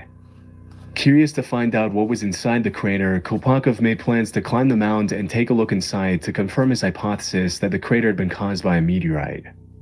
But the locals warned him that Fire Eagle Nest, as it's become known all over the world, allegedly possessed evil powers, and whoever stepped inside it would be dead soon after. Dismissing the insistent warnings as superstition, he climbed the mound, but failed to find any rock samples that supported his meteorite hypothesis. Over time, more and more expeditions were carried out to the crater, including one in 2005 in which the leader of the investigation died of a heart attack shortly after visiting the crater. Based on the findings of recent explorations, scientists have ruled out volcanic eruptions, nuclear explosions, and impact from a meteorite as possible causes for the crater. In the absence of a solid answer, some have started coming up with all kinds of theories to explain its origin, including the possibility that a UFO landing made the crater. Others have linked the crater to the Tunguska meteorite, the remains of which have never been discovered. Yeah, the Tunguska. One of the things that makes it so difficult to determine the origin of Fire Eagle Nest, or Kolpakov Cone as it's now popularly known, is that the crater frequently changes shape, which suggests that whatever caused it is still affecting it to this day. The only thing scientists know for sure is that the crater is around 250 years old, which they gathered from the rings on the trees growing on the mound. Strangely, it's been scientifically proven that the trees closer to the crater grow much faster than normal, which is similar to what happened in the forests around Chernobyl after the nuclear disaster. The lack of solid explanations, coupled with the weird tree phenomenon, has been fuel to the fire of outlandish conspiracy theories about underground nuclear plants and nuclear-powered UFOs buried beneath the crater. To this day, scientists still haven't determined what caused Kolpakov Cone to appear, and no asteroid fragments or metal parts have been found in the crater to support some of the theories people have come up with over the years. As of today, the most logical explanation is that the mound could have been caused by the underground release of hydrogen fluids and heat from a nearby gas volcano. This could have caused changes in the size of tree rings, which would explain why scientists thought they were growing at an abnormal rate. Still, despite the more convincing explanations that have surfaced over the years, the origin of Kolpakov Cone will probably remain a mystery for many years to come. That's pretty fascinating. Villa Epicune. In the 1920s, a small tourist village about 400 miles from Buenos Aires, Argentina, called Villa Epicune was built along the shore of Lago Epicune, a salt lake touted for the health benefits and therapeutic effects of its mineral waters, which were said to be beneficial for rheumatic conditions. Quickly turning into a weekend getaway for Argentina's upper class, the town soon had a functional railroad station and a population of about 1,500 with a capacity to accommodate around 5,000 additional visitors at its peak in the 70s. Due to its popularity as a weekend getaway for Argentine city dwellers, a lot of money was poured into Villa Epicune to expand its accommodations and make it as comfortable as possible for visitors. However, it seemed not a lot of resources or attention was dedicated to the containment dam that separated the lake from the town. Oh shit. Unfortunately, on November 10, 1985, the containment dam broke during a storm and a series of unusual strong winds. For 2 weeks, the water rose at a rate of half an inch per hour, until eventually the containment dam was completely destroyed by the water, after which all the locals had to abandon their homes and businesses and leave behind Villa Epicune.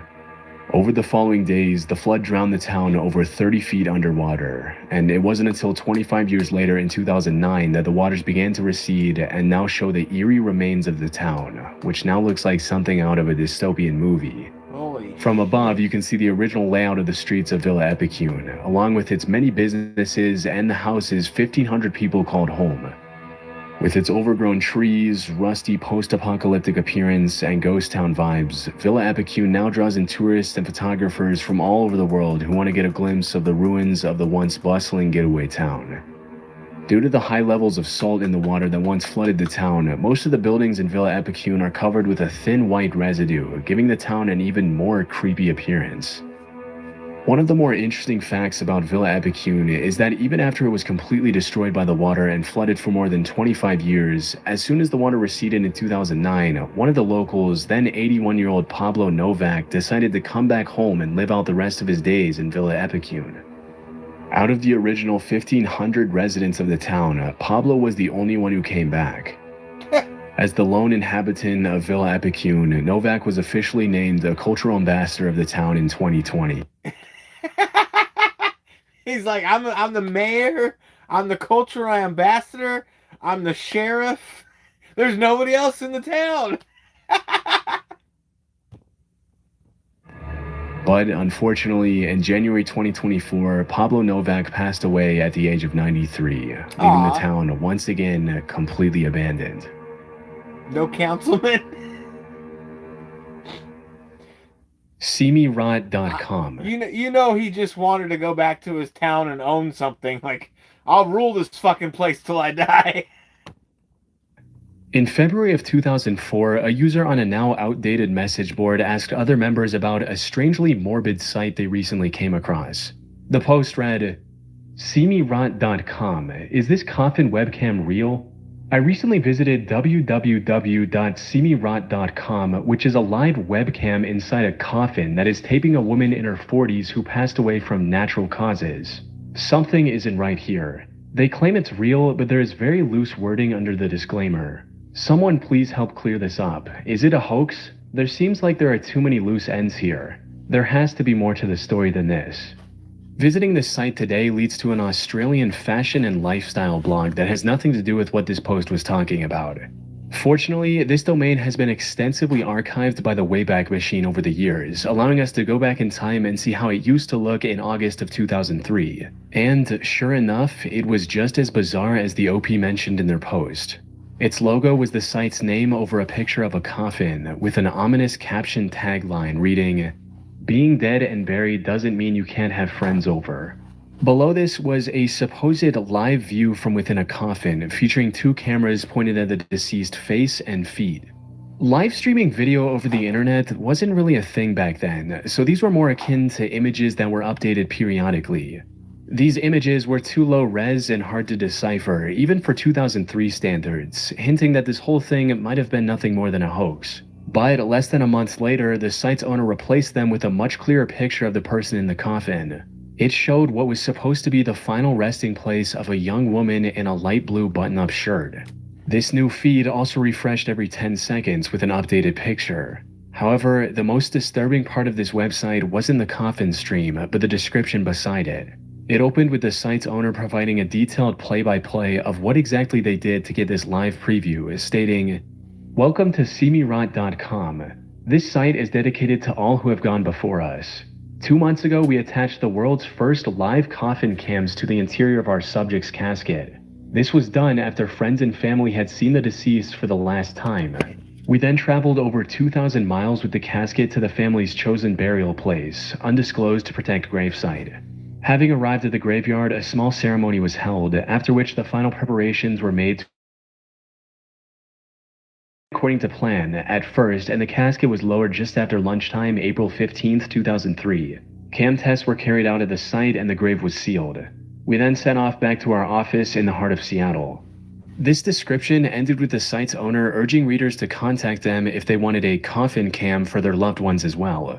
So the whole purpose of this site appeared to be an advertisement for their disturbing service, which left visitors with more questions than it answered. Like, who in their right mind would want to see the decay of their friends and family after their passing?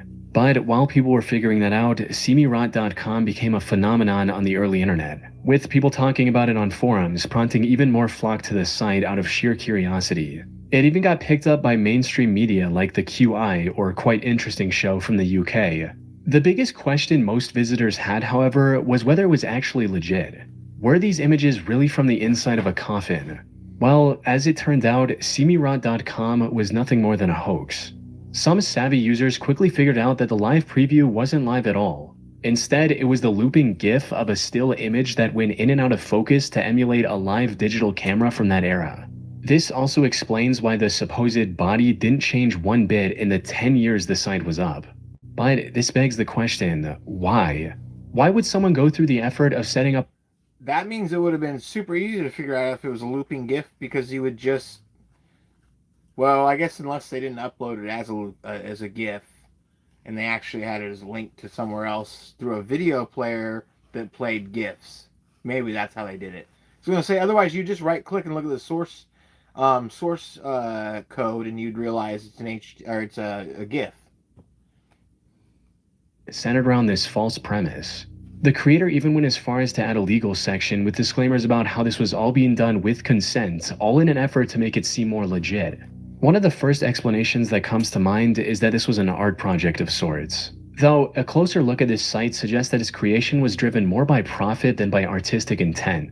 You see, this site has had advertisements on its homepage, often for adult content from its inception, something that was very common in the early internet days. A site called the Museum of Hoaxes even managed to track down the site's registration address to some adult business in West Hollywood, California. Put simply, the creator of SeeMeRot.com created this hoax to entice visits from around the world and then leverage those visits to earn money from sponsors.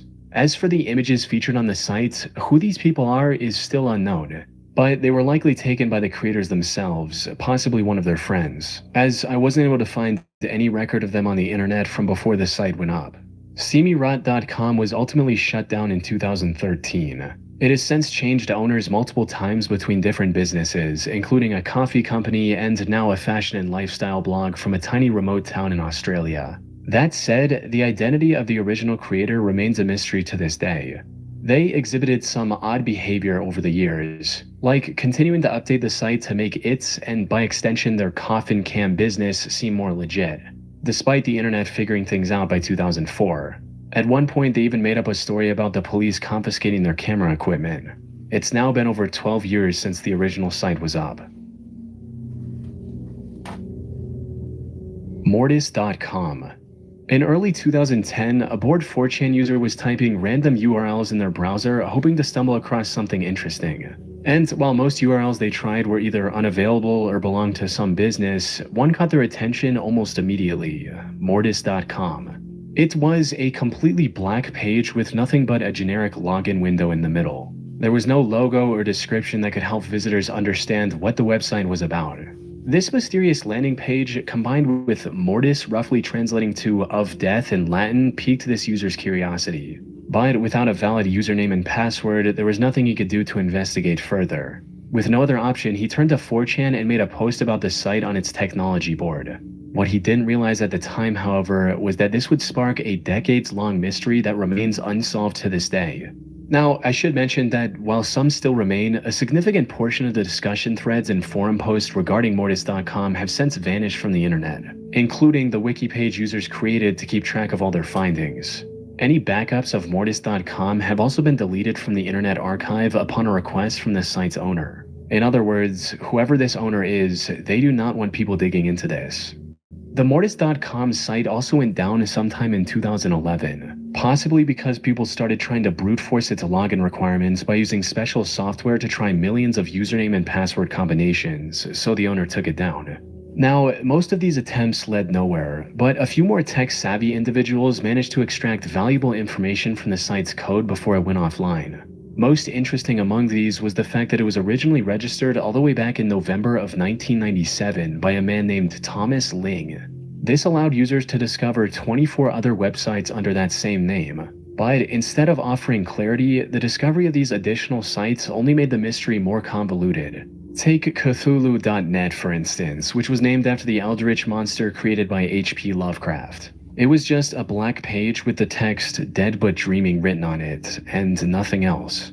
Some users also claim to have seen a version of this site with a white chess piece on it, though I wasn't able to find any. I mean, to be clear, that's part of the Cthulhu mythos. So, I mean, Dead but Dreaming is just a further reference to Cthulhu. So, it could be a further reference to whatever they're getting at, but it goes with Cthulhu. Is containing that detail. Either way, the whole thing was deeply puzzling and mysterious. That said, not all sites under Thomas's name were this empty. Exercio.com led to a landing page with 4 different options. Among these, quilts.html was the most notable, as it led to a page about someone sharing pictures of their quilting projects. And while this doesn't look all that important to the Mortis.com mystery at first glance, in actuality, it holds the key to answering everything, or at least getting as close to the answer as we can. But we'll get to that a bit later, because there's another key piece of this puzzle that we haven't discussed yet. You see, while people were snooping around the Mortis.com code and the emails relating to its domain, they discovered terabytes of encrypted data connected to this site, which is an unheard of amount of data for the late 90s. Some individual files in this collection were as large as 39 gigabytes, which got people even more curious about what this site was hiding behind its login page. Theories included everything from a private collection of illegal explicit material to something connected to the 3-letter agencies like the CIA or FBI.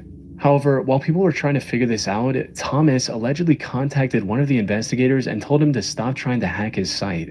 As the story goes, Thomas also claimed that these files were nothing more than the photos and videos from his wedding, which would have been a reasonable explanation if these files were only a few gigabytes in size, not terabytes.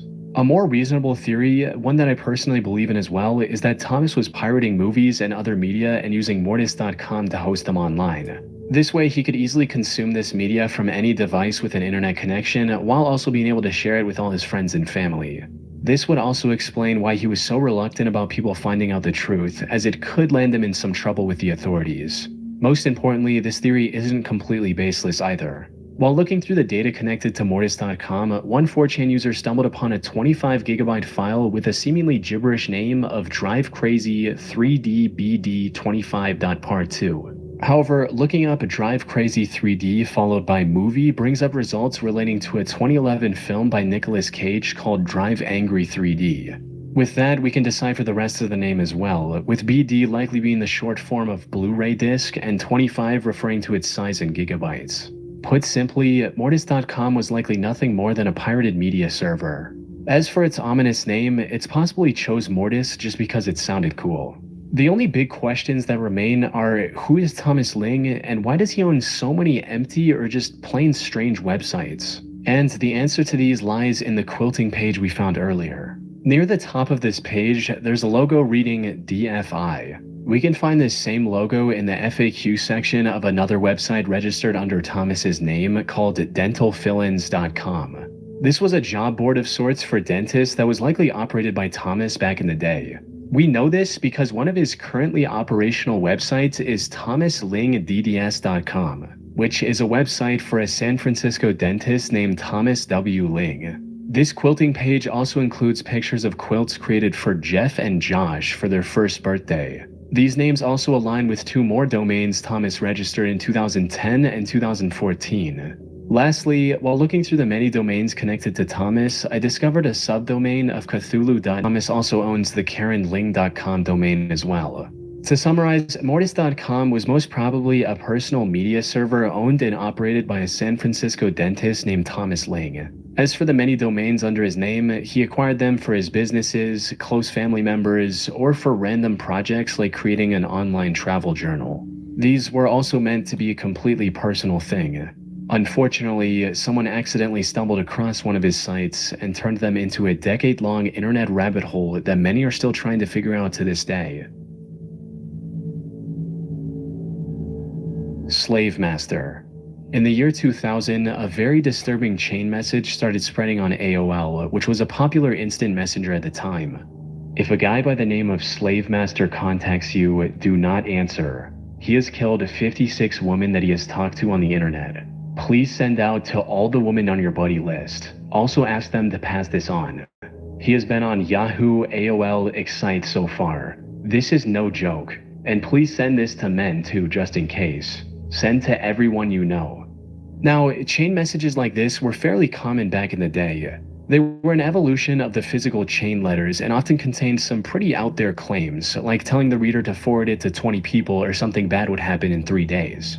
This one, however, felt a lot more real, and that's because it actually was. Slave Master wasn't the name of a fictional horror character someone had created to start an internet hoax. Instead, it was the username of John Edward Robinson, the internet's first... Ah, did I lose it? Wi-Fi? Oh, well, my stream may be offline. Maybe?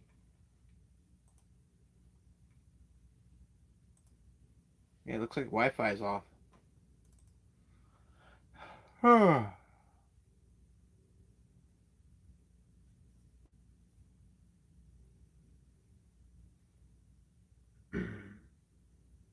it looks like it's back.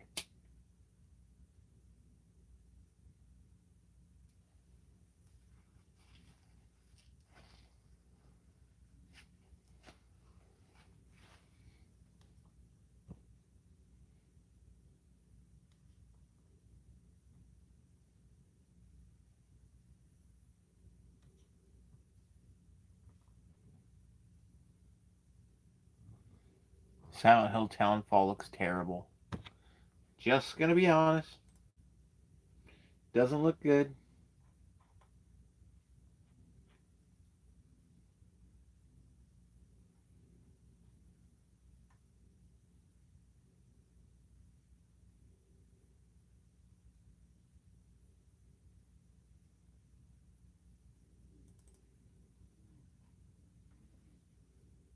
Okay, let's go ahead and get back to this video, assuming... Let me get into my stream and see if it's still going properly, because I just had a Wi-Fi outage.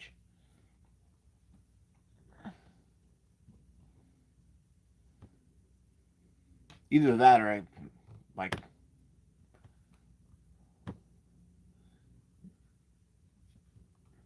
Everything's still working. Let's check right here. Everything's still working. Yeah, it's still working. Okay.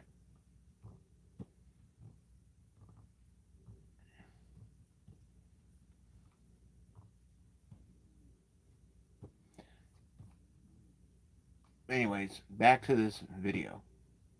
Slave Master wasn't the name of a fictional horror character someone had created to start an internet hoax. Instead, it was the username of John Edward Robinson, the internet's first serial killer. Someone who used early online chat rooms like AOL to find and entrap his targets.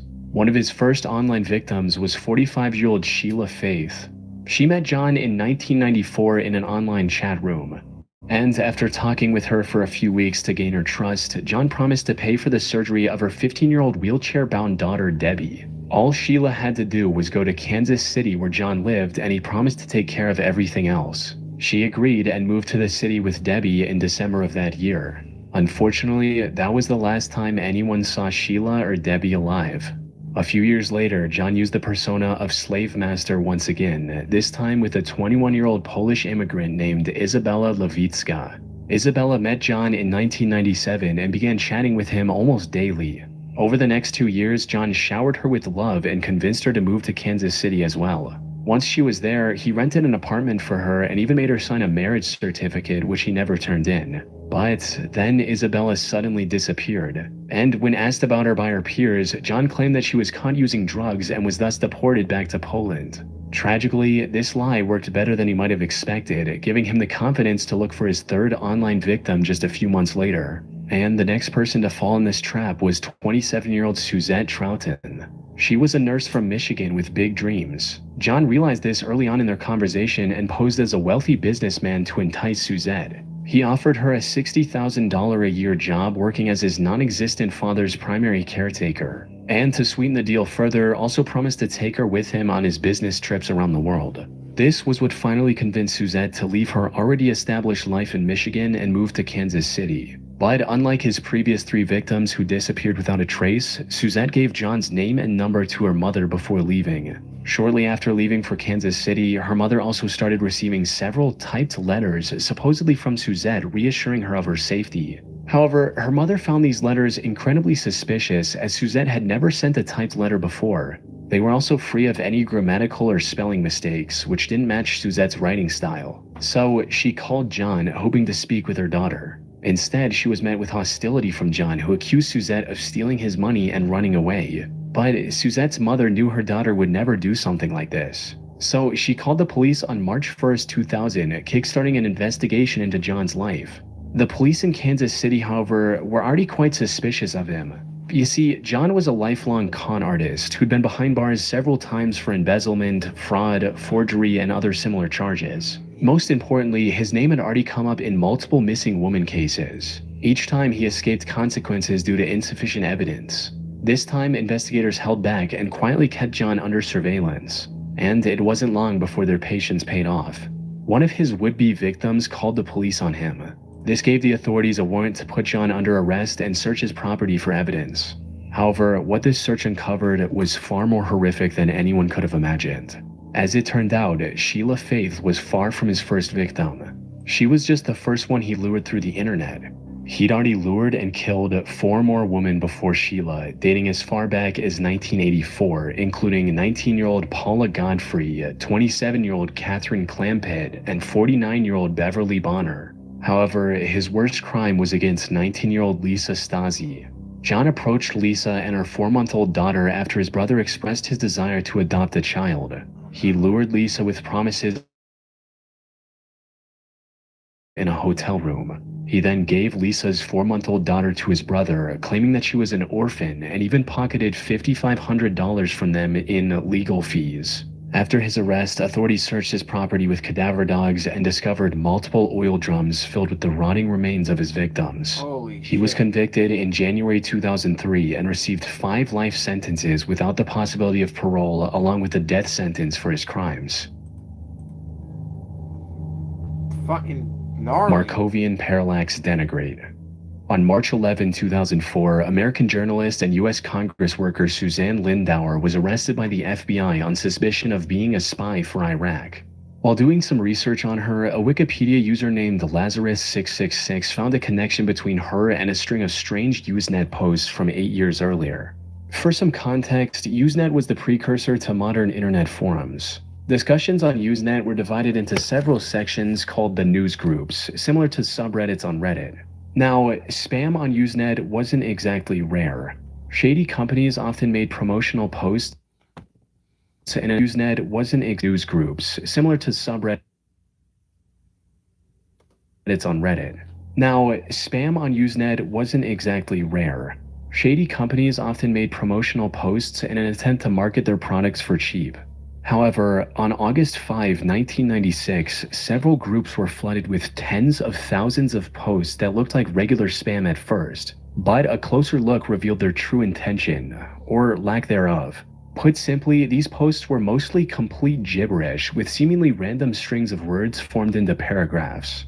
Now, when Lazarus was researching Susan Lindauer, he came across one of the few surviving posts from that day and noticed that it was made by a Susan Lindauer as well. Lazarus speculated that these might have something to do with Susan sending encoded messages back to Iraq. Looking back, however, this theory makes little to no sense. That's mainly because in over 2 decades, no one has been able to identify any patterns in the posts that might suggest they're encoded. More importantly, if Susan wanted to broadcast anonymous messages, why would she use an email with her own name on it? But regardless of how feasible Lazarus's theory was, it ended up generating a ton of interest in the topic. These strange Usenet posts were later given the name Markovian Parallax Denigrate based on the subject line of the sole surviving post. It also became known as one of the first great mysteries of the internet, with people from around the world trying to figure out what these posts meant. Unfortunately, no one has been able to find a concrete answer ever since. The theory linking them with Susan Lindauer was eventually dropped by internet sleuths as they couldn't find anything connecting the two. It was also discovered that the email address actually belonged to a student of the same name from the University of Wisconsin. However, this also went nowhere as the email address turned out to be spoofed from the start. People then looked into the mystery's title, Markovian Parallax Denigrate, and assumed that it might have something to do with the Markovian process, which is the math used by phone keyboards to predict the next word in a sentence, and even serves as the foundation for modern text-based AI services like ChatGPT. So maybe someone was just experimenting with a new Markovian process-based bot and decided to unleash it on the Usenet.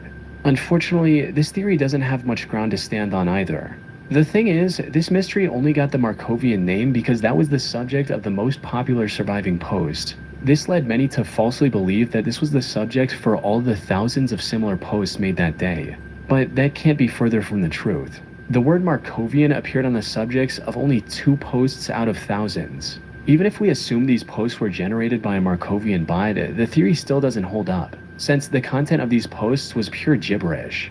Despite the fact that Markovian text generators from years before this incident were already capable of producing coherent sentences with relative ease. So, what's the actual explanation here? What was the true meaning behind these thousands of seemingly nonsensical posts? Well, like many other mysteries on the internet, the most likely answer is also the simplest one. Put plainly, this spam of thousands of posts was just that, spam. Something that becomes abundantly clear when you consider that, with a single exception, the only news groups targeted were related to Christianity. In other words, there's a strong chance this was simply an attempt by an unknown user to troll Christian news groups.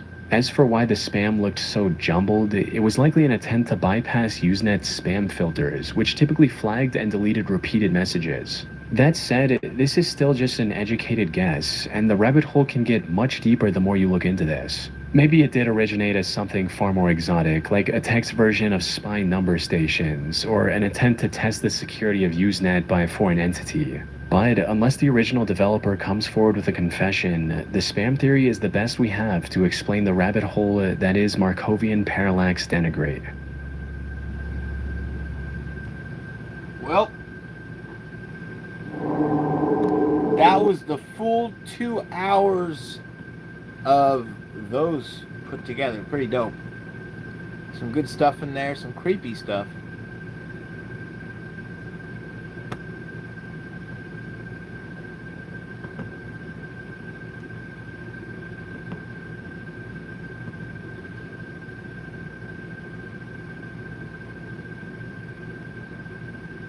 All right.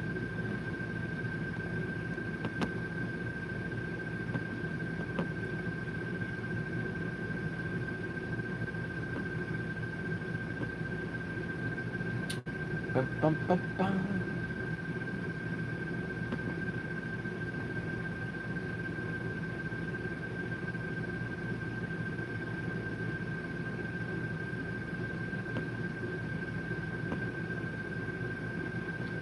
Bum, bum, bum, bum, bum, bum, bum. Doing a Thomas the Tank Engine music.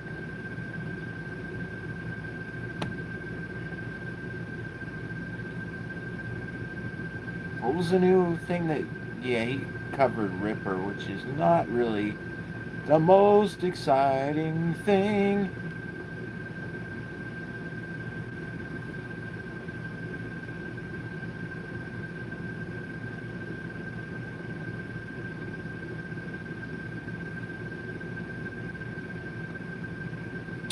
I'm going to throw on another video in the background until this stream's over.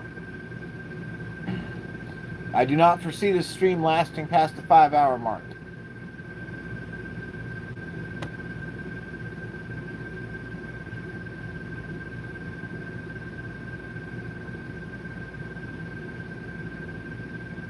Man, the Backrooms movie was so mediocre. I mean, it's probably good for people who weren't familiar with the Backrooms, but if you're familiar with the Backrooms, it was a waste of time.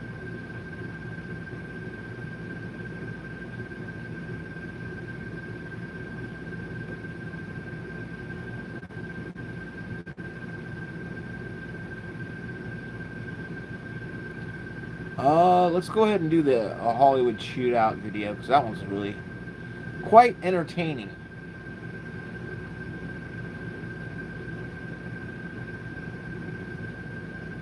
LA Shootout, whatever it was.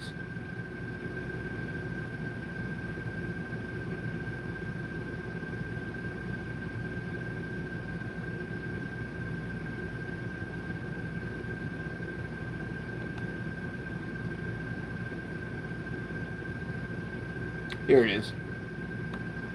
This is such a good one. Everybody, today we're going to talk about one of the most insane cases in American criminal history, the North Hollywood Shootout. The North Hollywood Shootout took place in the early hours of February the 28th, 1997 in Los Angeles, California. In less than an hour, what was supposed to be a simple bank robbery became one of the largest gunfights in law enforcement history. One of the most interesting details of the entire case is that nearly the entire shootout was caught on camera, meaning that now we can go back, watch the entire thing play out for ourselves, and decide exactly what went wrong. And we're going to do just that today. We're going to look at the criminals themselves, everything that led up to and happened immediately after the shootout, and piece by piece break down the events of that eventful day. And if you're not familiar with the events of that day, I cannot stress to you how much this looks like something out of an action movie, and I mean that in the best and worst way. So if that sounds interesting to you, stick around as we break down one of the most remarkable cases of a heist gone wrong. But before you hear me go on another unhinged rant, let's make sure you're hearing it the right way with today's always. Thank you for watching. Now, before I dive into the details, I want to say a lot of this information comes from NorthHollywoodShootout.net. The writers over there have not only done a phenomenal job at compiling evidence and sifting what is good information and what's bad information, but they've also created a series of charts and diagrams of the events of that day that make it a lot easier for me to get across to you and hopefully a lot easier to understand. I'm going to link the website in the description, so if any of this interests you, go check them out. Donate if you feel like it. I certainly did, because I know how hard this research can be, and I'm really blown away with the effort. And also, I'm going to be my normal joking self through this thing, and if at any point you feel I'm being disrespectful of the victims or lives lost that day, just wait to see how this all played out. Our subject of this story is a bank robbery in Los Angeles, which isn't anything outstanding in itself. From the 70s to the 90s, bank robberies were all the rage. To give you an idea, in 1991, across the entire United States,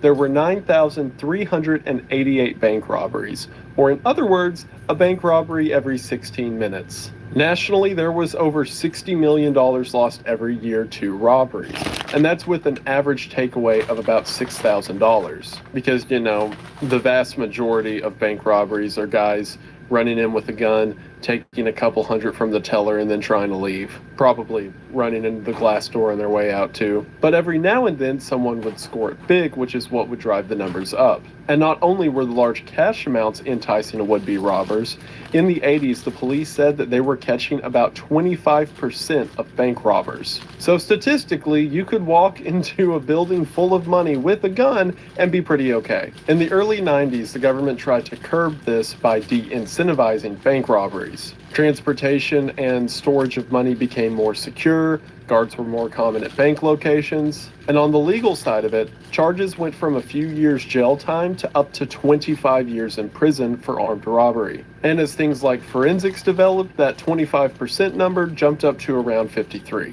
Part of the reason they cracked down so hard on it was because in high population areas like LA, bank robberies had become a weird kind of pyramid scheme. Around '89, there was this epidemic where these gang leaders would get like crack addicts and homeless people off the side of the road and then give them a gun and then have them walk into a bank and rob the place with a note that was also written for them by the guy who, you know, gave them the gun.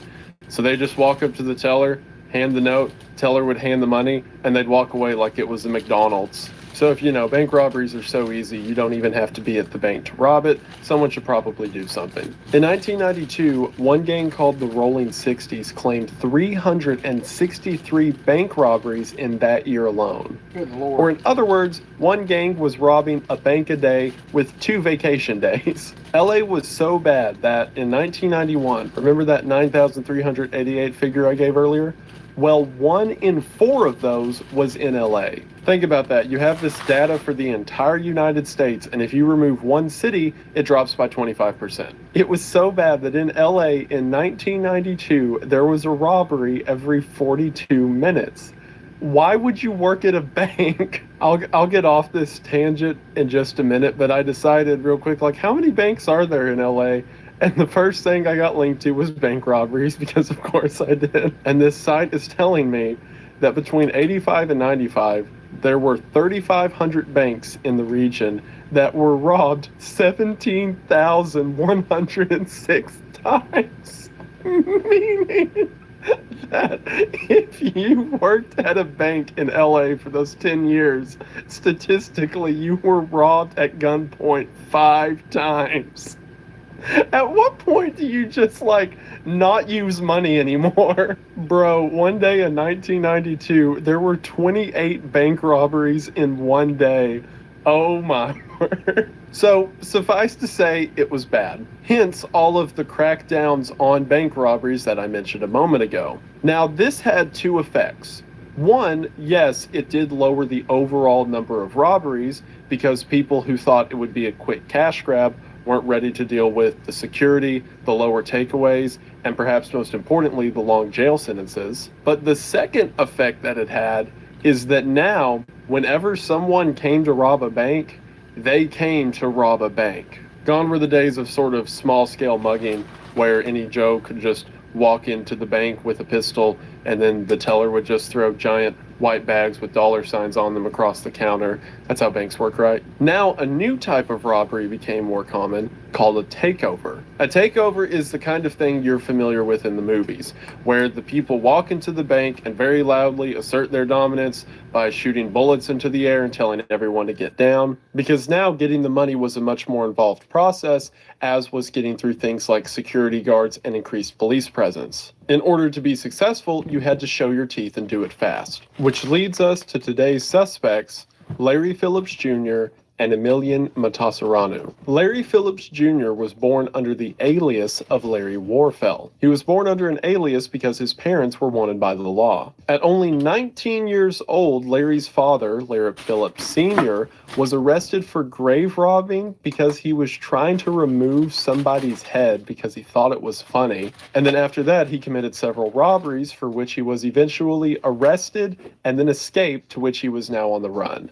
So, you know, Junior had a great role model growing up. Other stories claim that his mother was a criminal as well. However, at the very least, she was okay with her husband's doings. His dad was finally caught and arrested the day after Junior's 6th birthday. And throughout his upbringing, Larry had a hatred for law enforcement and authority. Emil's childhood wasn't as catastrophic, however, it certainly wasn't ideal either. Emil was born in Romania, and at the age of 10, he immigrated to the United States with his parents. He was the new kid at school, which caused him to be rather withdrawn and quiet. While all the reports indicate that he had a healthy and wealthy life at home with his parents, he wasn't doing well socially. One neighbor stated in an interview that whenever Emil graduated high school, he threw a party and no one showed up. Also, no, just because I said that, someone's going to be like, oh, poor sad boy, bank robber, shootout man. His mother said the one hobby that her son ever really had was firearms, which, you know, I think in and of itself is fine. But, you know, the other thing he did, which was sitting on the front steps of his house and disassemble and reassemble his guns every day while staring at neighborhood children, maybe not okay. Regardless of these shortcomings, Emil became an electrical engineer and even started his own business. Keep that business in mind. It's going to come around in the end. You won't see it coming. It'll be great. Don't worry. Most stories say that Larry and Emil met each other in 1989 at a Gold's Gym at Venice Beach. Some other stories indicate that they knew each other beforehand, but 1989 is as early on the timeline that can be confirmed. You wouldn't think the two would get along, but after they figured out that they had a shared interest in firearms and eventually crime, they were a match made in not heaven. Now, it can't really be confirmed what was happening in the next several years following their meet.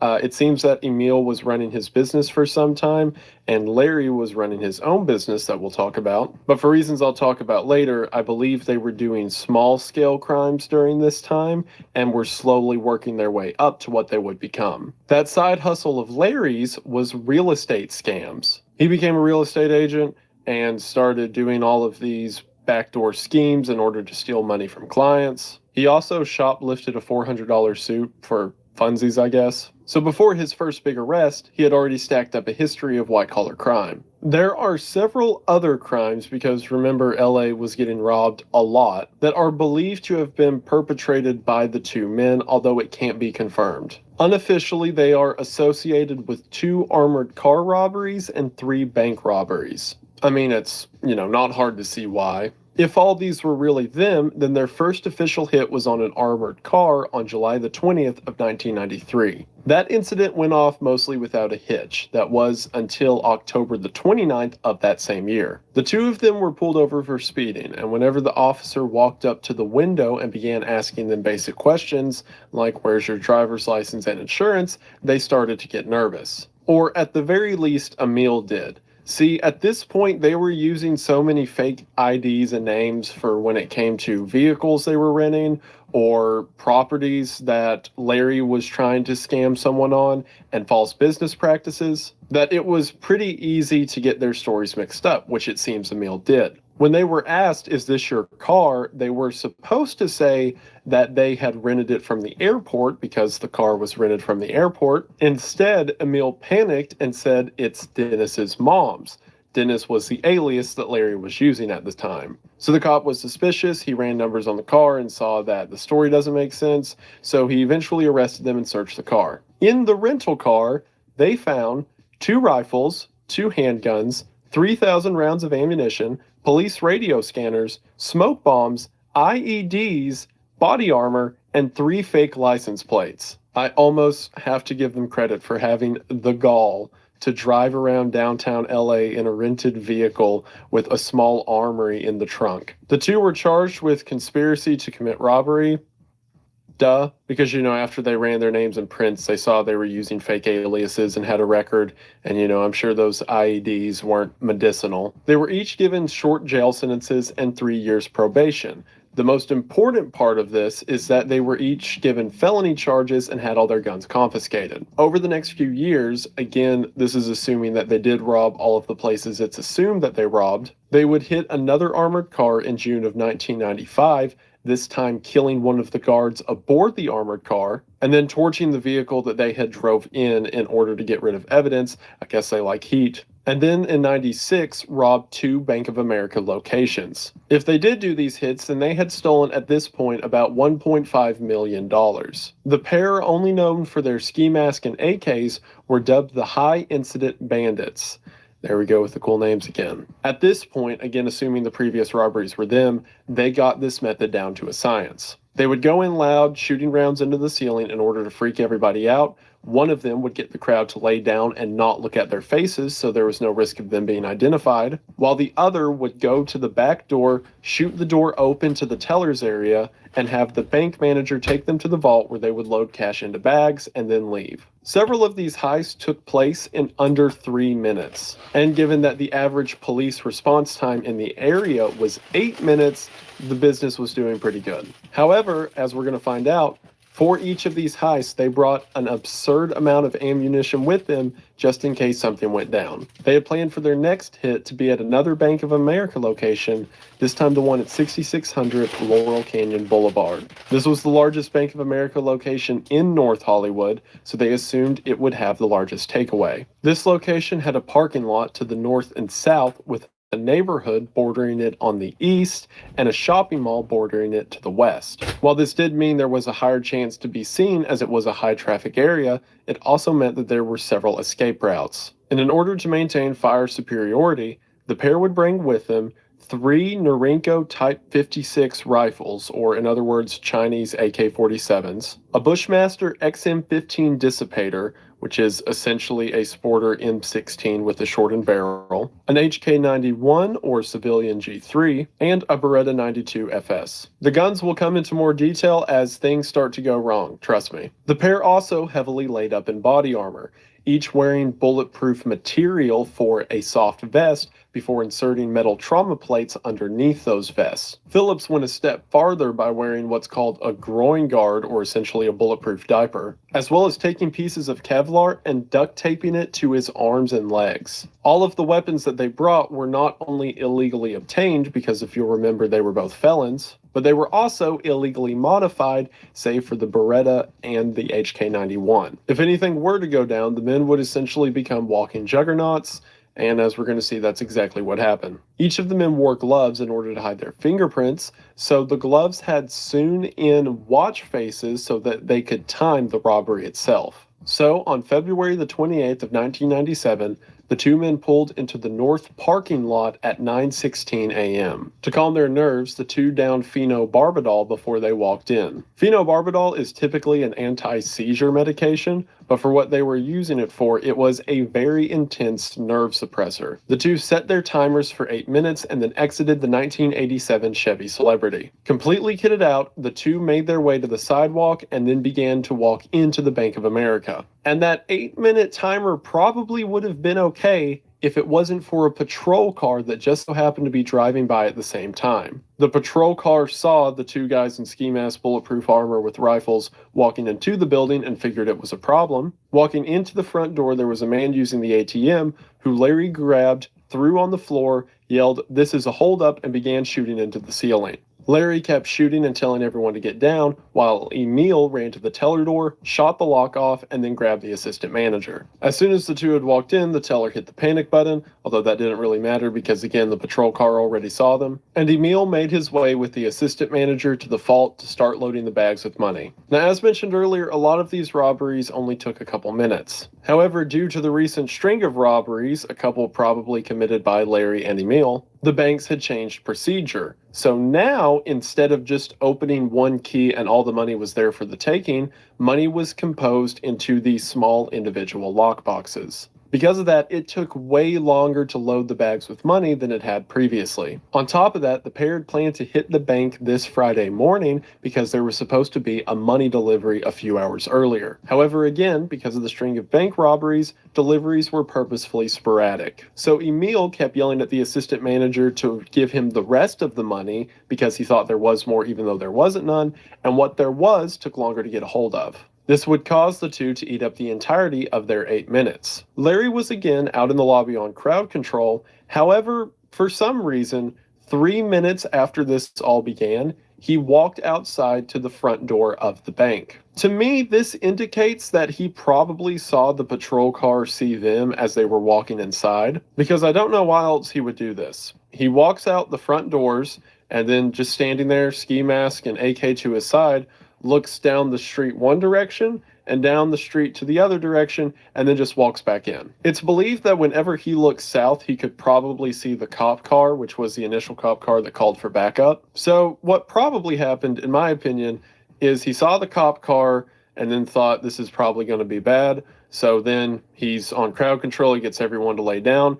He then walks back outside to check, sees the cop car and thinks, yeah, it's going to get bad. After he comes back inside, he goes to the security guard who is laying on the ground with everyone else before putting a gun to the back of his head and saying, "Whenever I tell you to, move everyone into the vault." Larry then says something to Emil, most likely informing him that there's police outside and it's about to be a fight. So Emil zips up the bag he's been filling, which contains $303,305, as well as 3 die packs. Die packs, for those that don't know, are these little packets of dye that are made to explode if something's stolen or taken away, so that it becomes unusable and traceable for whoever stole it. I'm sure Emil wasn't aware of this, and after a short discussion with Phillips, they changed their game. While all of this is happening inside, on the outside, police are taking up defensive positions around the front door of the bank. I also want to mention really quickly, I looked at so many different interviews and documentaries and websites in preparation for this, and this always happens with stories or cases I read about, that some information's wrong, but like entire documentaries had no idea what they were talking about. Like the majority of them conflicted with the footage that is clearly visible and just said that the pair did things that they did not do. One of the documentaries said that the two split up at one point and Emil walked out of a door that doesn't actually exist. One of them claimed that Emil was so intoxicated on the barbiturates that he passed out at one point, which he did not. And one of them claimed that Larry tried to kill Emil. No. It was too dumb not to mention. I had to get that off my chest. Especially before this whole situation goes from bad to worse, which it's about to right now. So the first wave of officers has now made their positions in front of the bank, and Emil is currently trying to bust open the ATMs in order to get some more money. So Larry steps out of the bank, now seeing more police cars lined up in front of him, and just starts shooting. Again, his AK had been illegally converted, so it was just full auto fire in the middle of a busy street in LA at 9 in the morning. See, for those that don't know, police were not allowed to carry rifles in their cruiser during this time. Because of that, nearly every officer at the scene only had a Beretta M92 or a Smith & Wesson revolver, meaning the largest caliber that the police had on hand was this, a 9mm bullet. For a comparison, one of the guns that Larry used was an HK91 chambered in .308, which, if this is a 9mm, this is what they were carrying. Now, normally up close, it doesn't matter, a bullet's a bullet.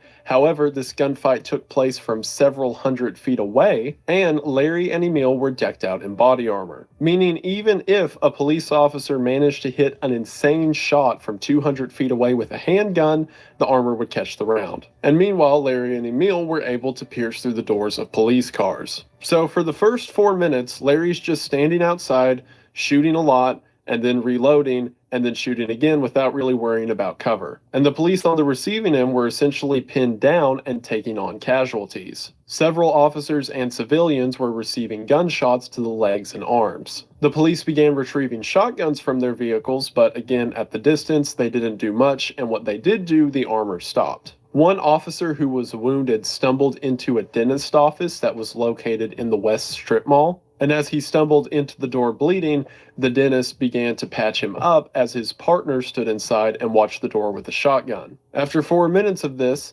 Larry steps back into the doorway of the bank and Emil comes out to join him. The police during this time are trying to take pot shots at the two, but anytime one of them gets a shot off, they're met with a hail of gunfire. This continues for about 3 minutes before the duo decide to make their way back to the car. I also want to shut down a rumor that's often associated with this case. A lot of the media outlets that report on it, and again, even make documentaries about it to this day for some reason, say that these two were unbelievably intoxicated and barely able to comprehend what they were doing. There are several cases coming up that disprove this, and the first one's here. The two began a bounding maneuver in which Emil laid down covering fire for Larry as he ran to a position in the parking lot, and then whenever Larry got there, he stopped and laid down covering fire for Emil as Emil ran to the parking lot. Also during this time, several who were on the scene, including the officers who were interviewed, said that the two were lousy shots, and that's why most of the shots missed their target. However, during covering fire, the purpose is not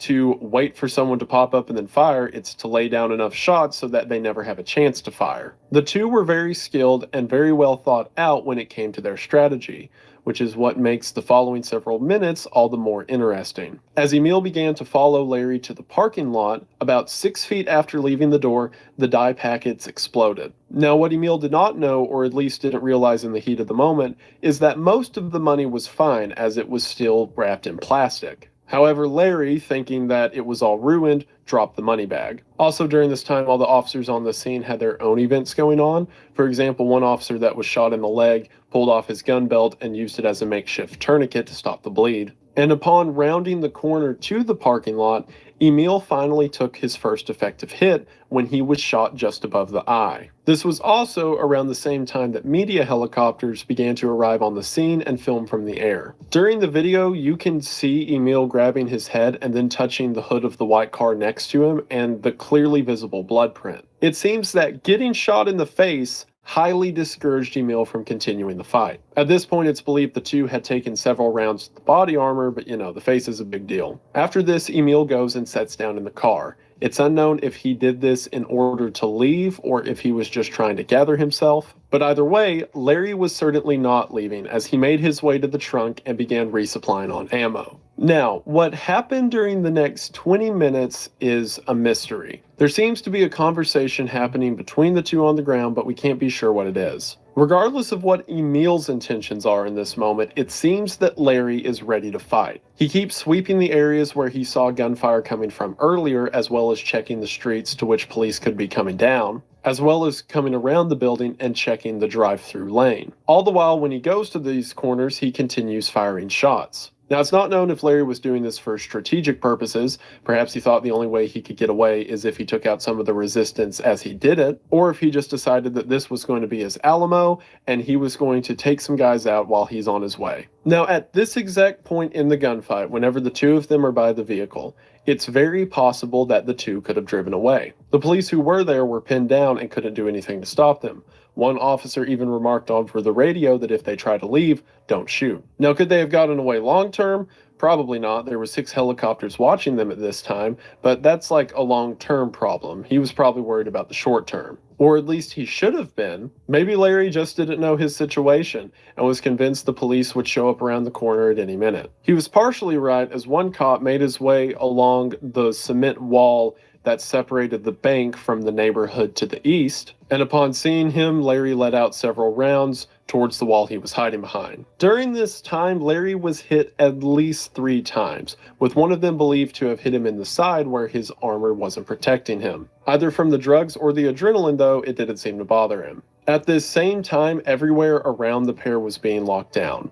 The streets were being shut down several blocks away, and all the schools in the area went into lockdown. Again, during this time, the police guns didn't really do anything. So a few police drove down to a local place called B&B Guns and barged in asking the owner for more firepower. The owner gave them 5 Colt Sporters, 2 Remington shotguns, and several magazines. At the same time, even though the surrounding roads were shut down, paramedic crews began to make their way in and try to help the injured. At this point, it seems that Larry had ran out of ammo for the belt rig that he was using. So he walks to the back of the car, again Emil still sitting inside, and Larry ditches his gear and pulls out the HK-91 that had yet been used. He then grabs several magazines for it and continues to fire. However, at one point, he reaches into the car, possibly to tell something to Emil or grab something from Emil, when an officer stands up and shoots him in the arm. Larry continues to fire rounds, but for the rest of the gunfight, he can be seen using his left arm to support the rifle rather than hold it.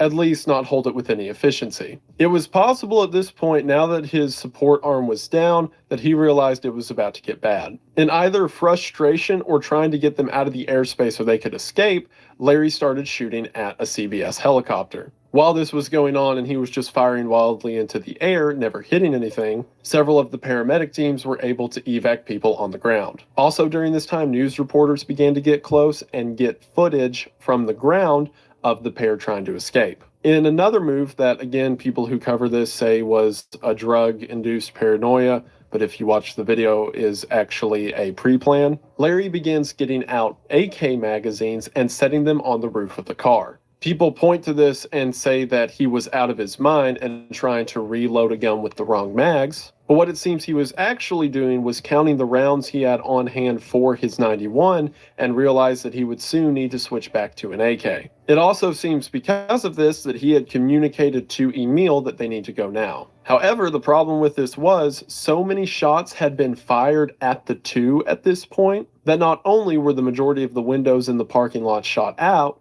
but the Chevy had 2 flat tires. While Larry is reloading the HK, Emil slides over to the passenger side of the bench seat and begins giving covering fire. It's during this time while walking around the side of the car that it seems Larry was hit 3 times. He then began to fire back, seemingly unfazed. However, many believe that this was the killing blow. And not for the round that Larry took, he was only shot in his hand and seemed to be okay, I mean his left arm was down anyway, but because of the round that hit his gun. Again, Larry was using an HK91, and for YouTube this is airsoft or something. The furniture's different, but the operation of this one's the same. The HK91 has a short mag well that you load your magazines into so that they can feed rounds into the gun. In a rather bizarre malfunction, his gun was shot right there at the front of the mag well. This created a sort of divot in the gun itself so that the magazine became trapped inside of it. So he couldn't get the old magazine out when he needed to reload, and he certainly couldn't put a new one in.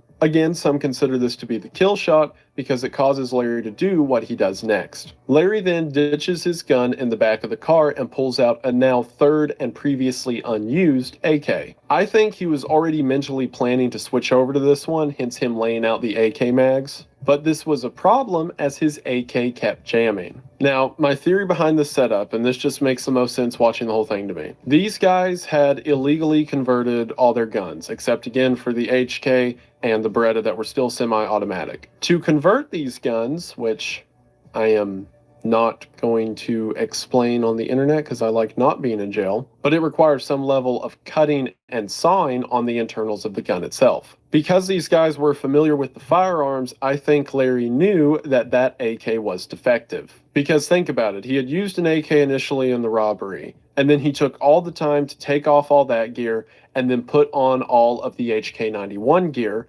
only to then take all of that off and then put on the AK again. It seems like he really didn't want to use that AK for some reason. Now the solution to this would be, why didn't he just use the original AK that didn't have any problems, but all of the AKs were loaded with these big drum mags, so maybe mentally it just seemed easier to grab the AK and start shooting. I don't know, just a thought. Either way, it seems his gun kept jamming. He would fire a burst of rounds, then have to clear it and continue. It also didn't help that, at least inferring by the footage, he was shot in the left forearm again and was now leaning on the side of the car. With all of this happening at once, Emil really wanted to leave that north parking lot. Eventually, he leans over to the passenger side and pushes open the door for Larry to get in, but Larry, determined to do whatever he's about to do, slams the door shut and remains outside. So now Emil is driving the car with 2 flat tires as Larry uses it for rolling cover and continues firing. While still firing and possibly communicating something to Emil, they get to the exit of the north lot and Larry makes a bound for cover to his east. There was a large tractor trailer parked there, which actually was only parked there because a neighbor had complained about its previous position the night before. While still being shot at, Larry runs to one side of the tractor trailer for cover, while Emil drives around it to the other side. It seems that the two lost sight of each other here. Emil starts to slowly gas the car as if he's waiting for Larry to come out on the other end, and Larry starts looking back and forth on either side of the truck to see where Emil is. It was during these few seconds that an officer had looped around to Emil's side of the tractor trailer and began shooting at him in the vehicle. Emil panicked and gassed the car, and in the video you can see the car hit the curb and then correct itself. But it now meant that Larry was completely alone and without cover. While standing and supposedly looking for Emil, Larry got shot twice in the back, one of the rounds hitting his subclavian artery. It's very possible here, with that shot being the first shot that would have given a lot of blood and pain, that Larry started to panic. Because while returning fire from behind the trailer, his gun jammed again, and this time he made it way worse. See, Larry's gun had experienced something commonly called a stovepipe.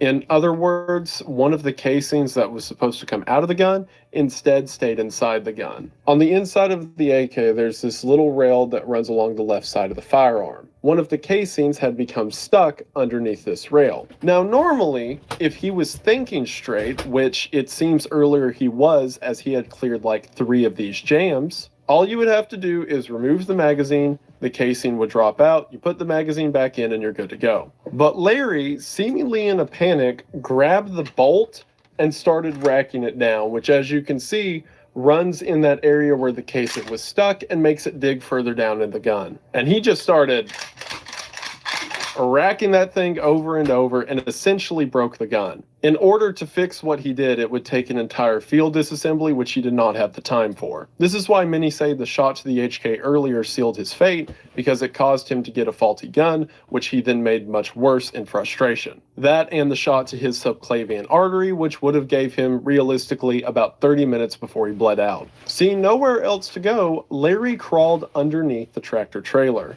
Shortly after Larry had crawled under the truck, a cop car came up that was chasing Emil's vehicle. However, the driver looked towards the tractor trailer and saw Larry hiding underneath it. So they quickly got out of the car, shot towards Larry, and probably hit him another 2 times. I think it was during this time Larry really put together that this wasn't going to end well. He went from his very tactful and straightforward idea to a much more sloppy, casual walk. He drew his handgun from his shoulder holster and began firing it one-handed at the police. In his left hand, for some reason, he was holding an HK magazine as if he was going to make it back up the road to the car and get the gun back out. It's possible at this moment that the lack of adrenaline and blood loss was getting to him. He continued to exchange shots with the police until one of the police rounds hit him in the hand, causing him to drop his gun. It was at this moment, having been shot, as we're going to see, a lot,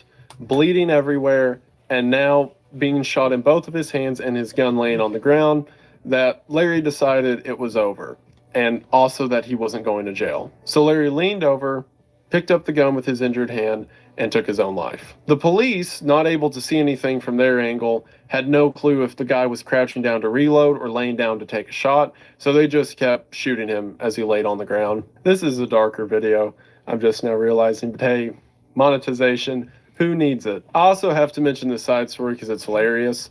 The house that was immediately next to or on the corner of where the shooting took place had a man and his housekeeper there at the time, and the housekeeper kept trying to leave, and the man was saying, no, you can't, there's like a gunfight going outside, and the housekeeper, who was from South America, said that he was being a wuss because this happened all the time where she's from, and he needs to quit being a baby about it. So then while the two of them are having this argument, literally like 10 feet away outside, the shootout just ended with Larry. So the police come to the door for some reason and ask if they can use one of the man's bed sheets to cover up the body of Larry. And the man was like, no.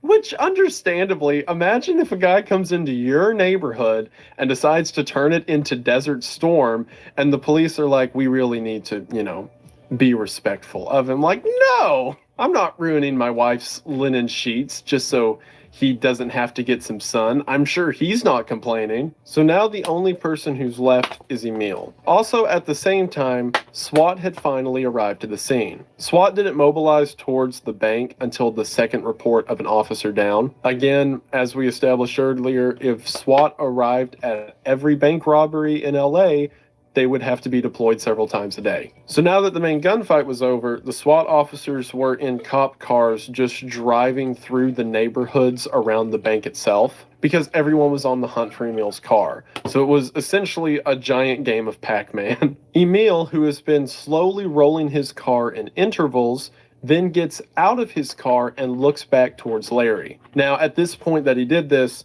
Larry had been killed, although the police hadn't come up to his body yet. However, it's very possible from his position that Emil was able to see Larry lying on the ground. Emil does a quick move towards his chest in what seemingly a fist over his heart, possibly saluting his fallen friend. Larry then drives towards a vehicle and very calmly tries to steal it, but the driver of the vehicle just keeps backing away. And then maybe the funniest thing of this entire event, actually the funniest thing of the entire event, Emil tries to wave him to come back, which is so funny. Imagine you're driving and then a guy gets out of the car and he's got a rifle and a ski mask and body armor, and as you're backing away, he's like, no, I promise.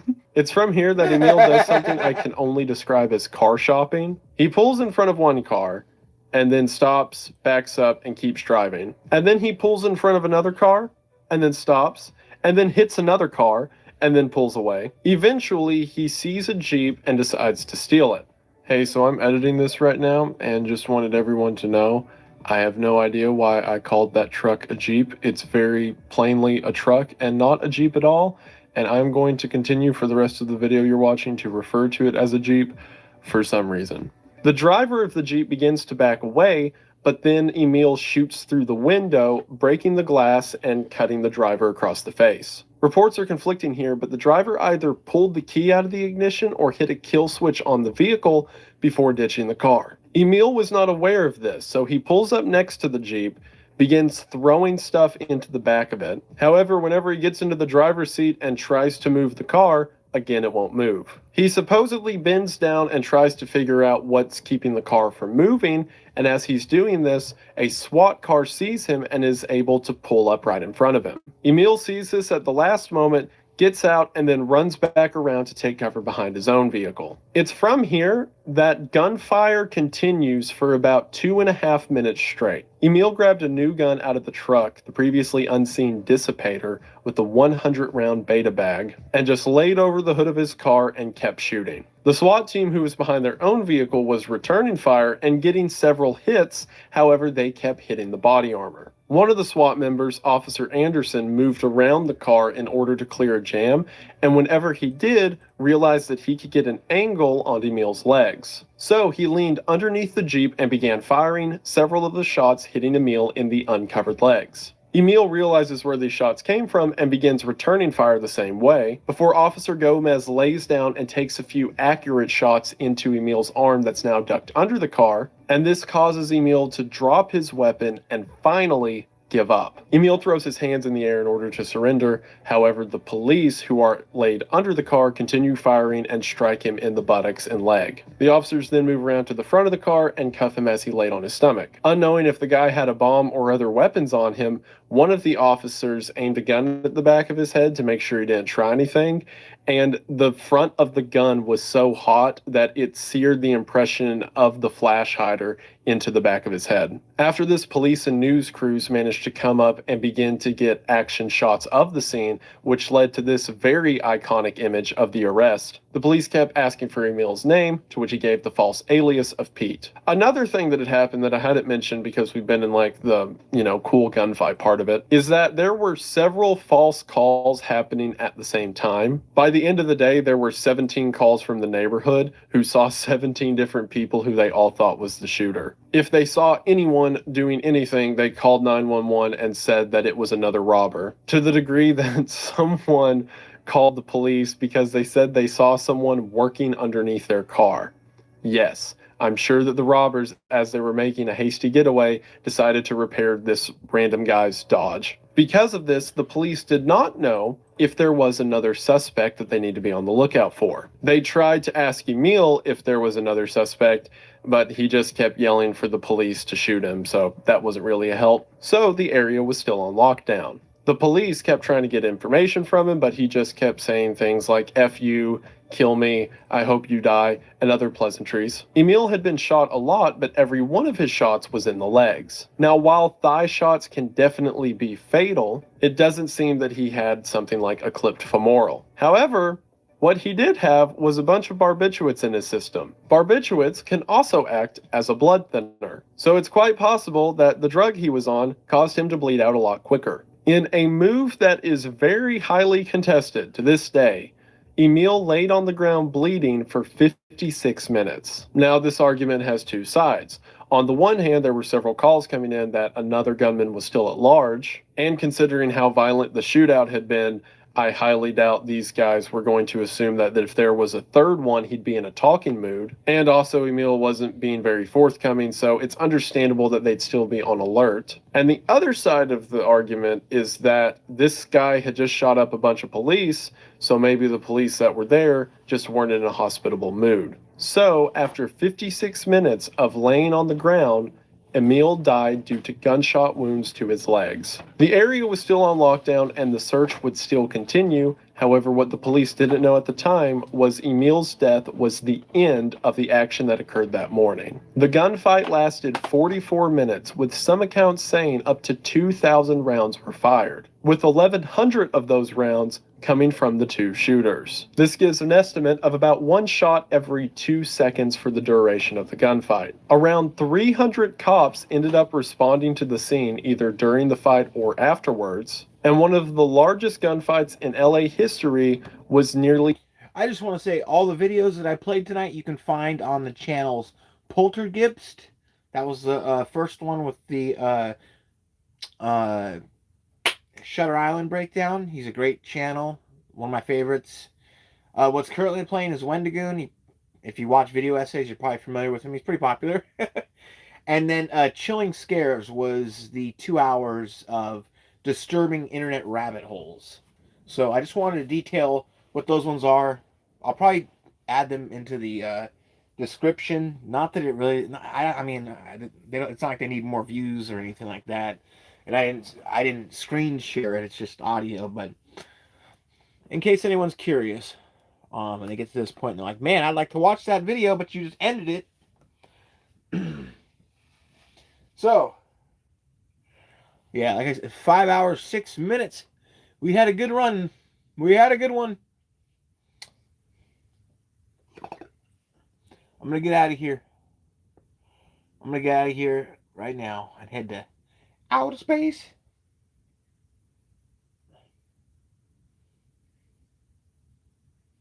Okay. Start with a smaller nug.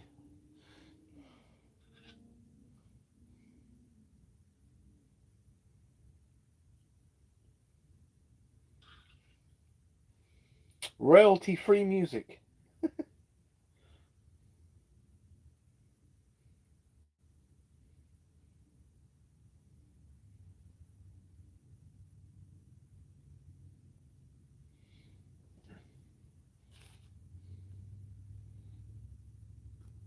And yeah, this is a wild story, this whole police shootout thing.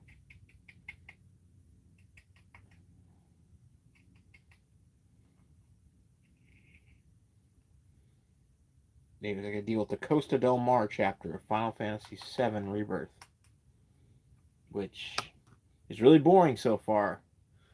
I hope it gets better. But chapter 5 was awesome. The one that people complained about the most was fucking awesome. I was like, this is great. You can skip the the Queen's Blood tournament and get that epic cutscene with Red 13. That was so funny. I'd play more of the Queen's Blood card game in Final Fantasy VII Rebirth if the game wasn't such a fucking heavy-ass game to run. Like, I'm not playing a deck builder that makes my CPU and my GPU go to 80 degrees Celsius. All right. This is the final one. Goodbye, folks.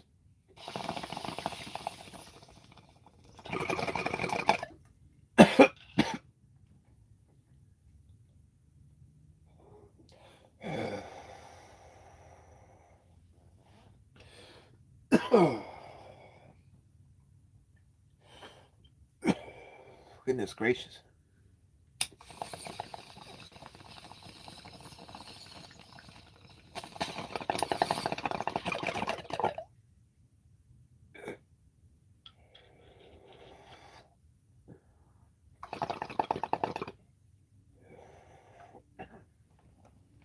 All right, I'll see you folks again later. Have a good one.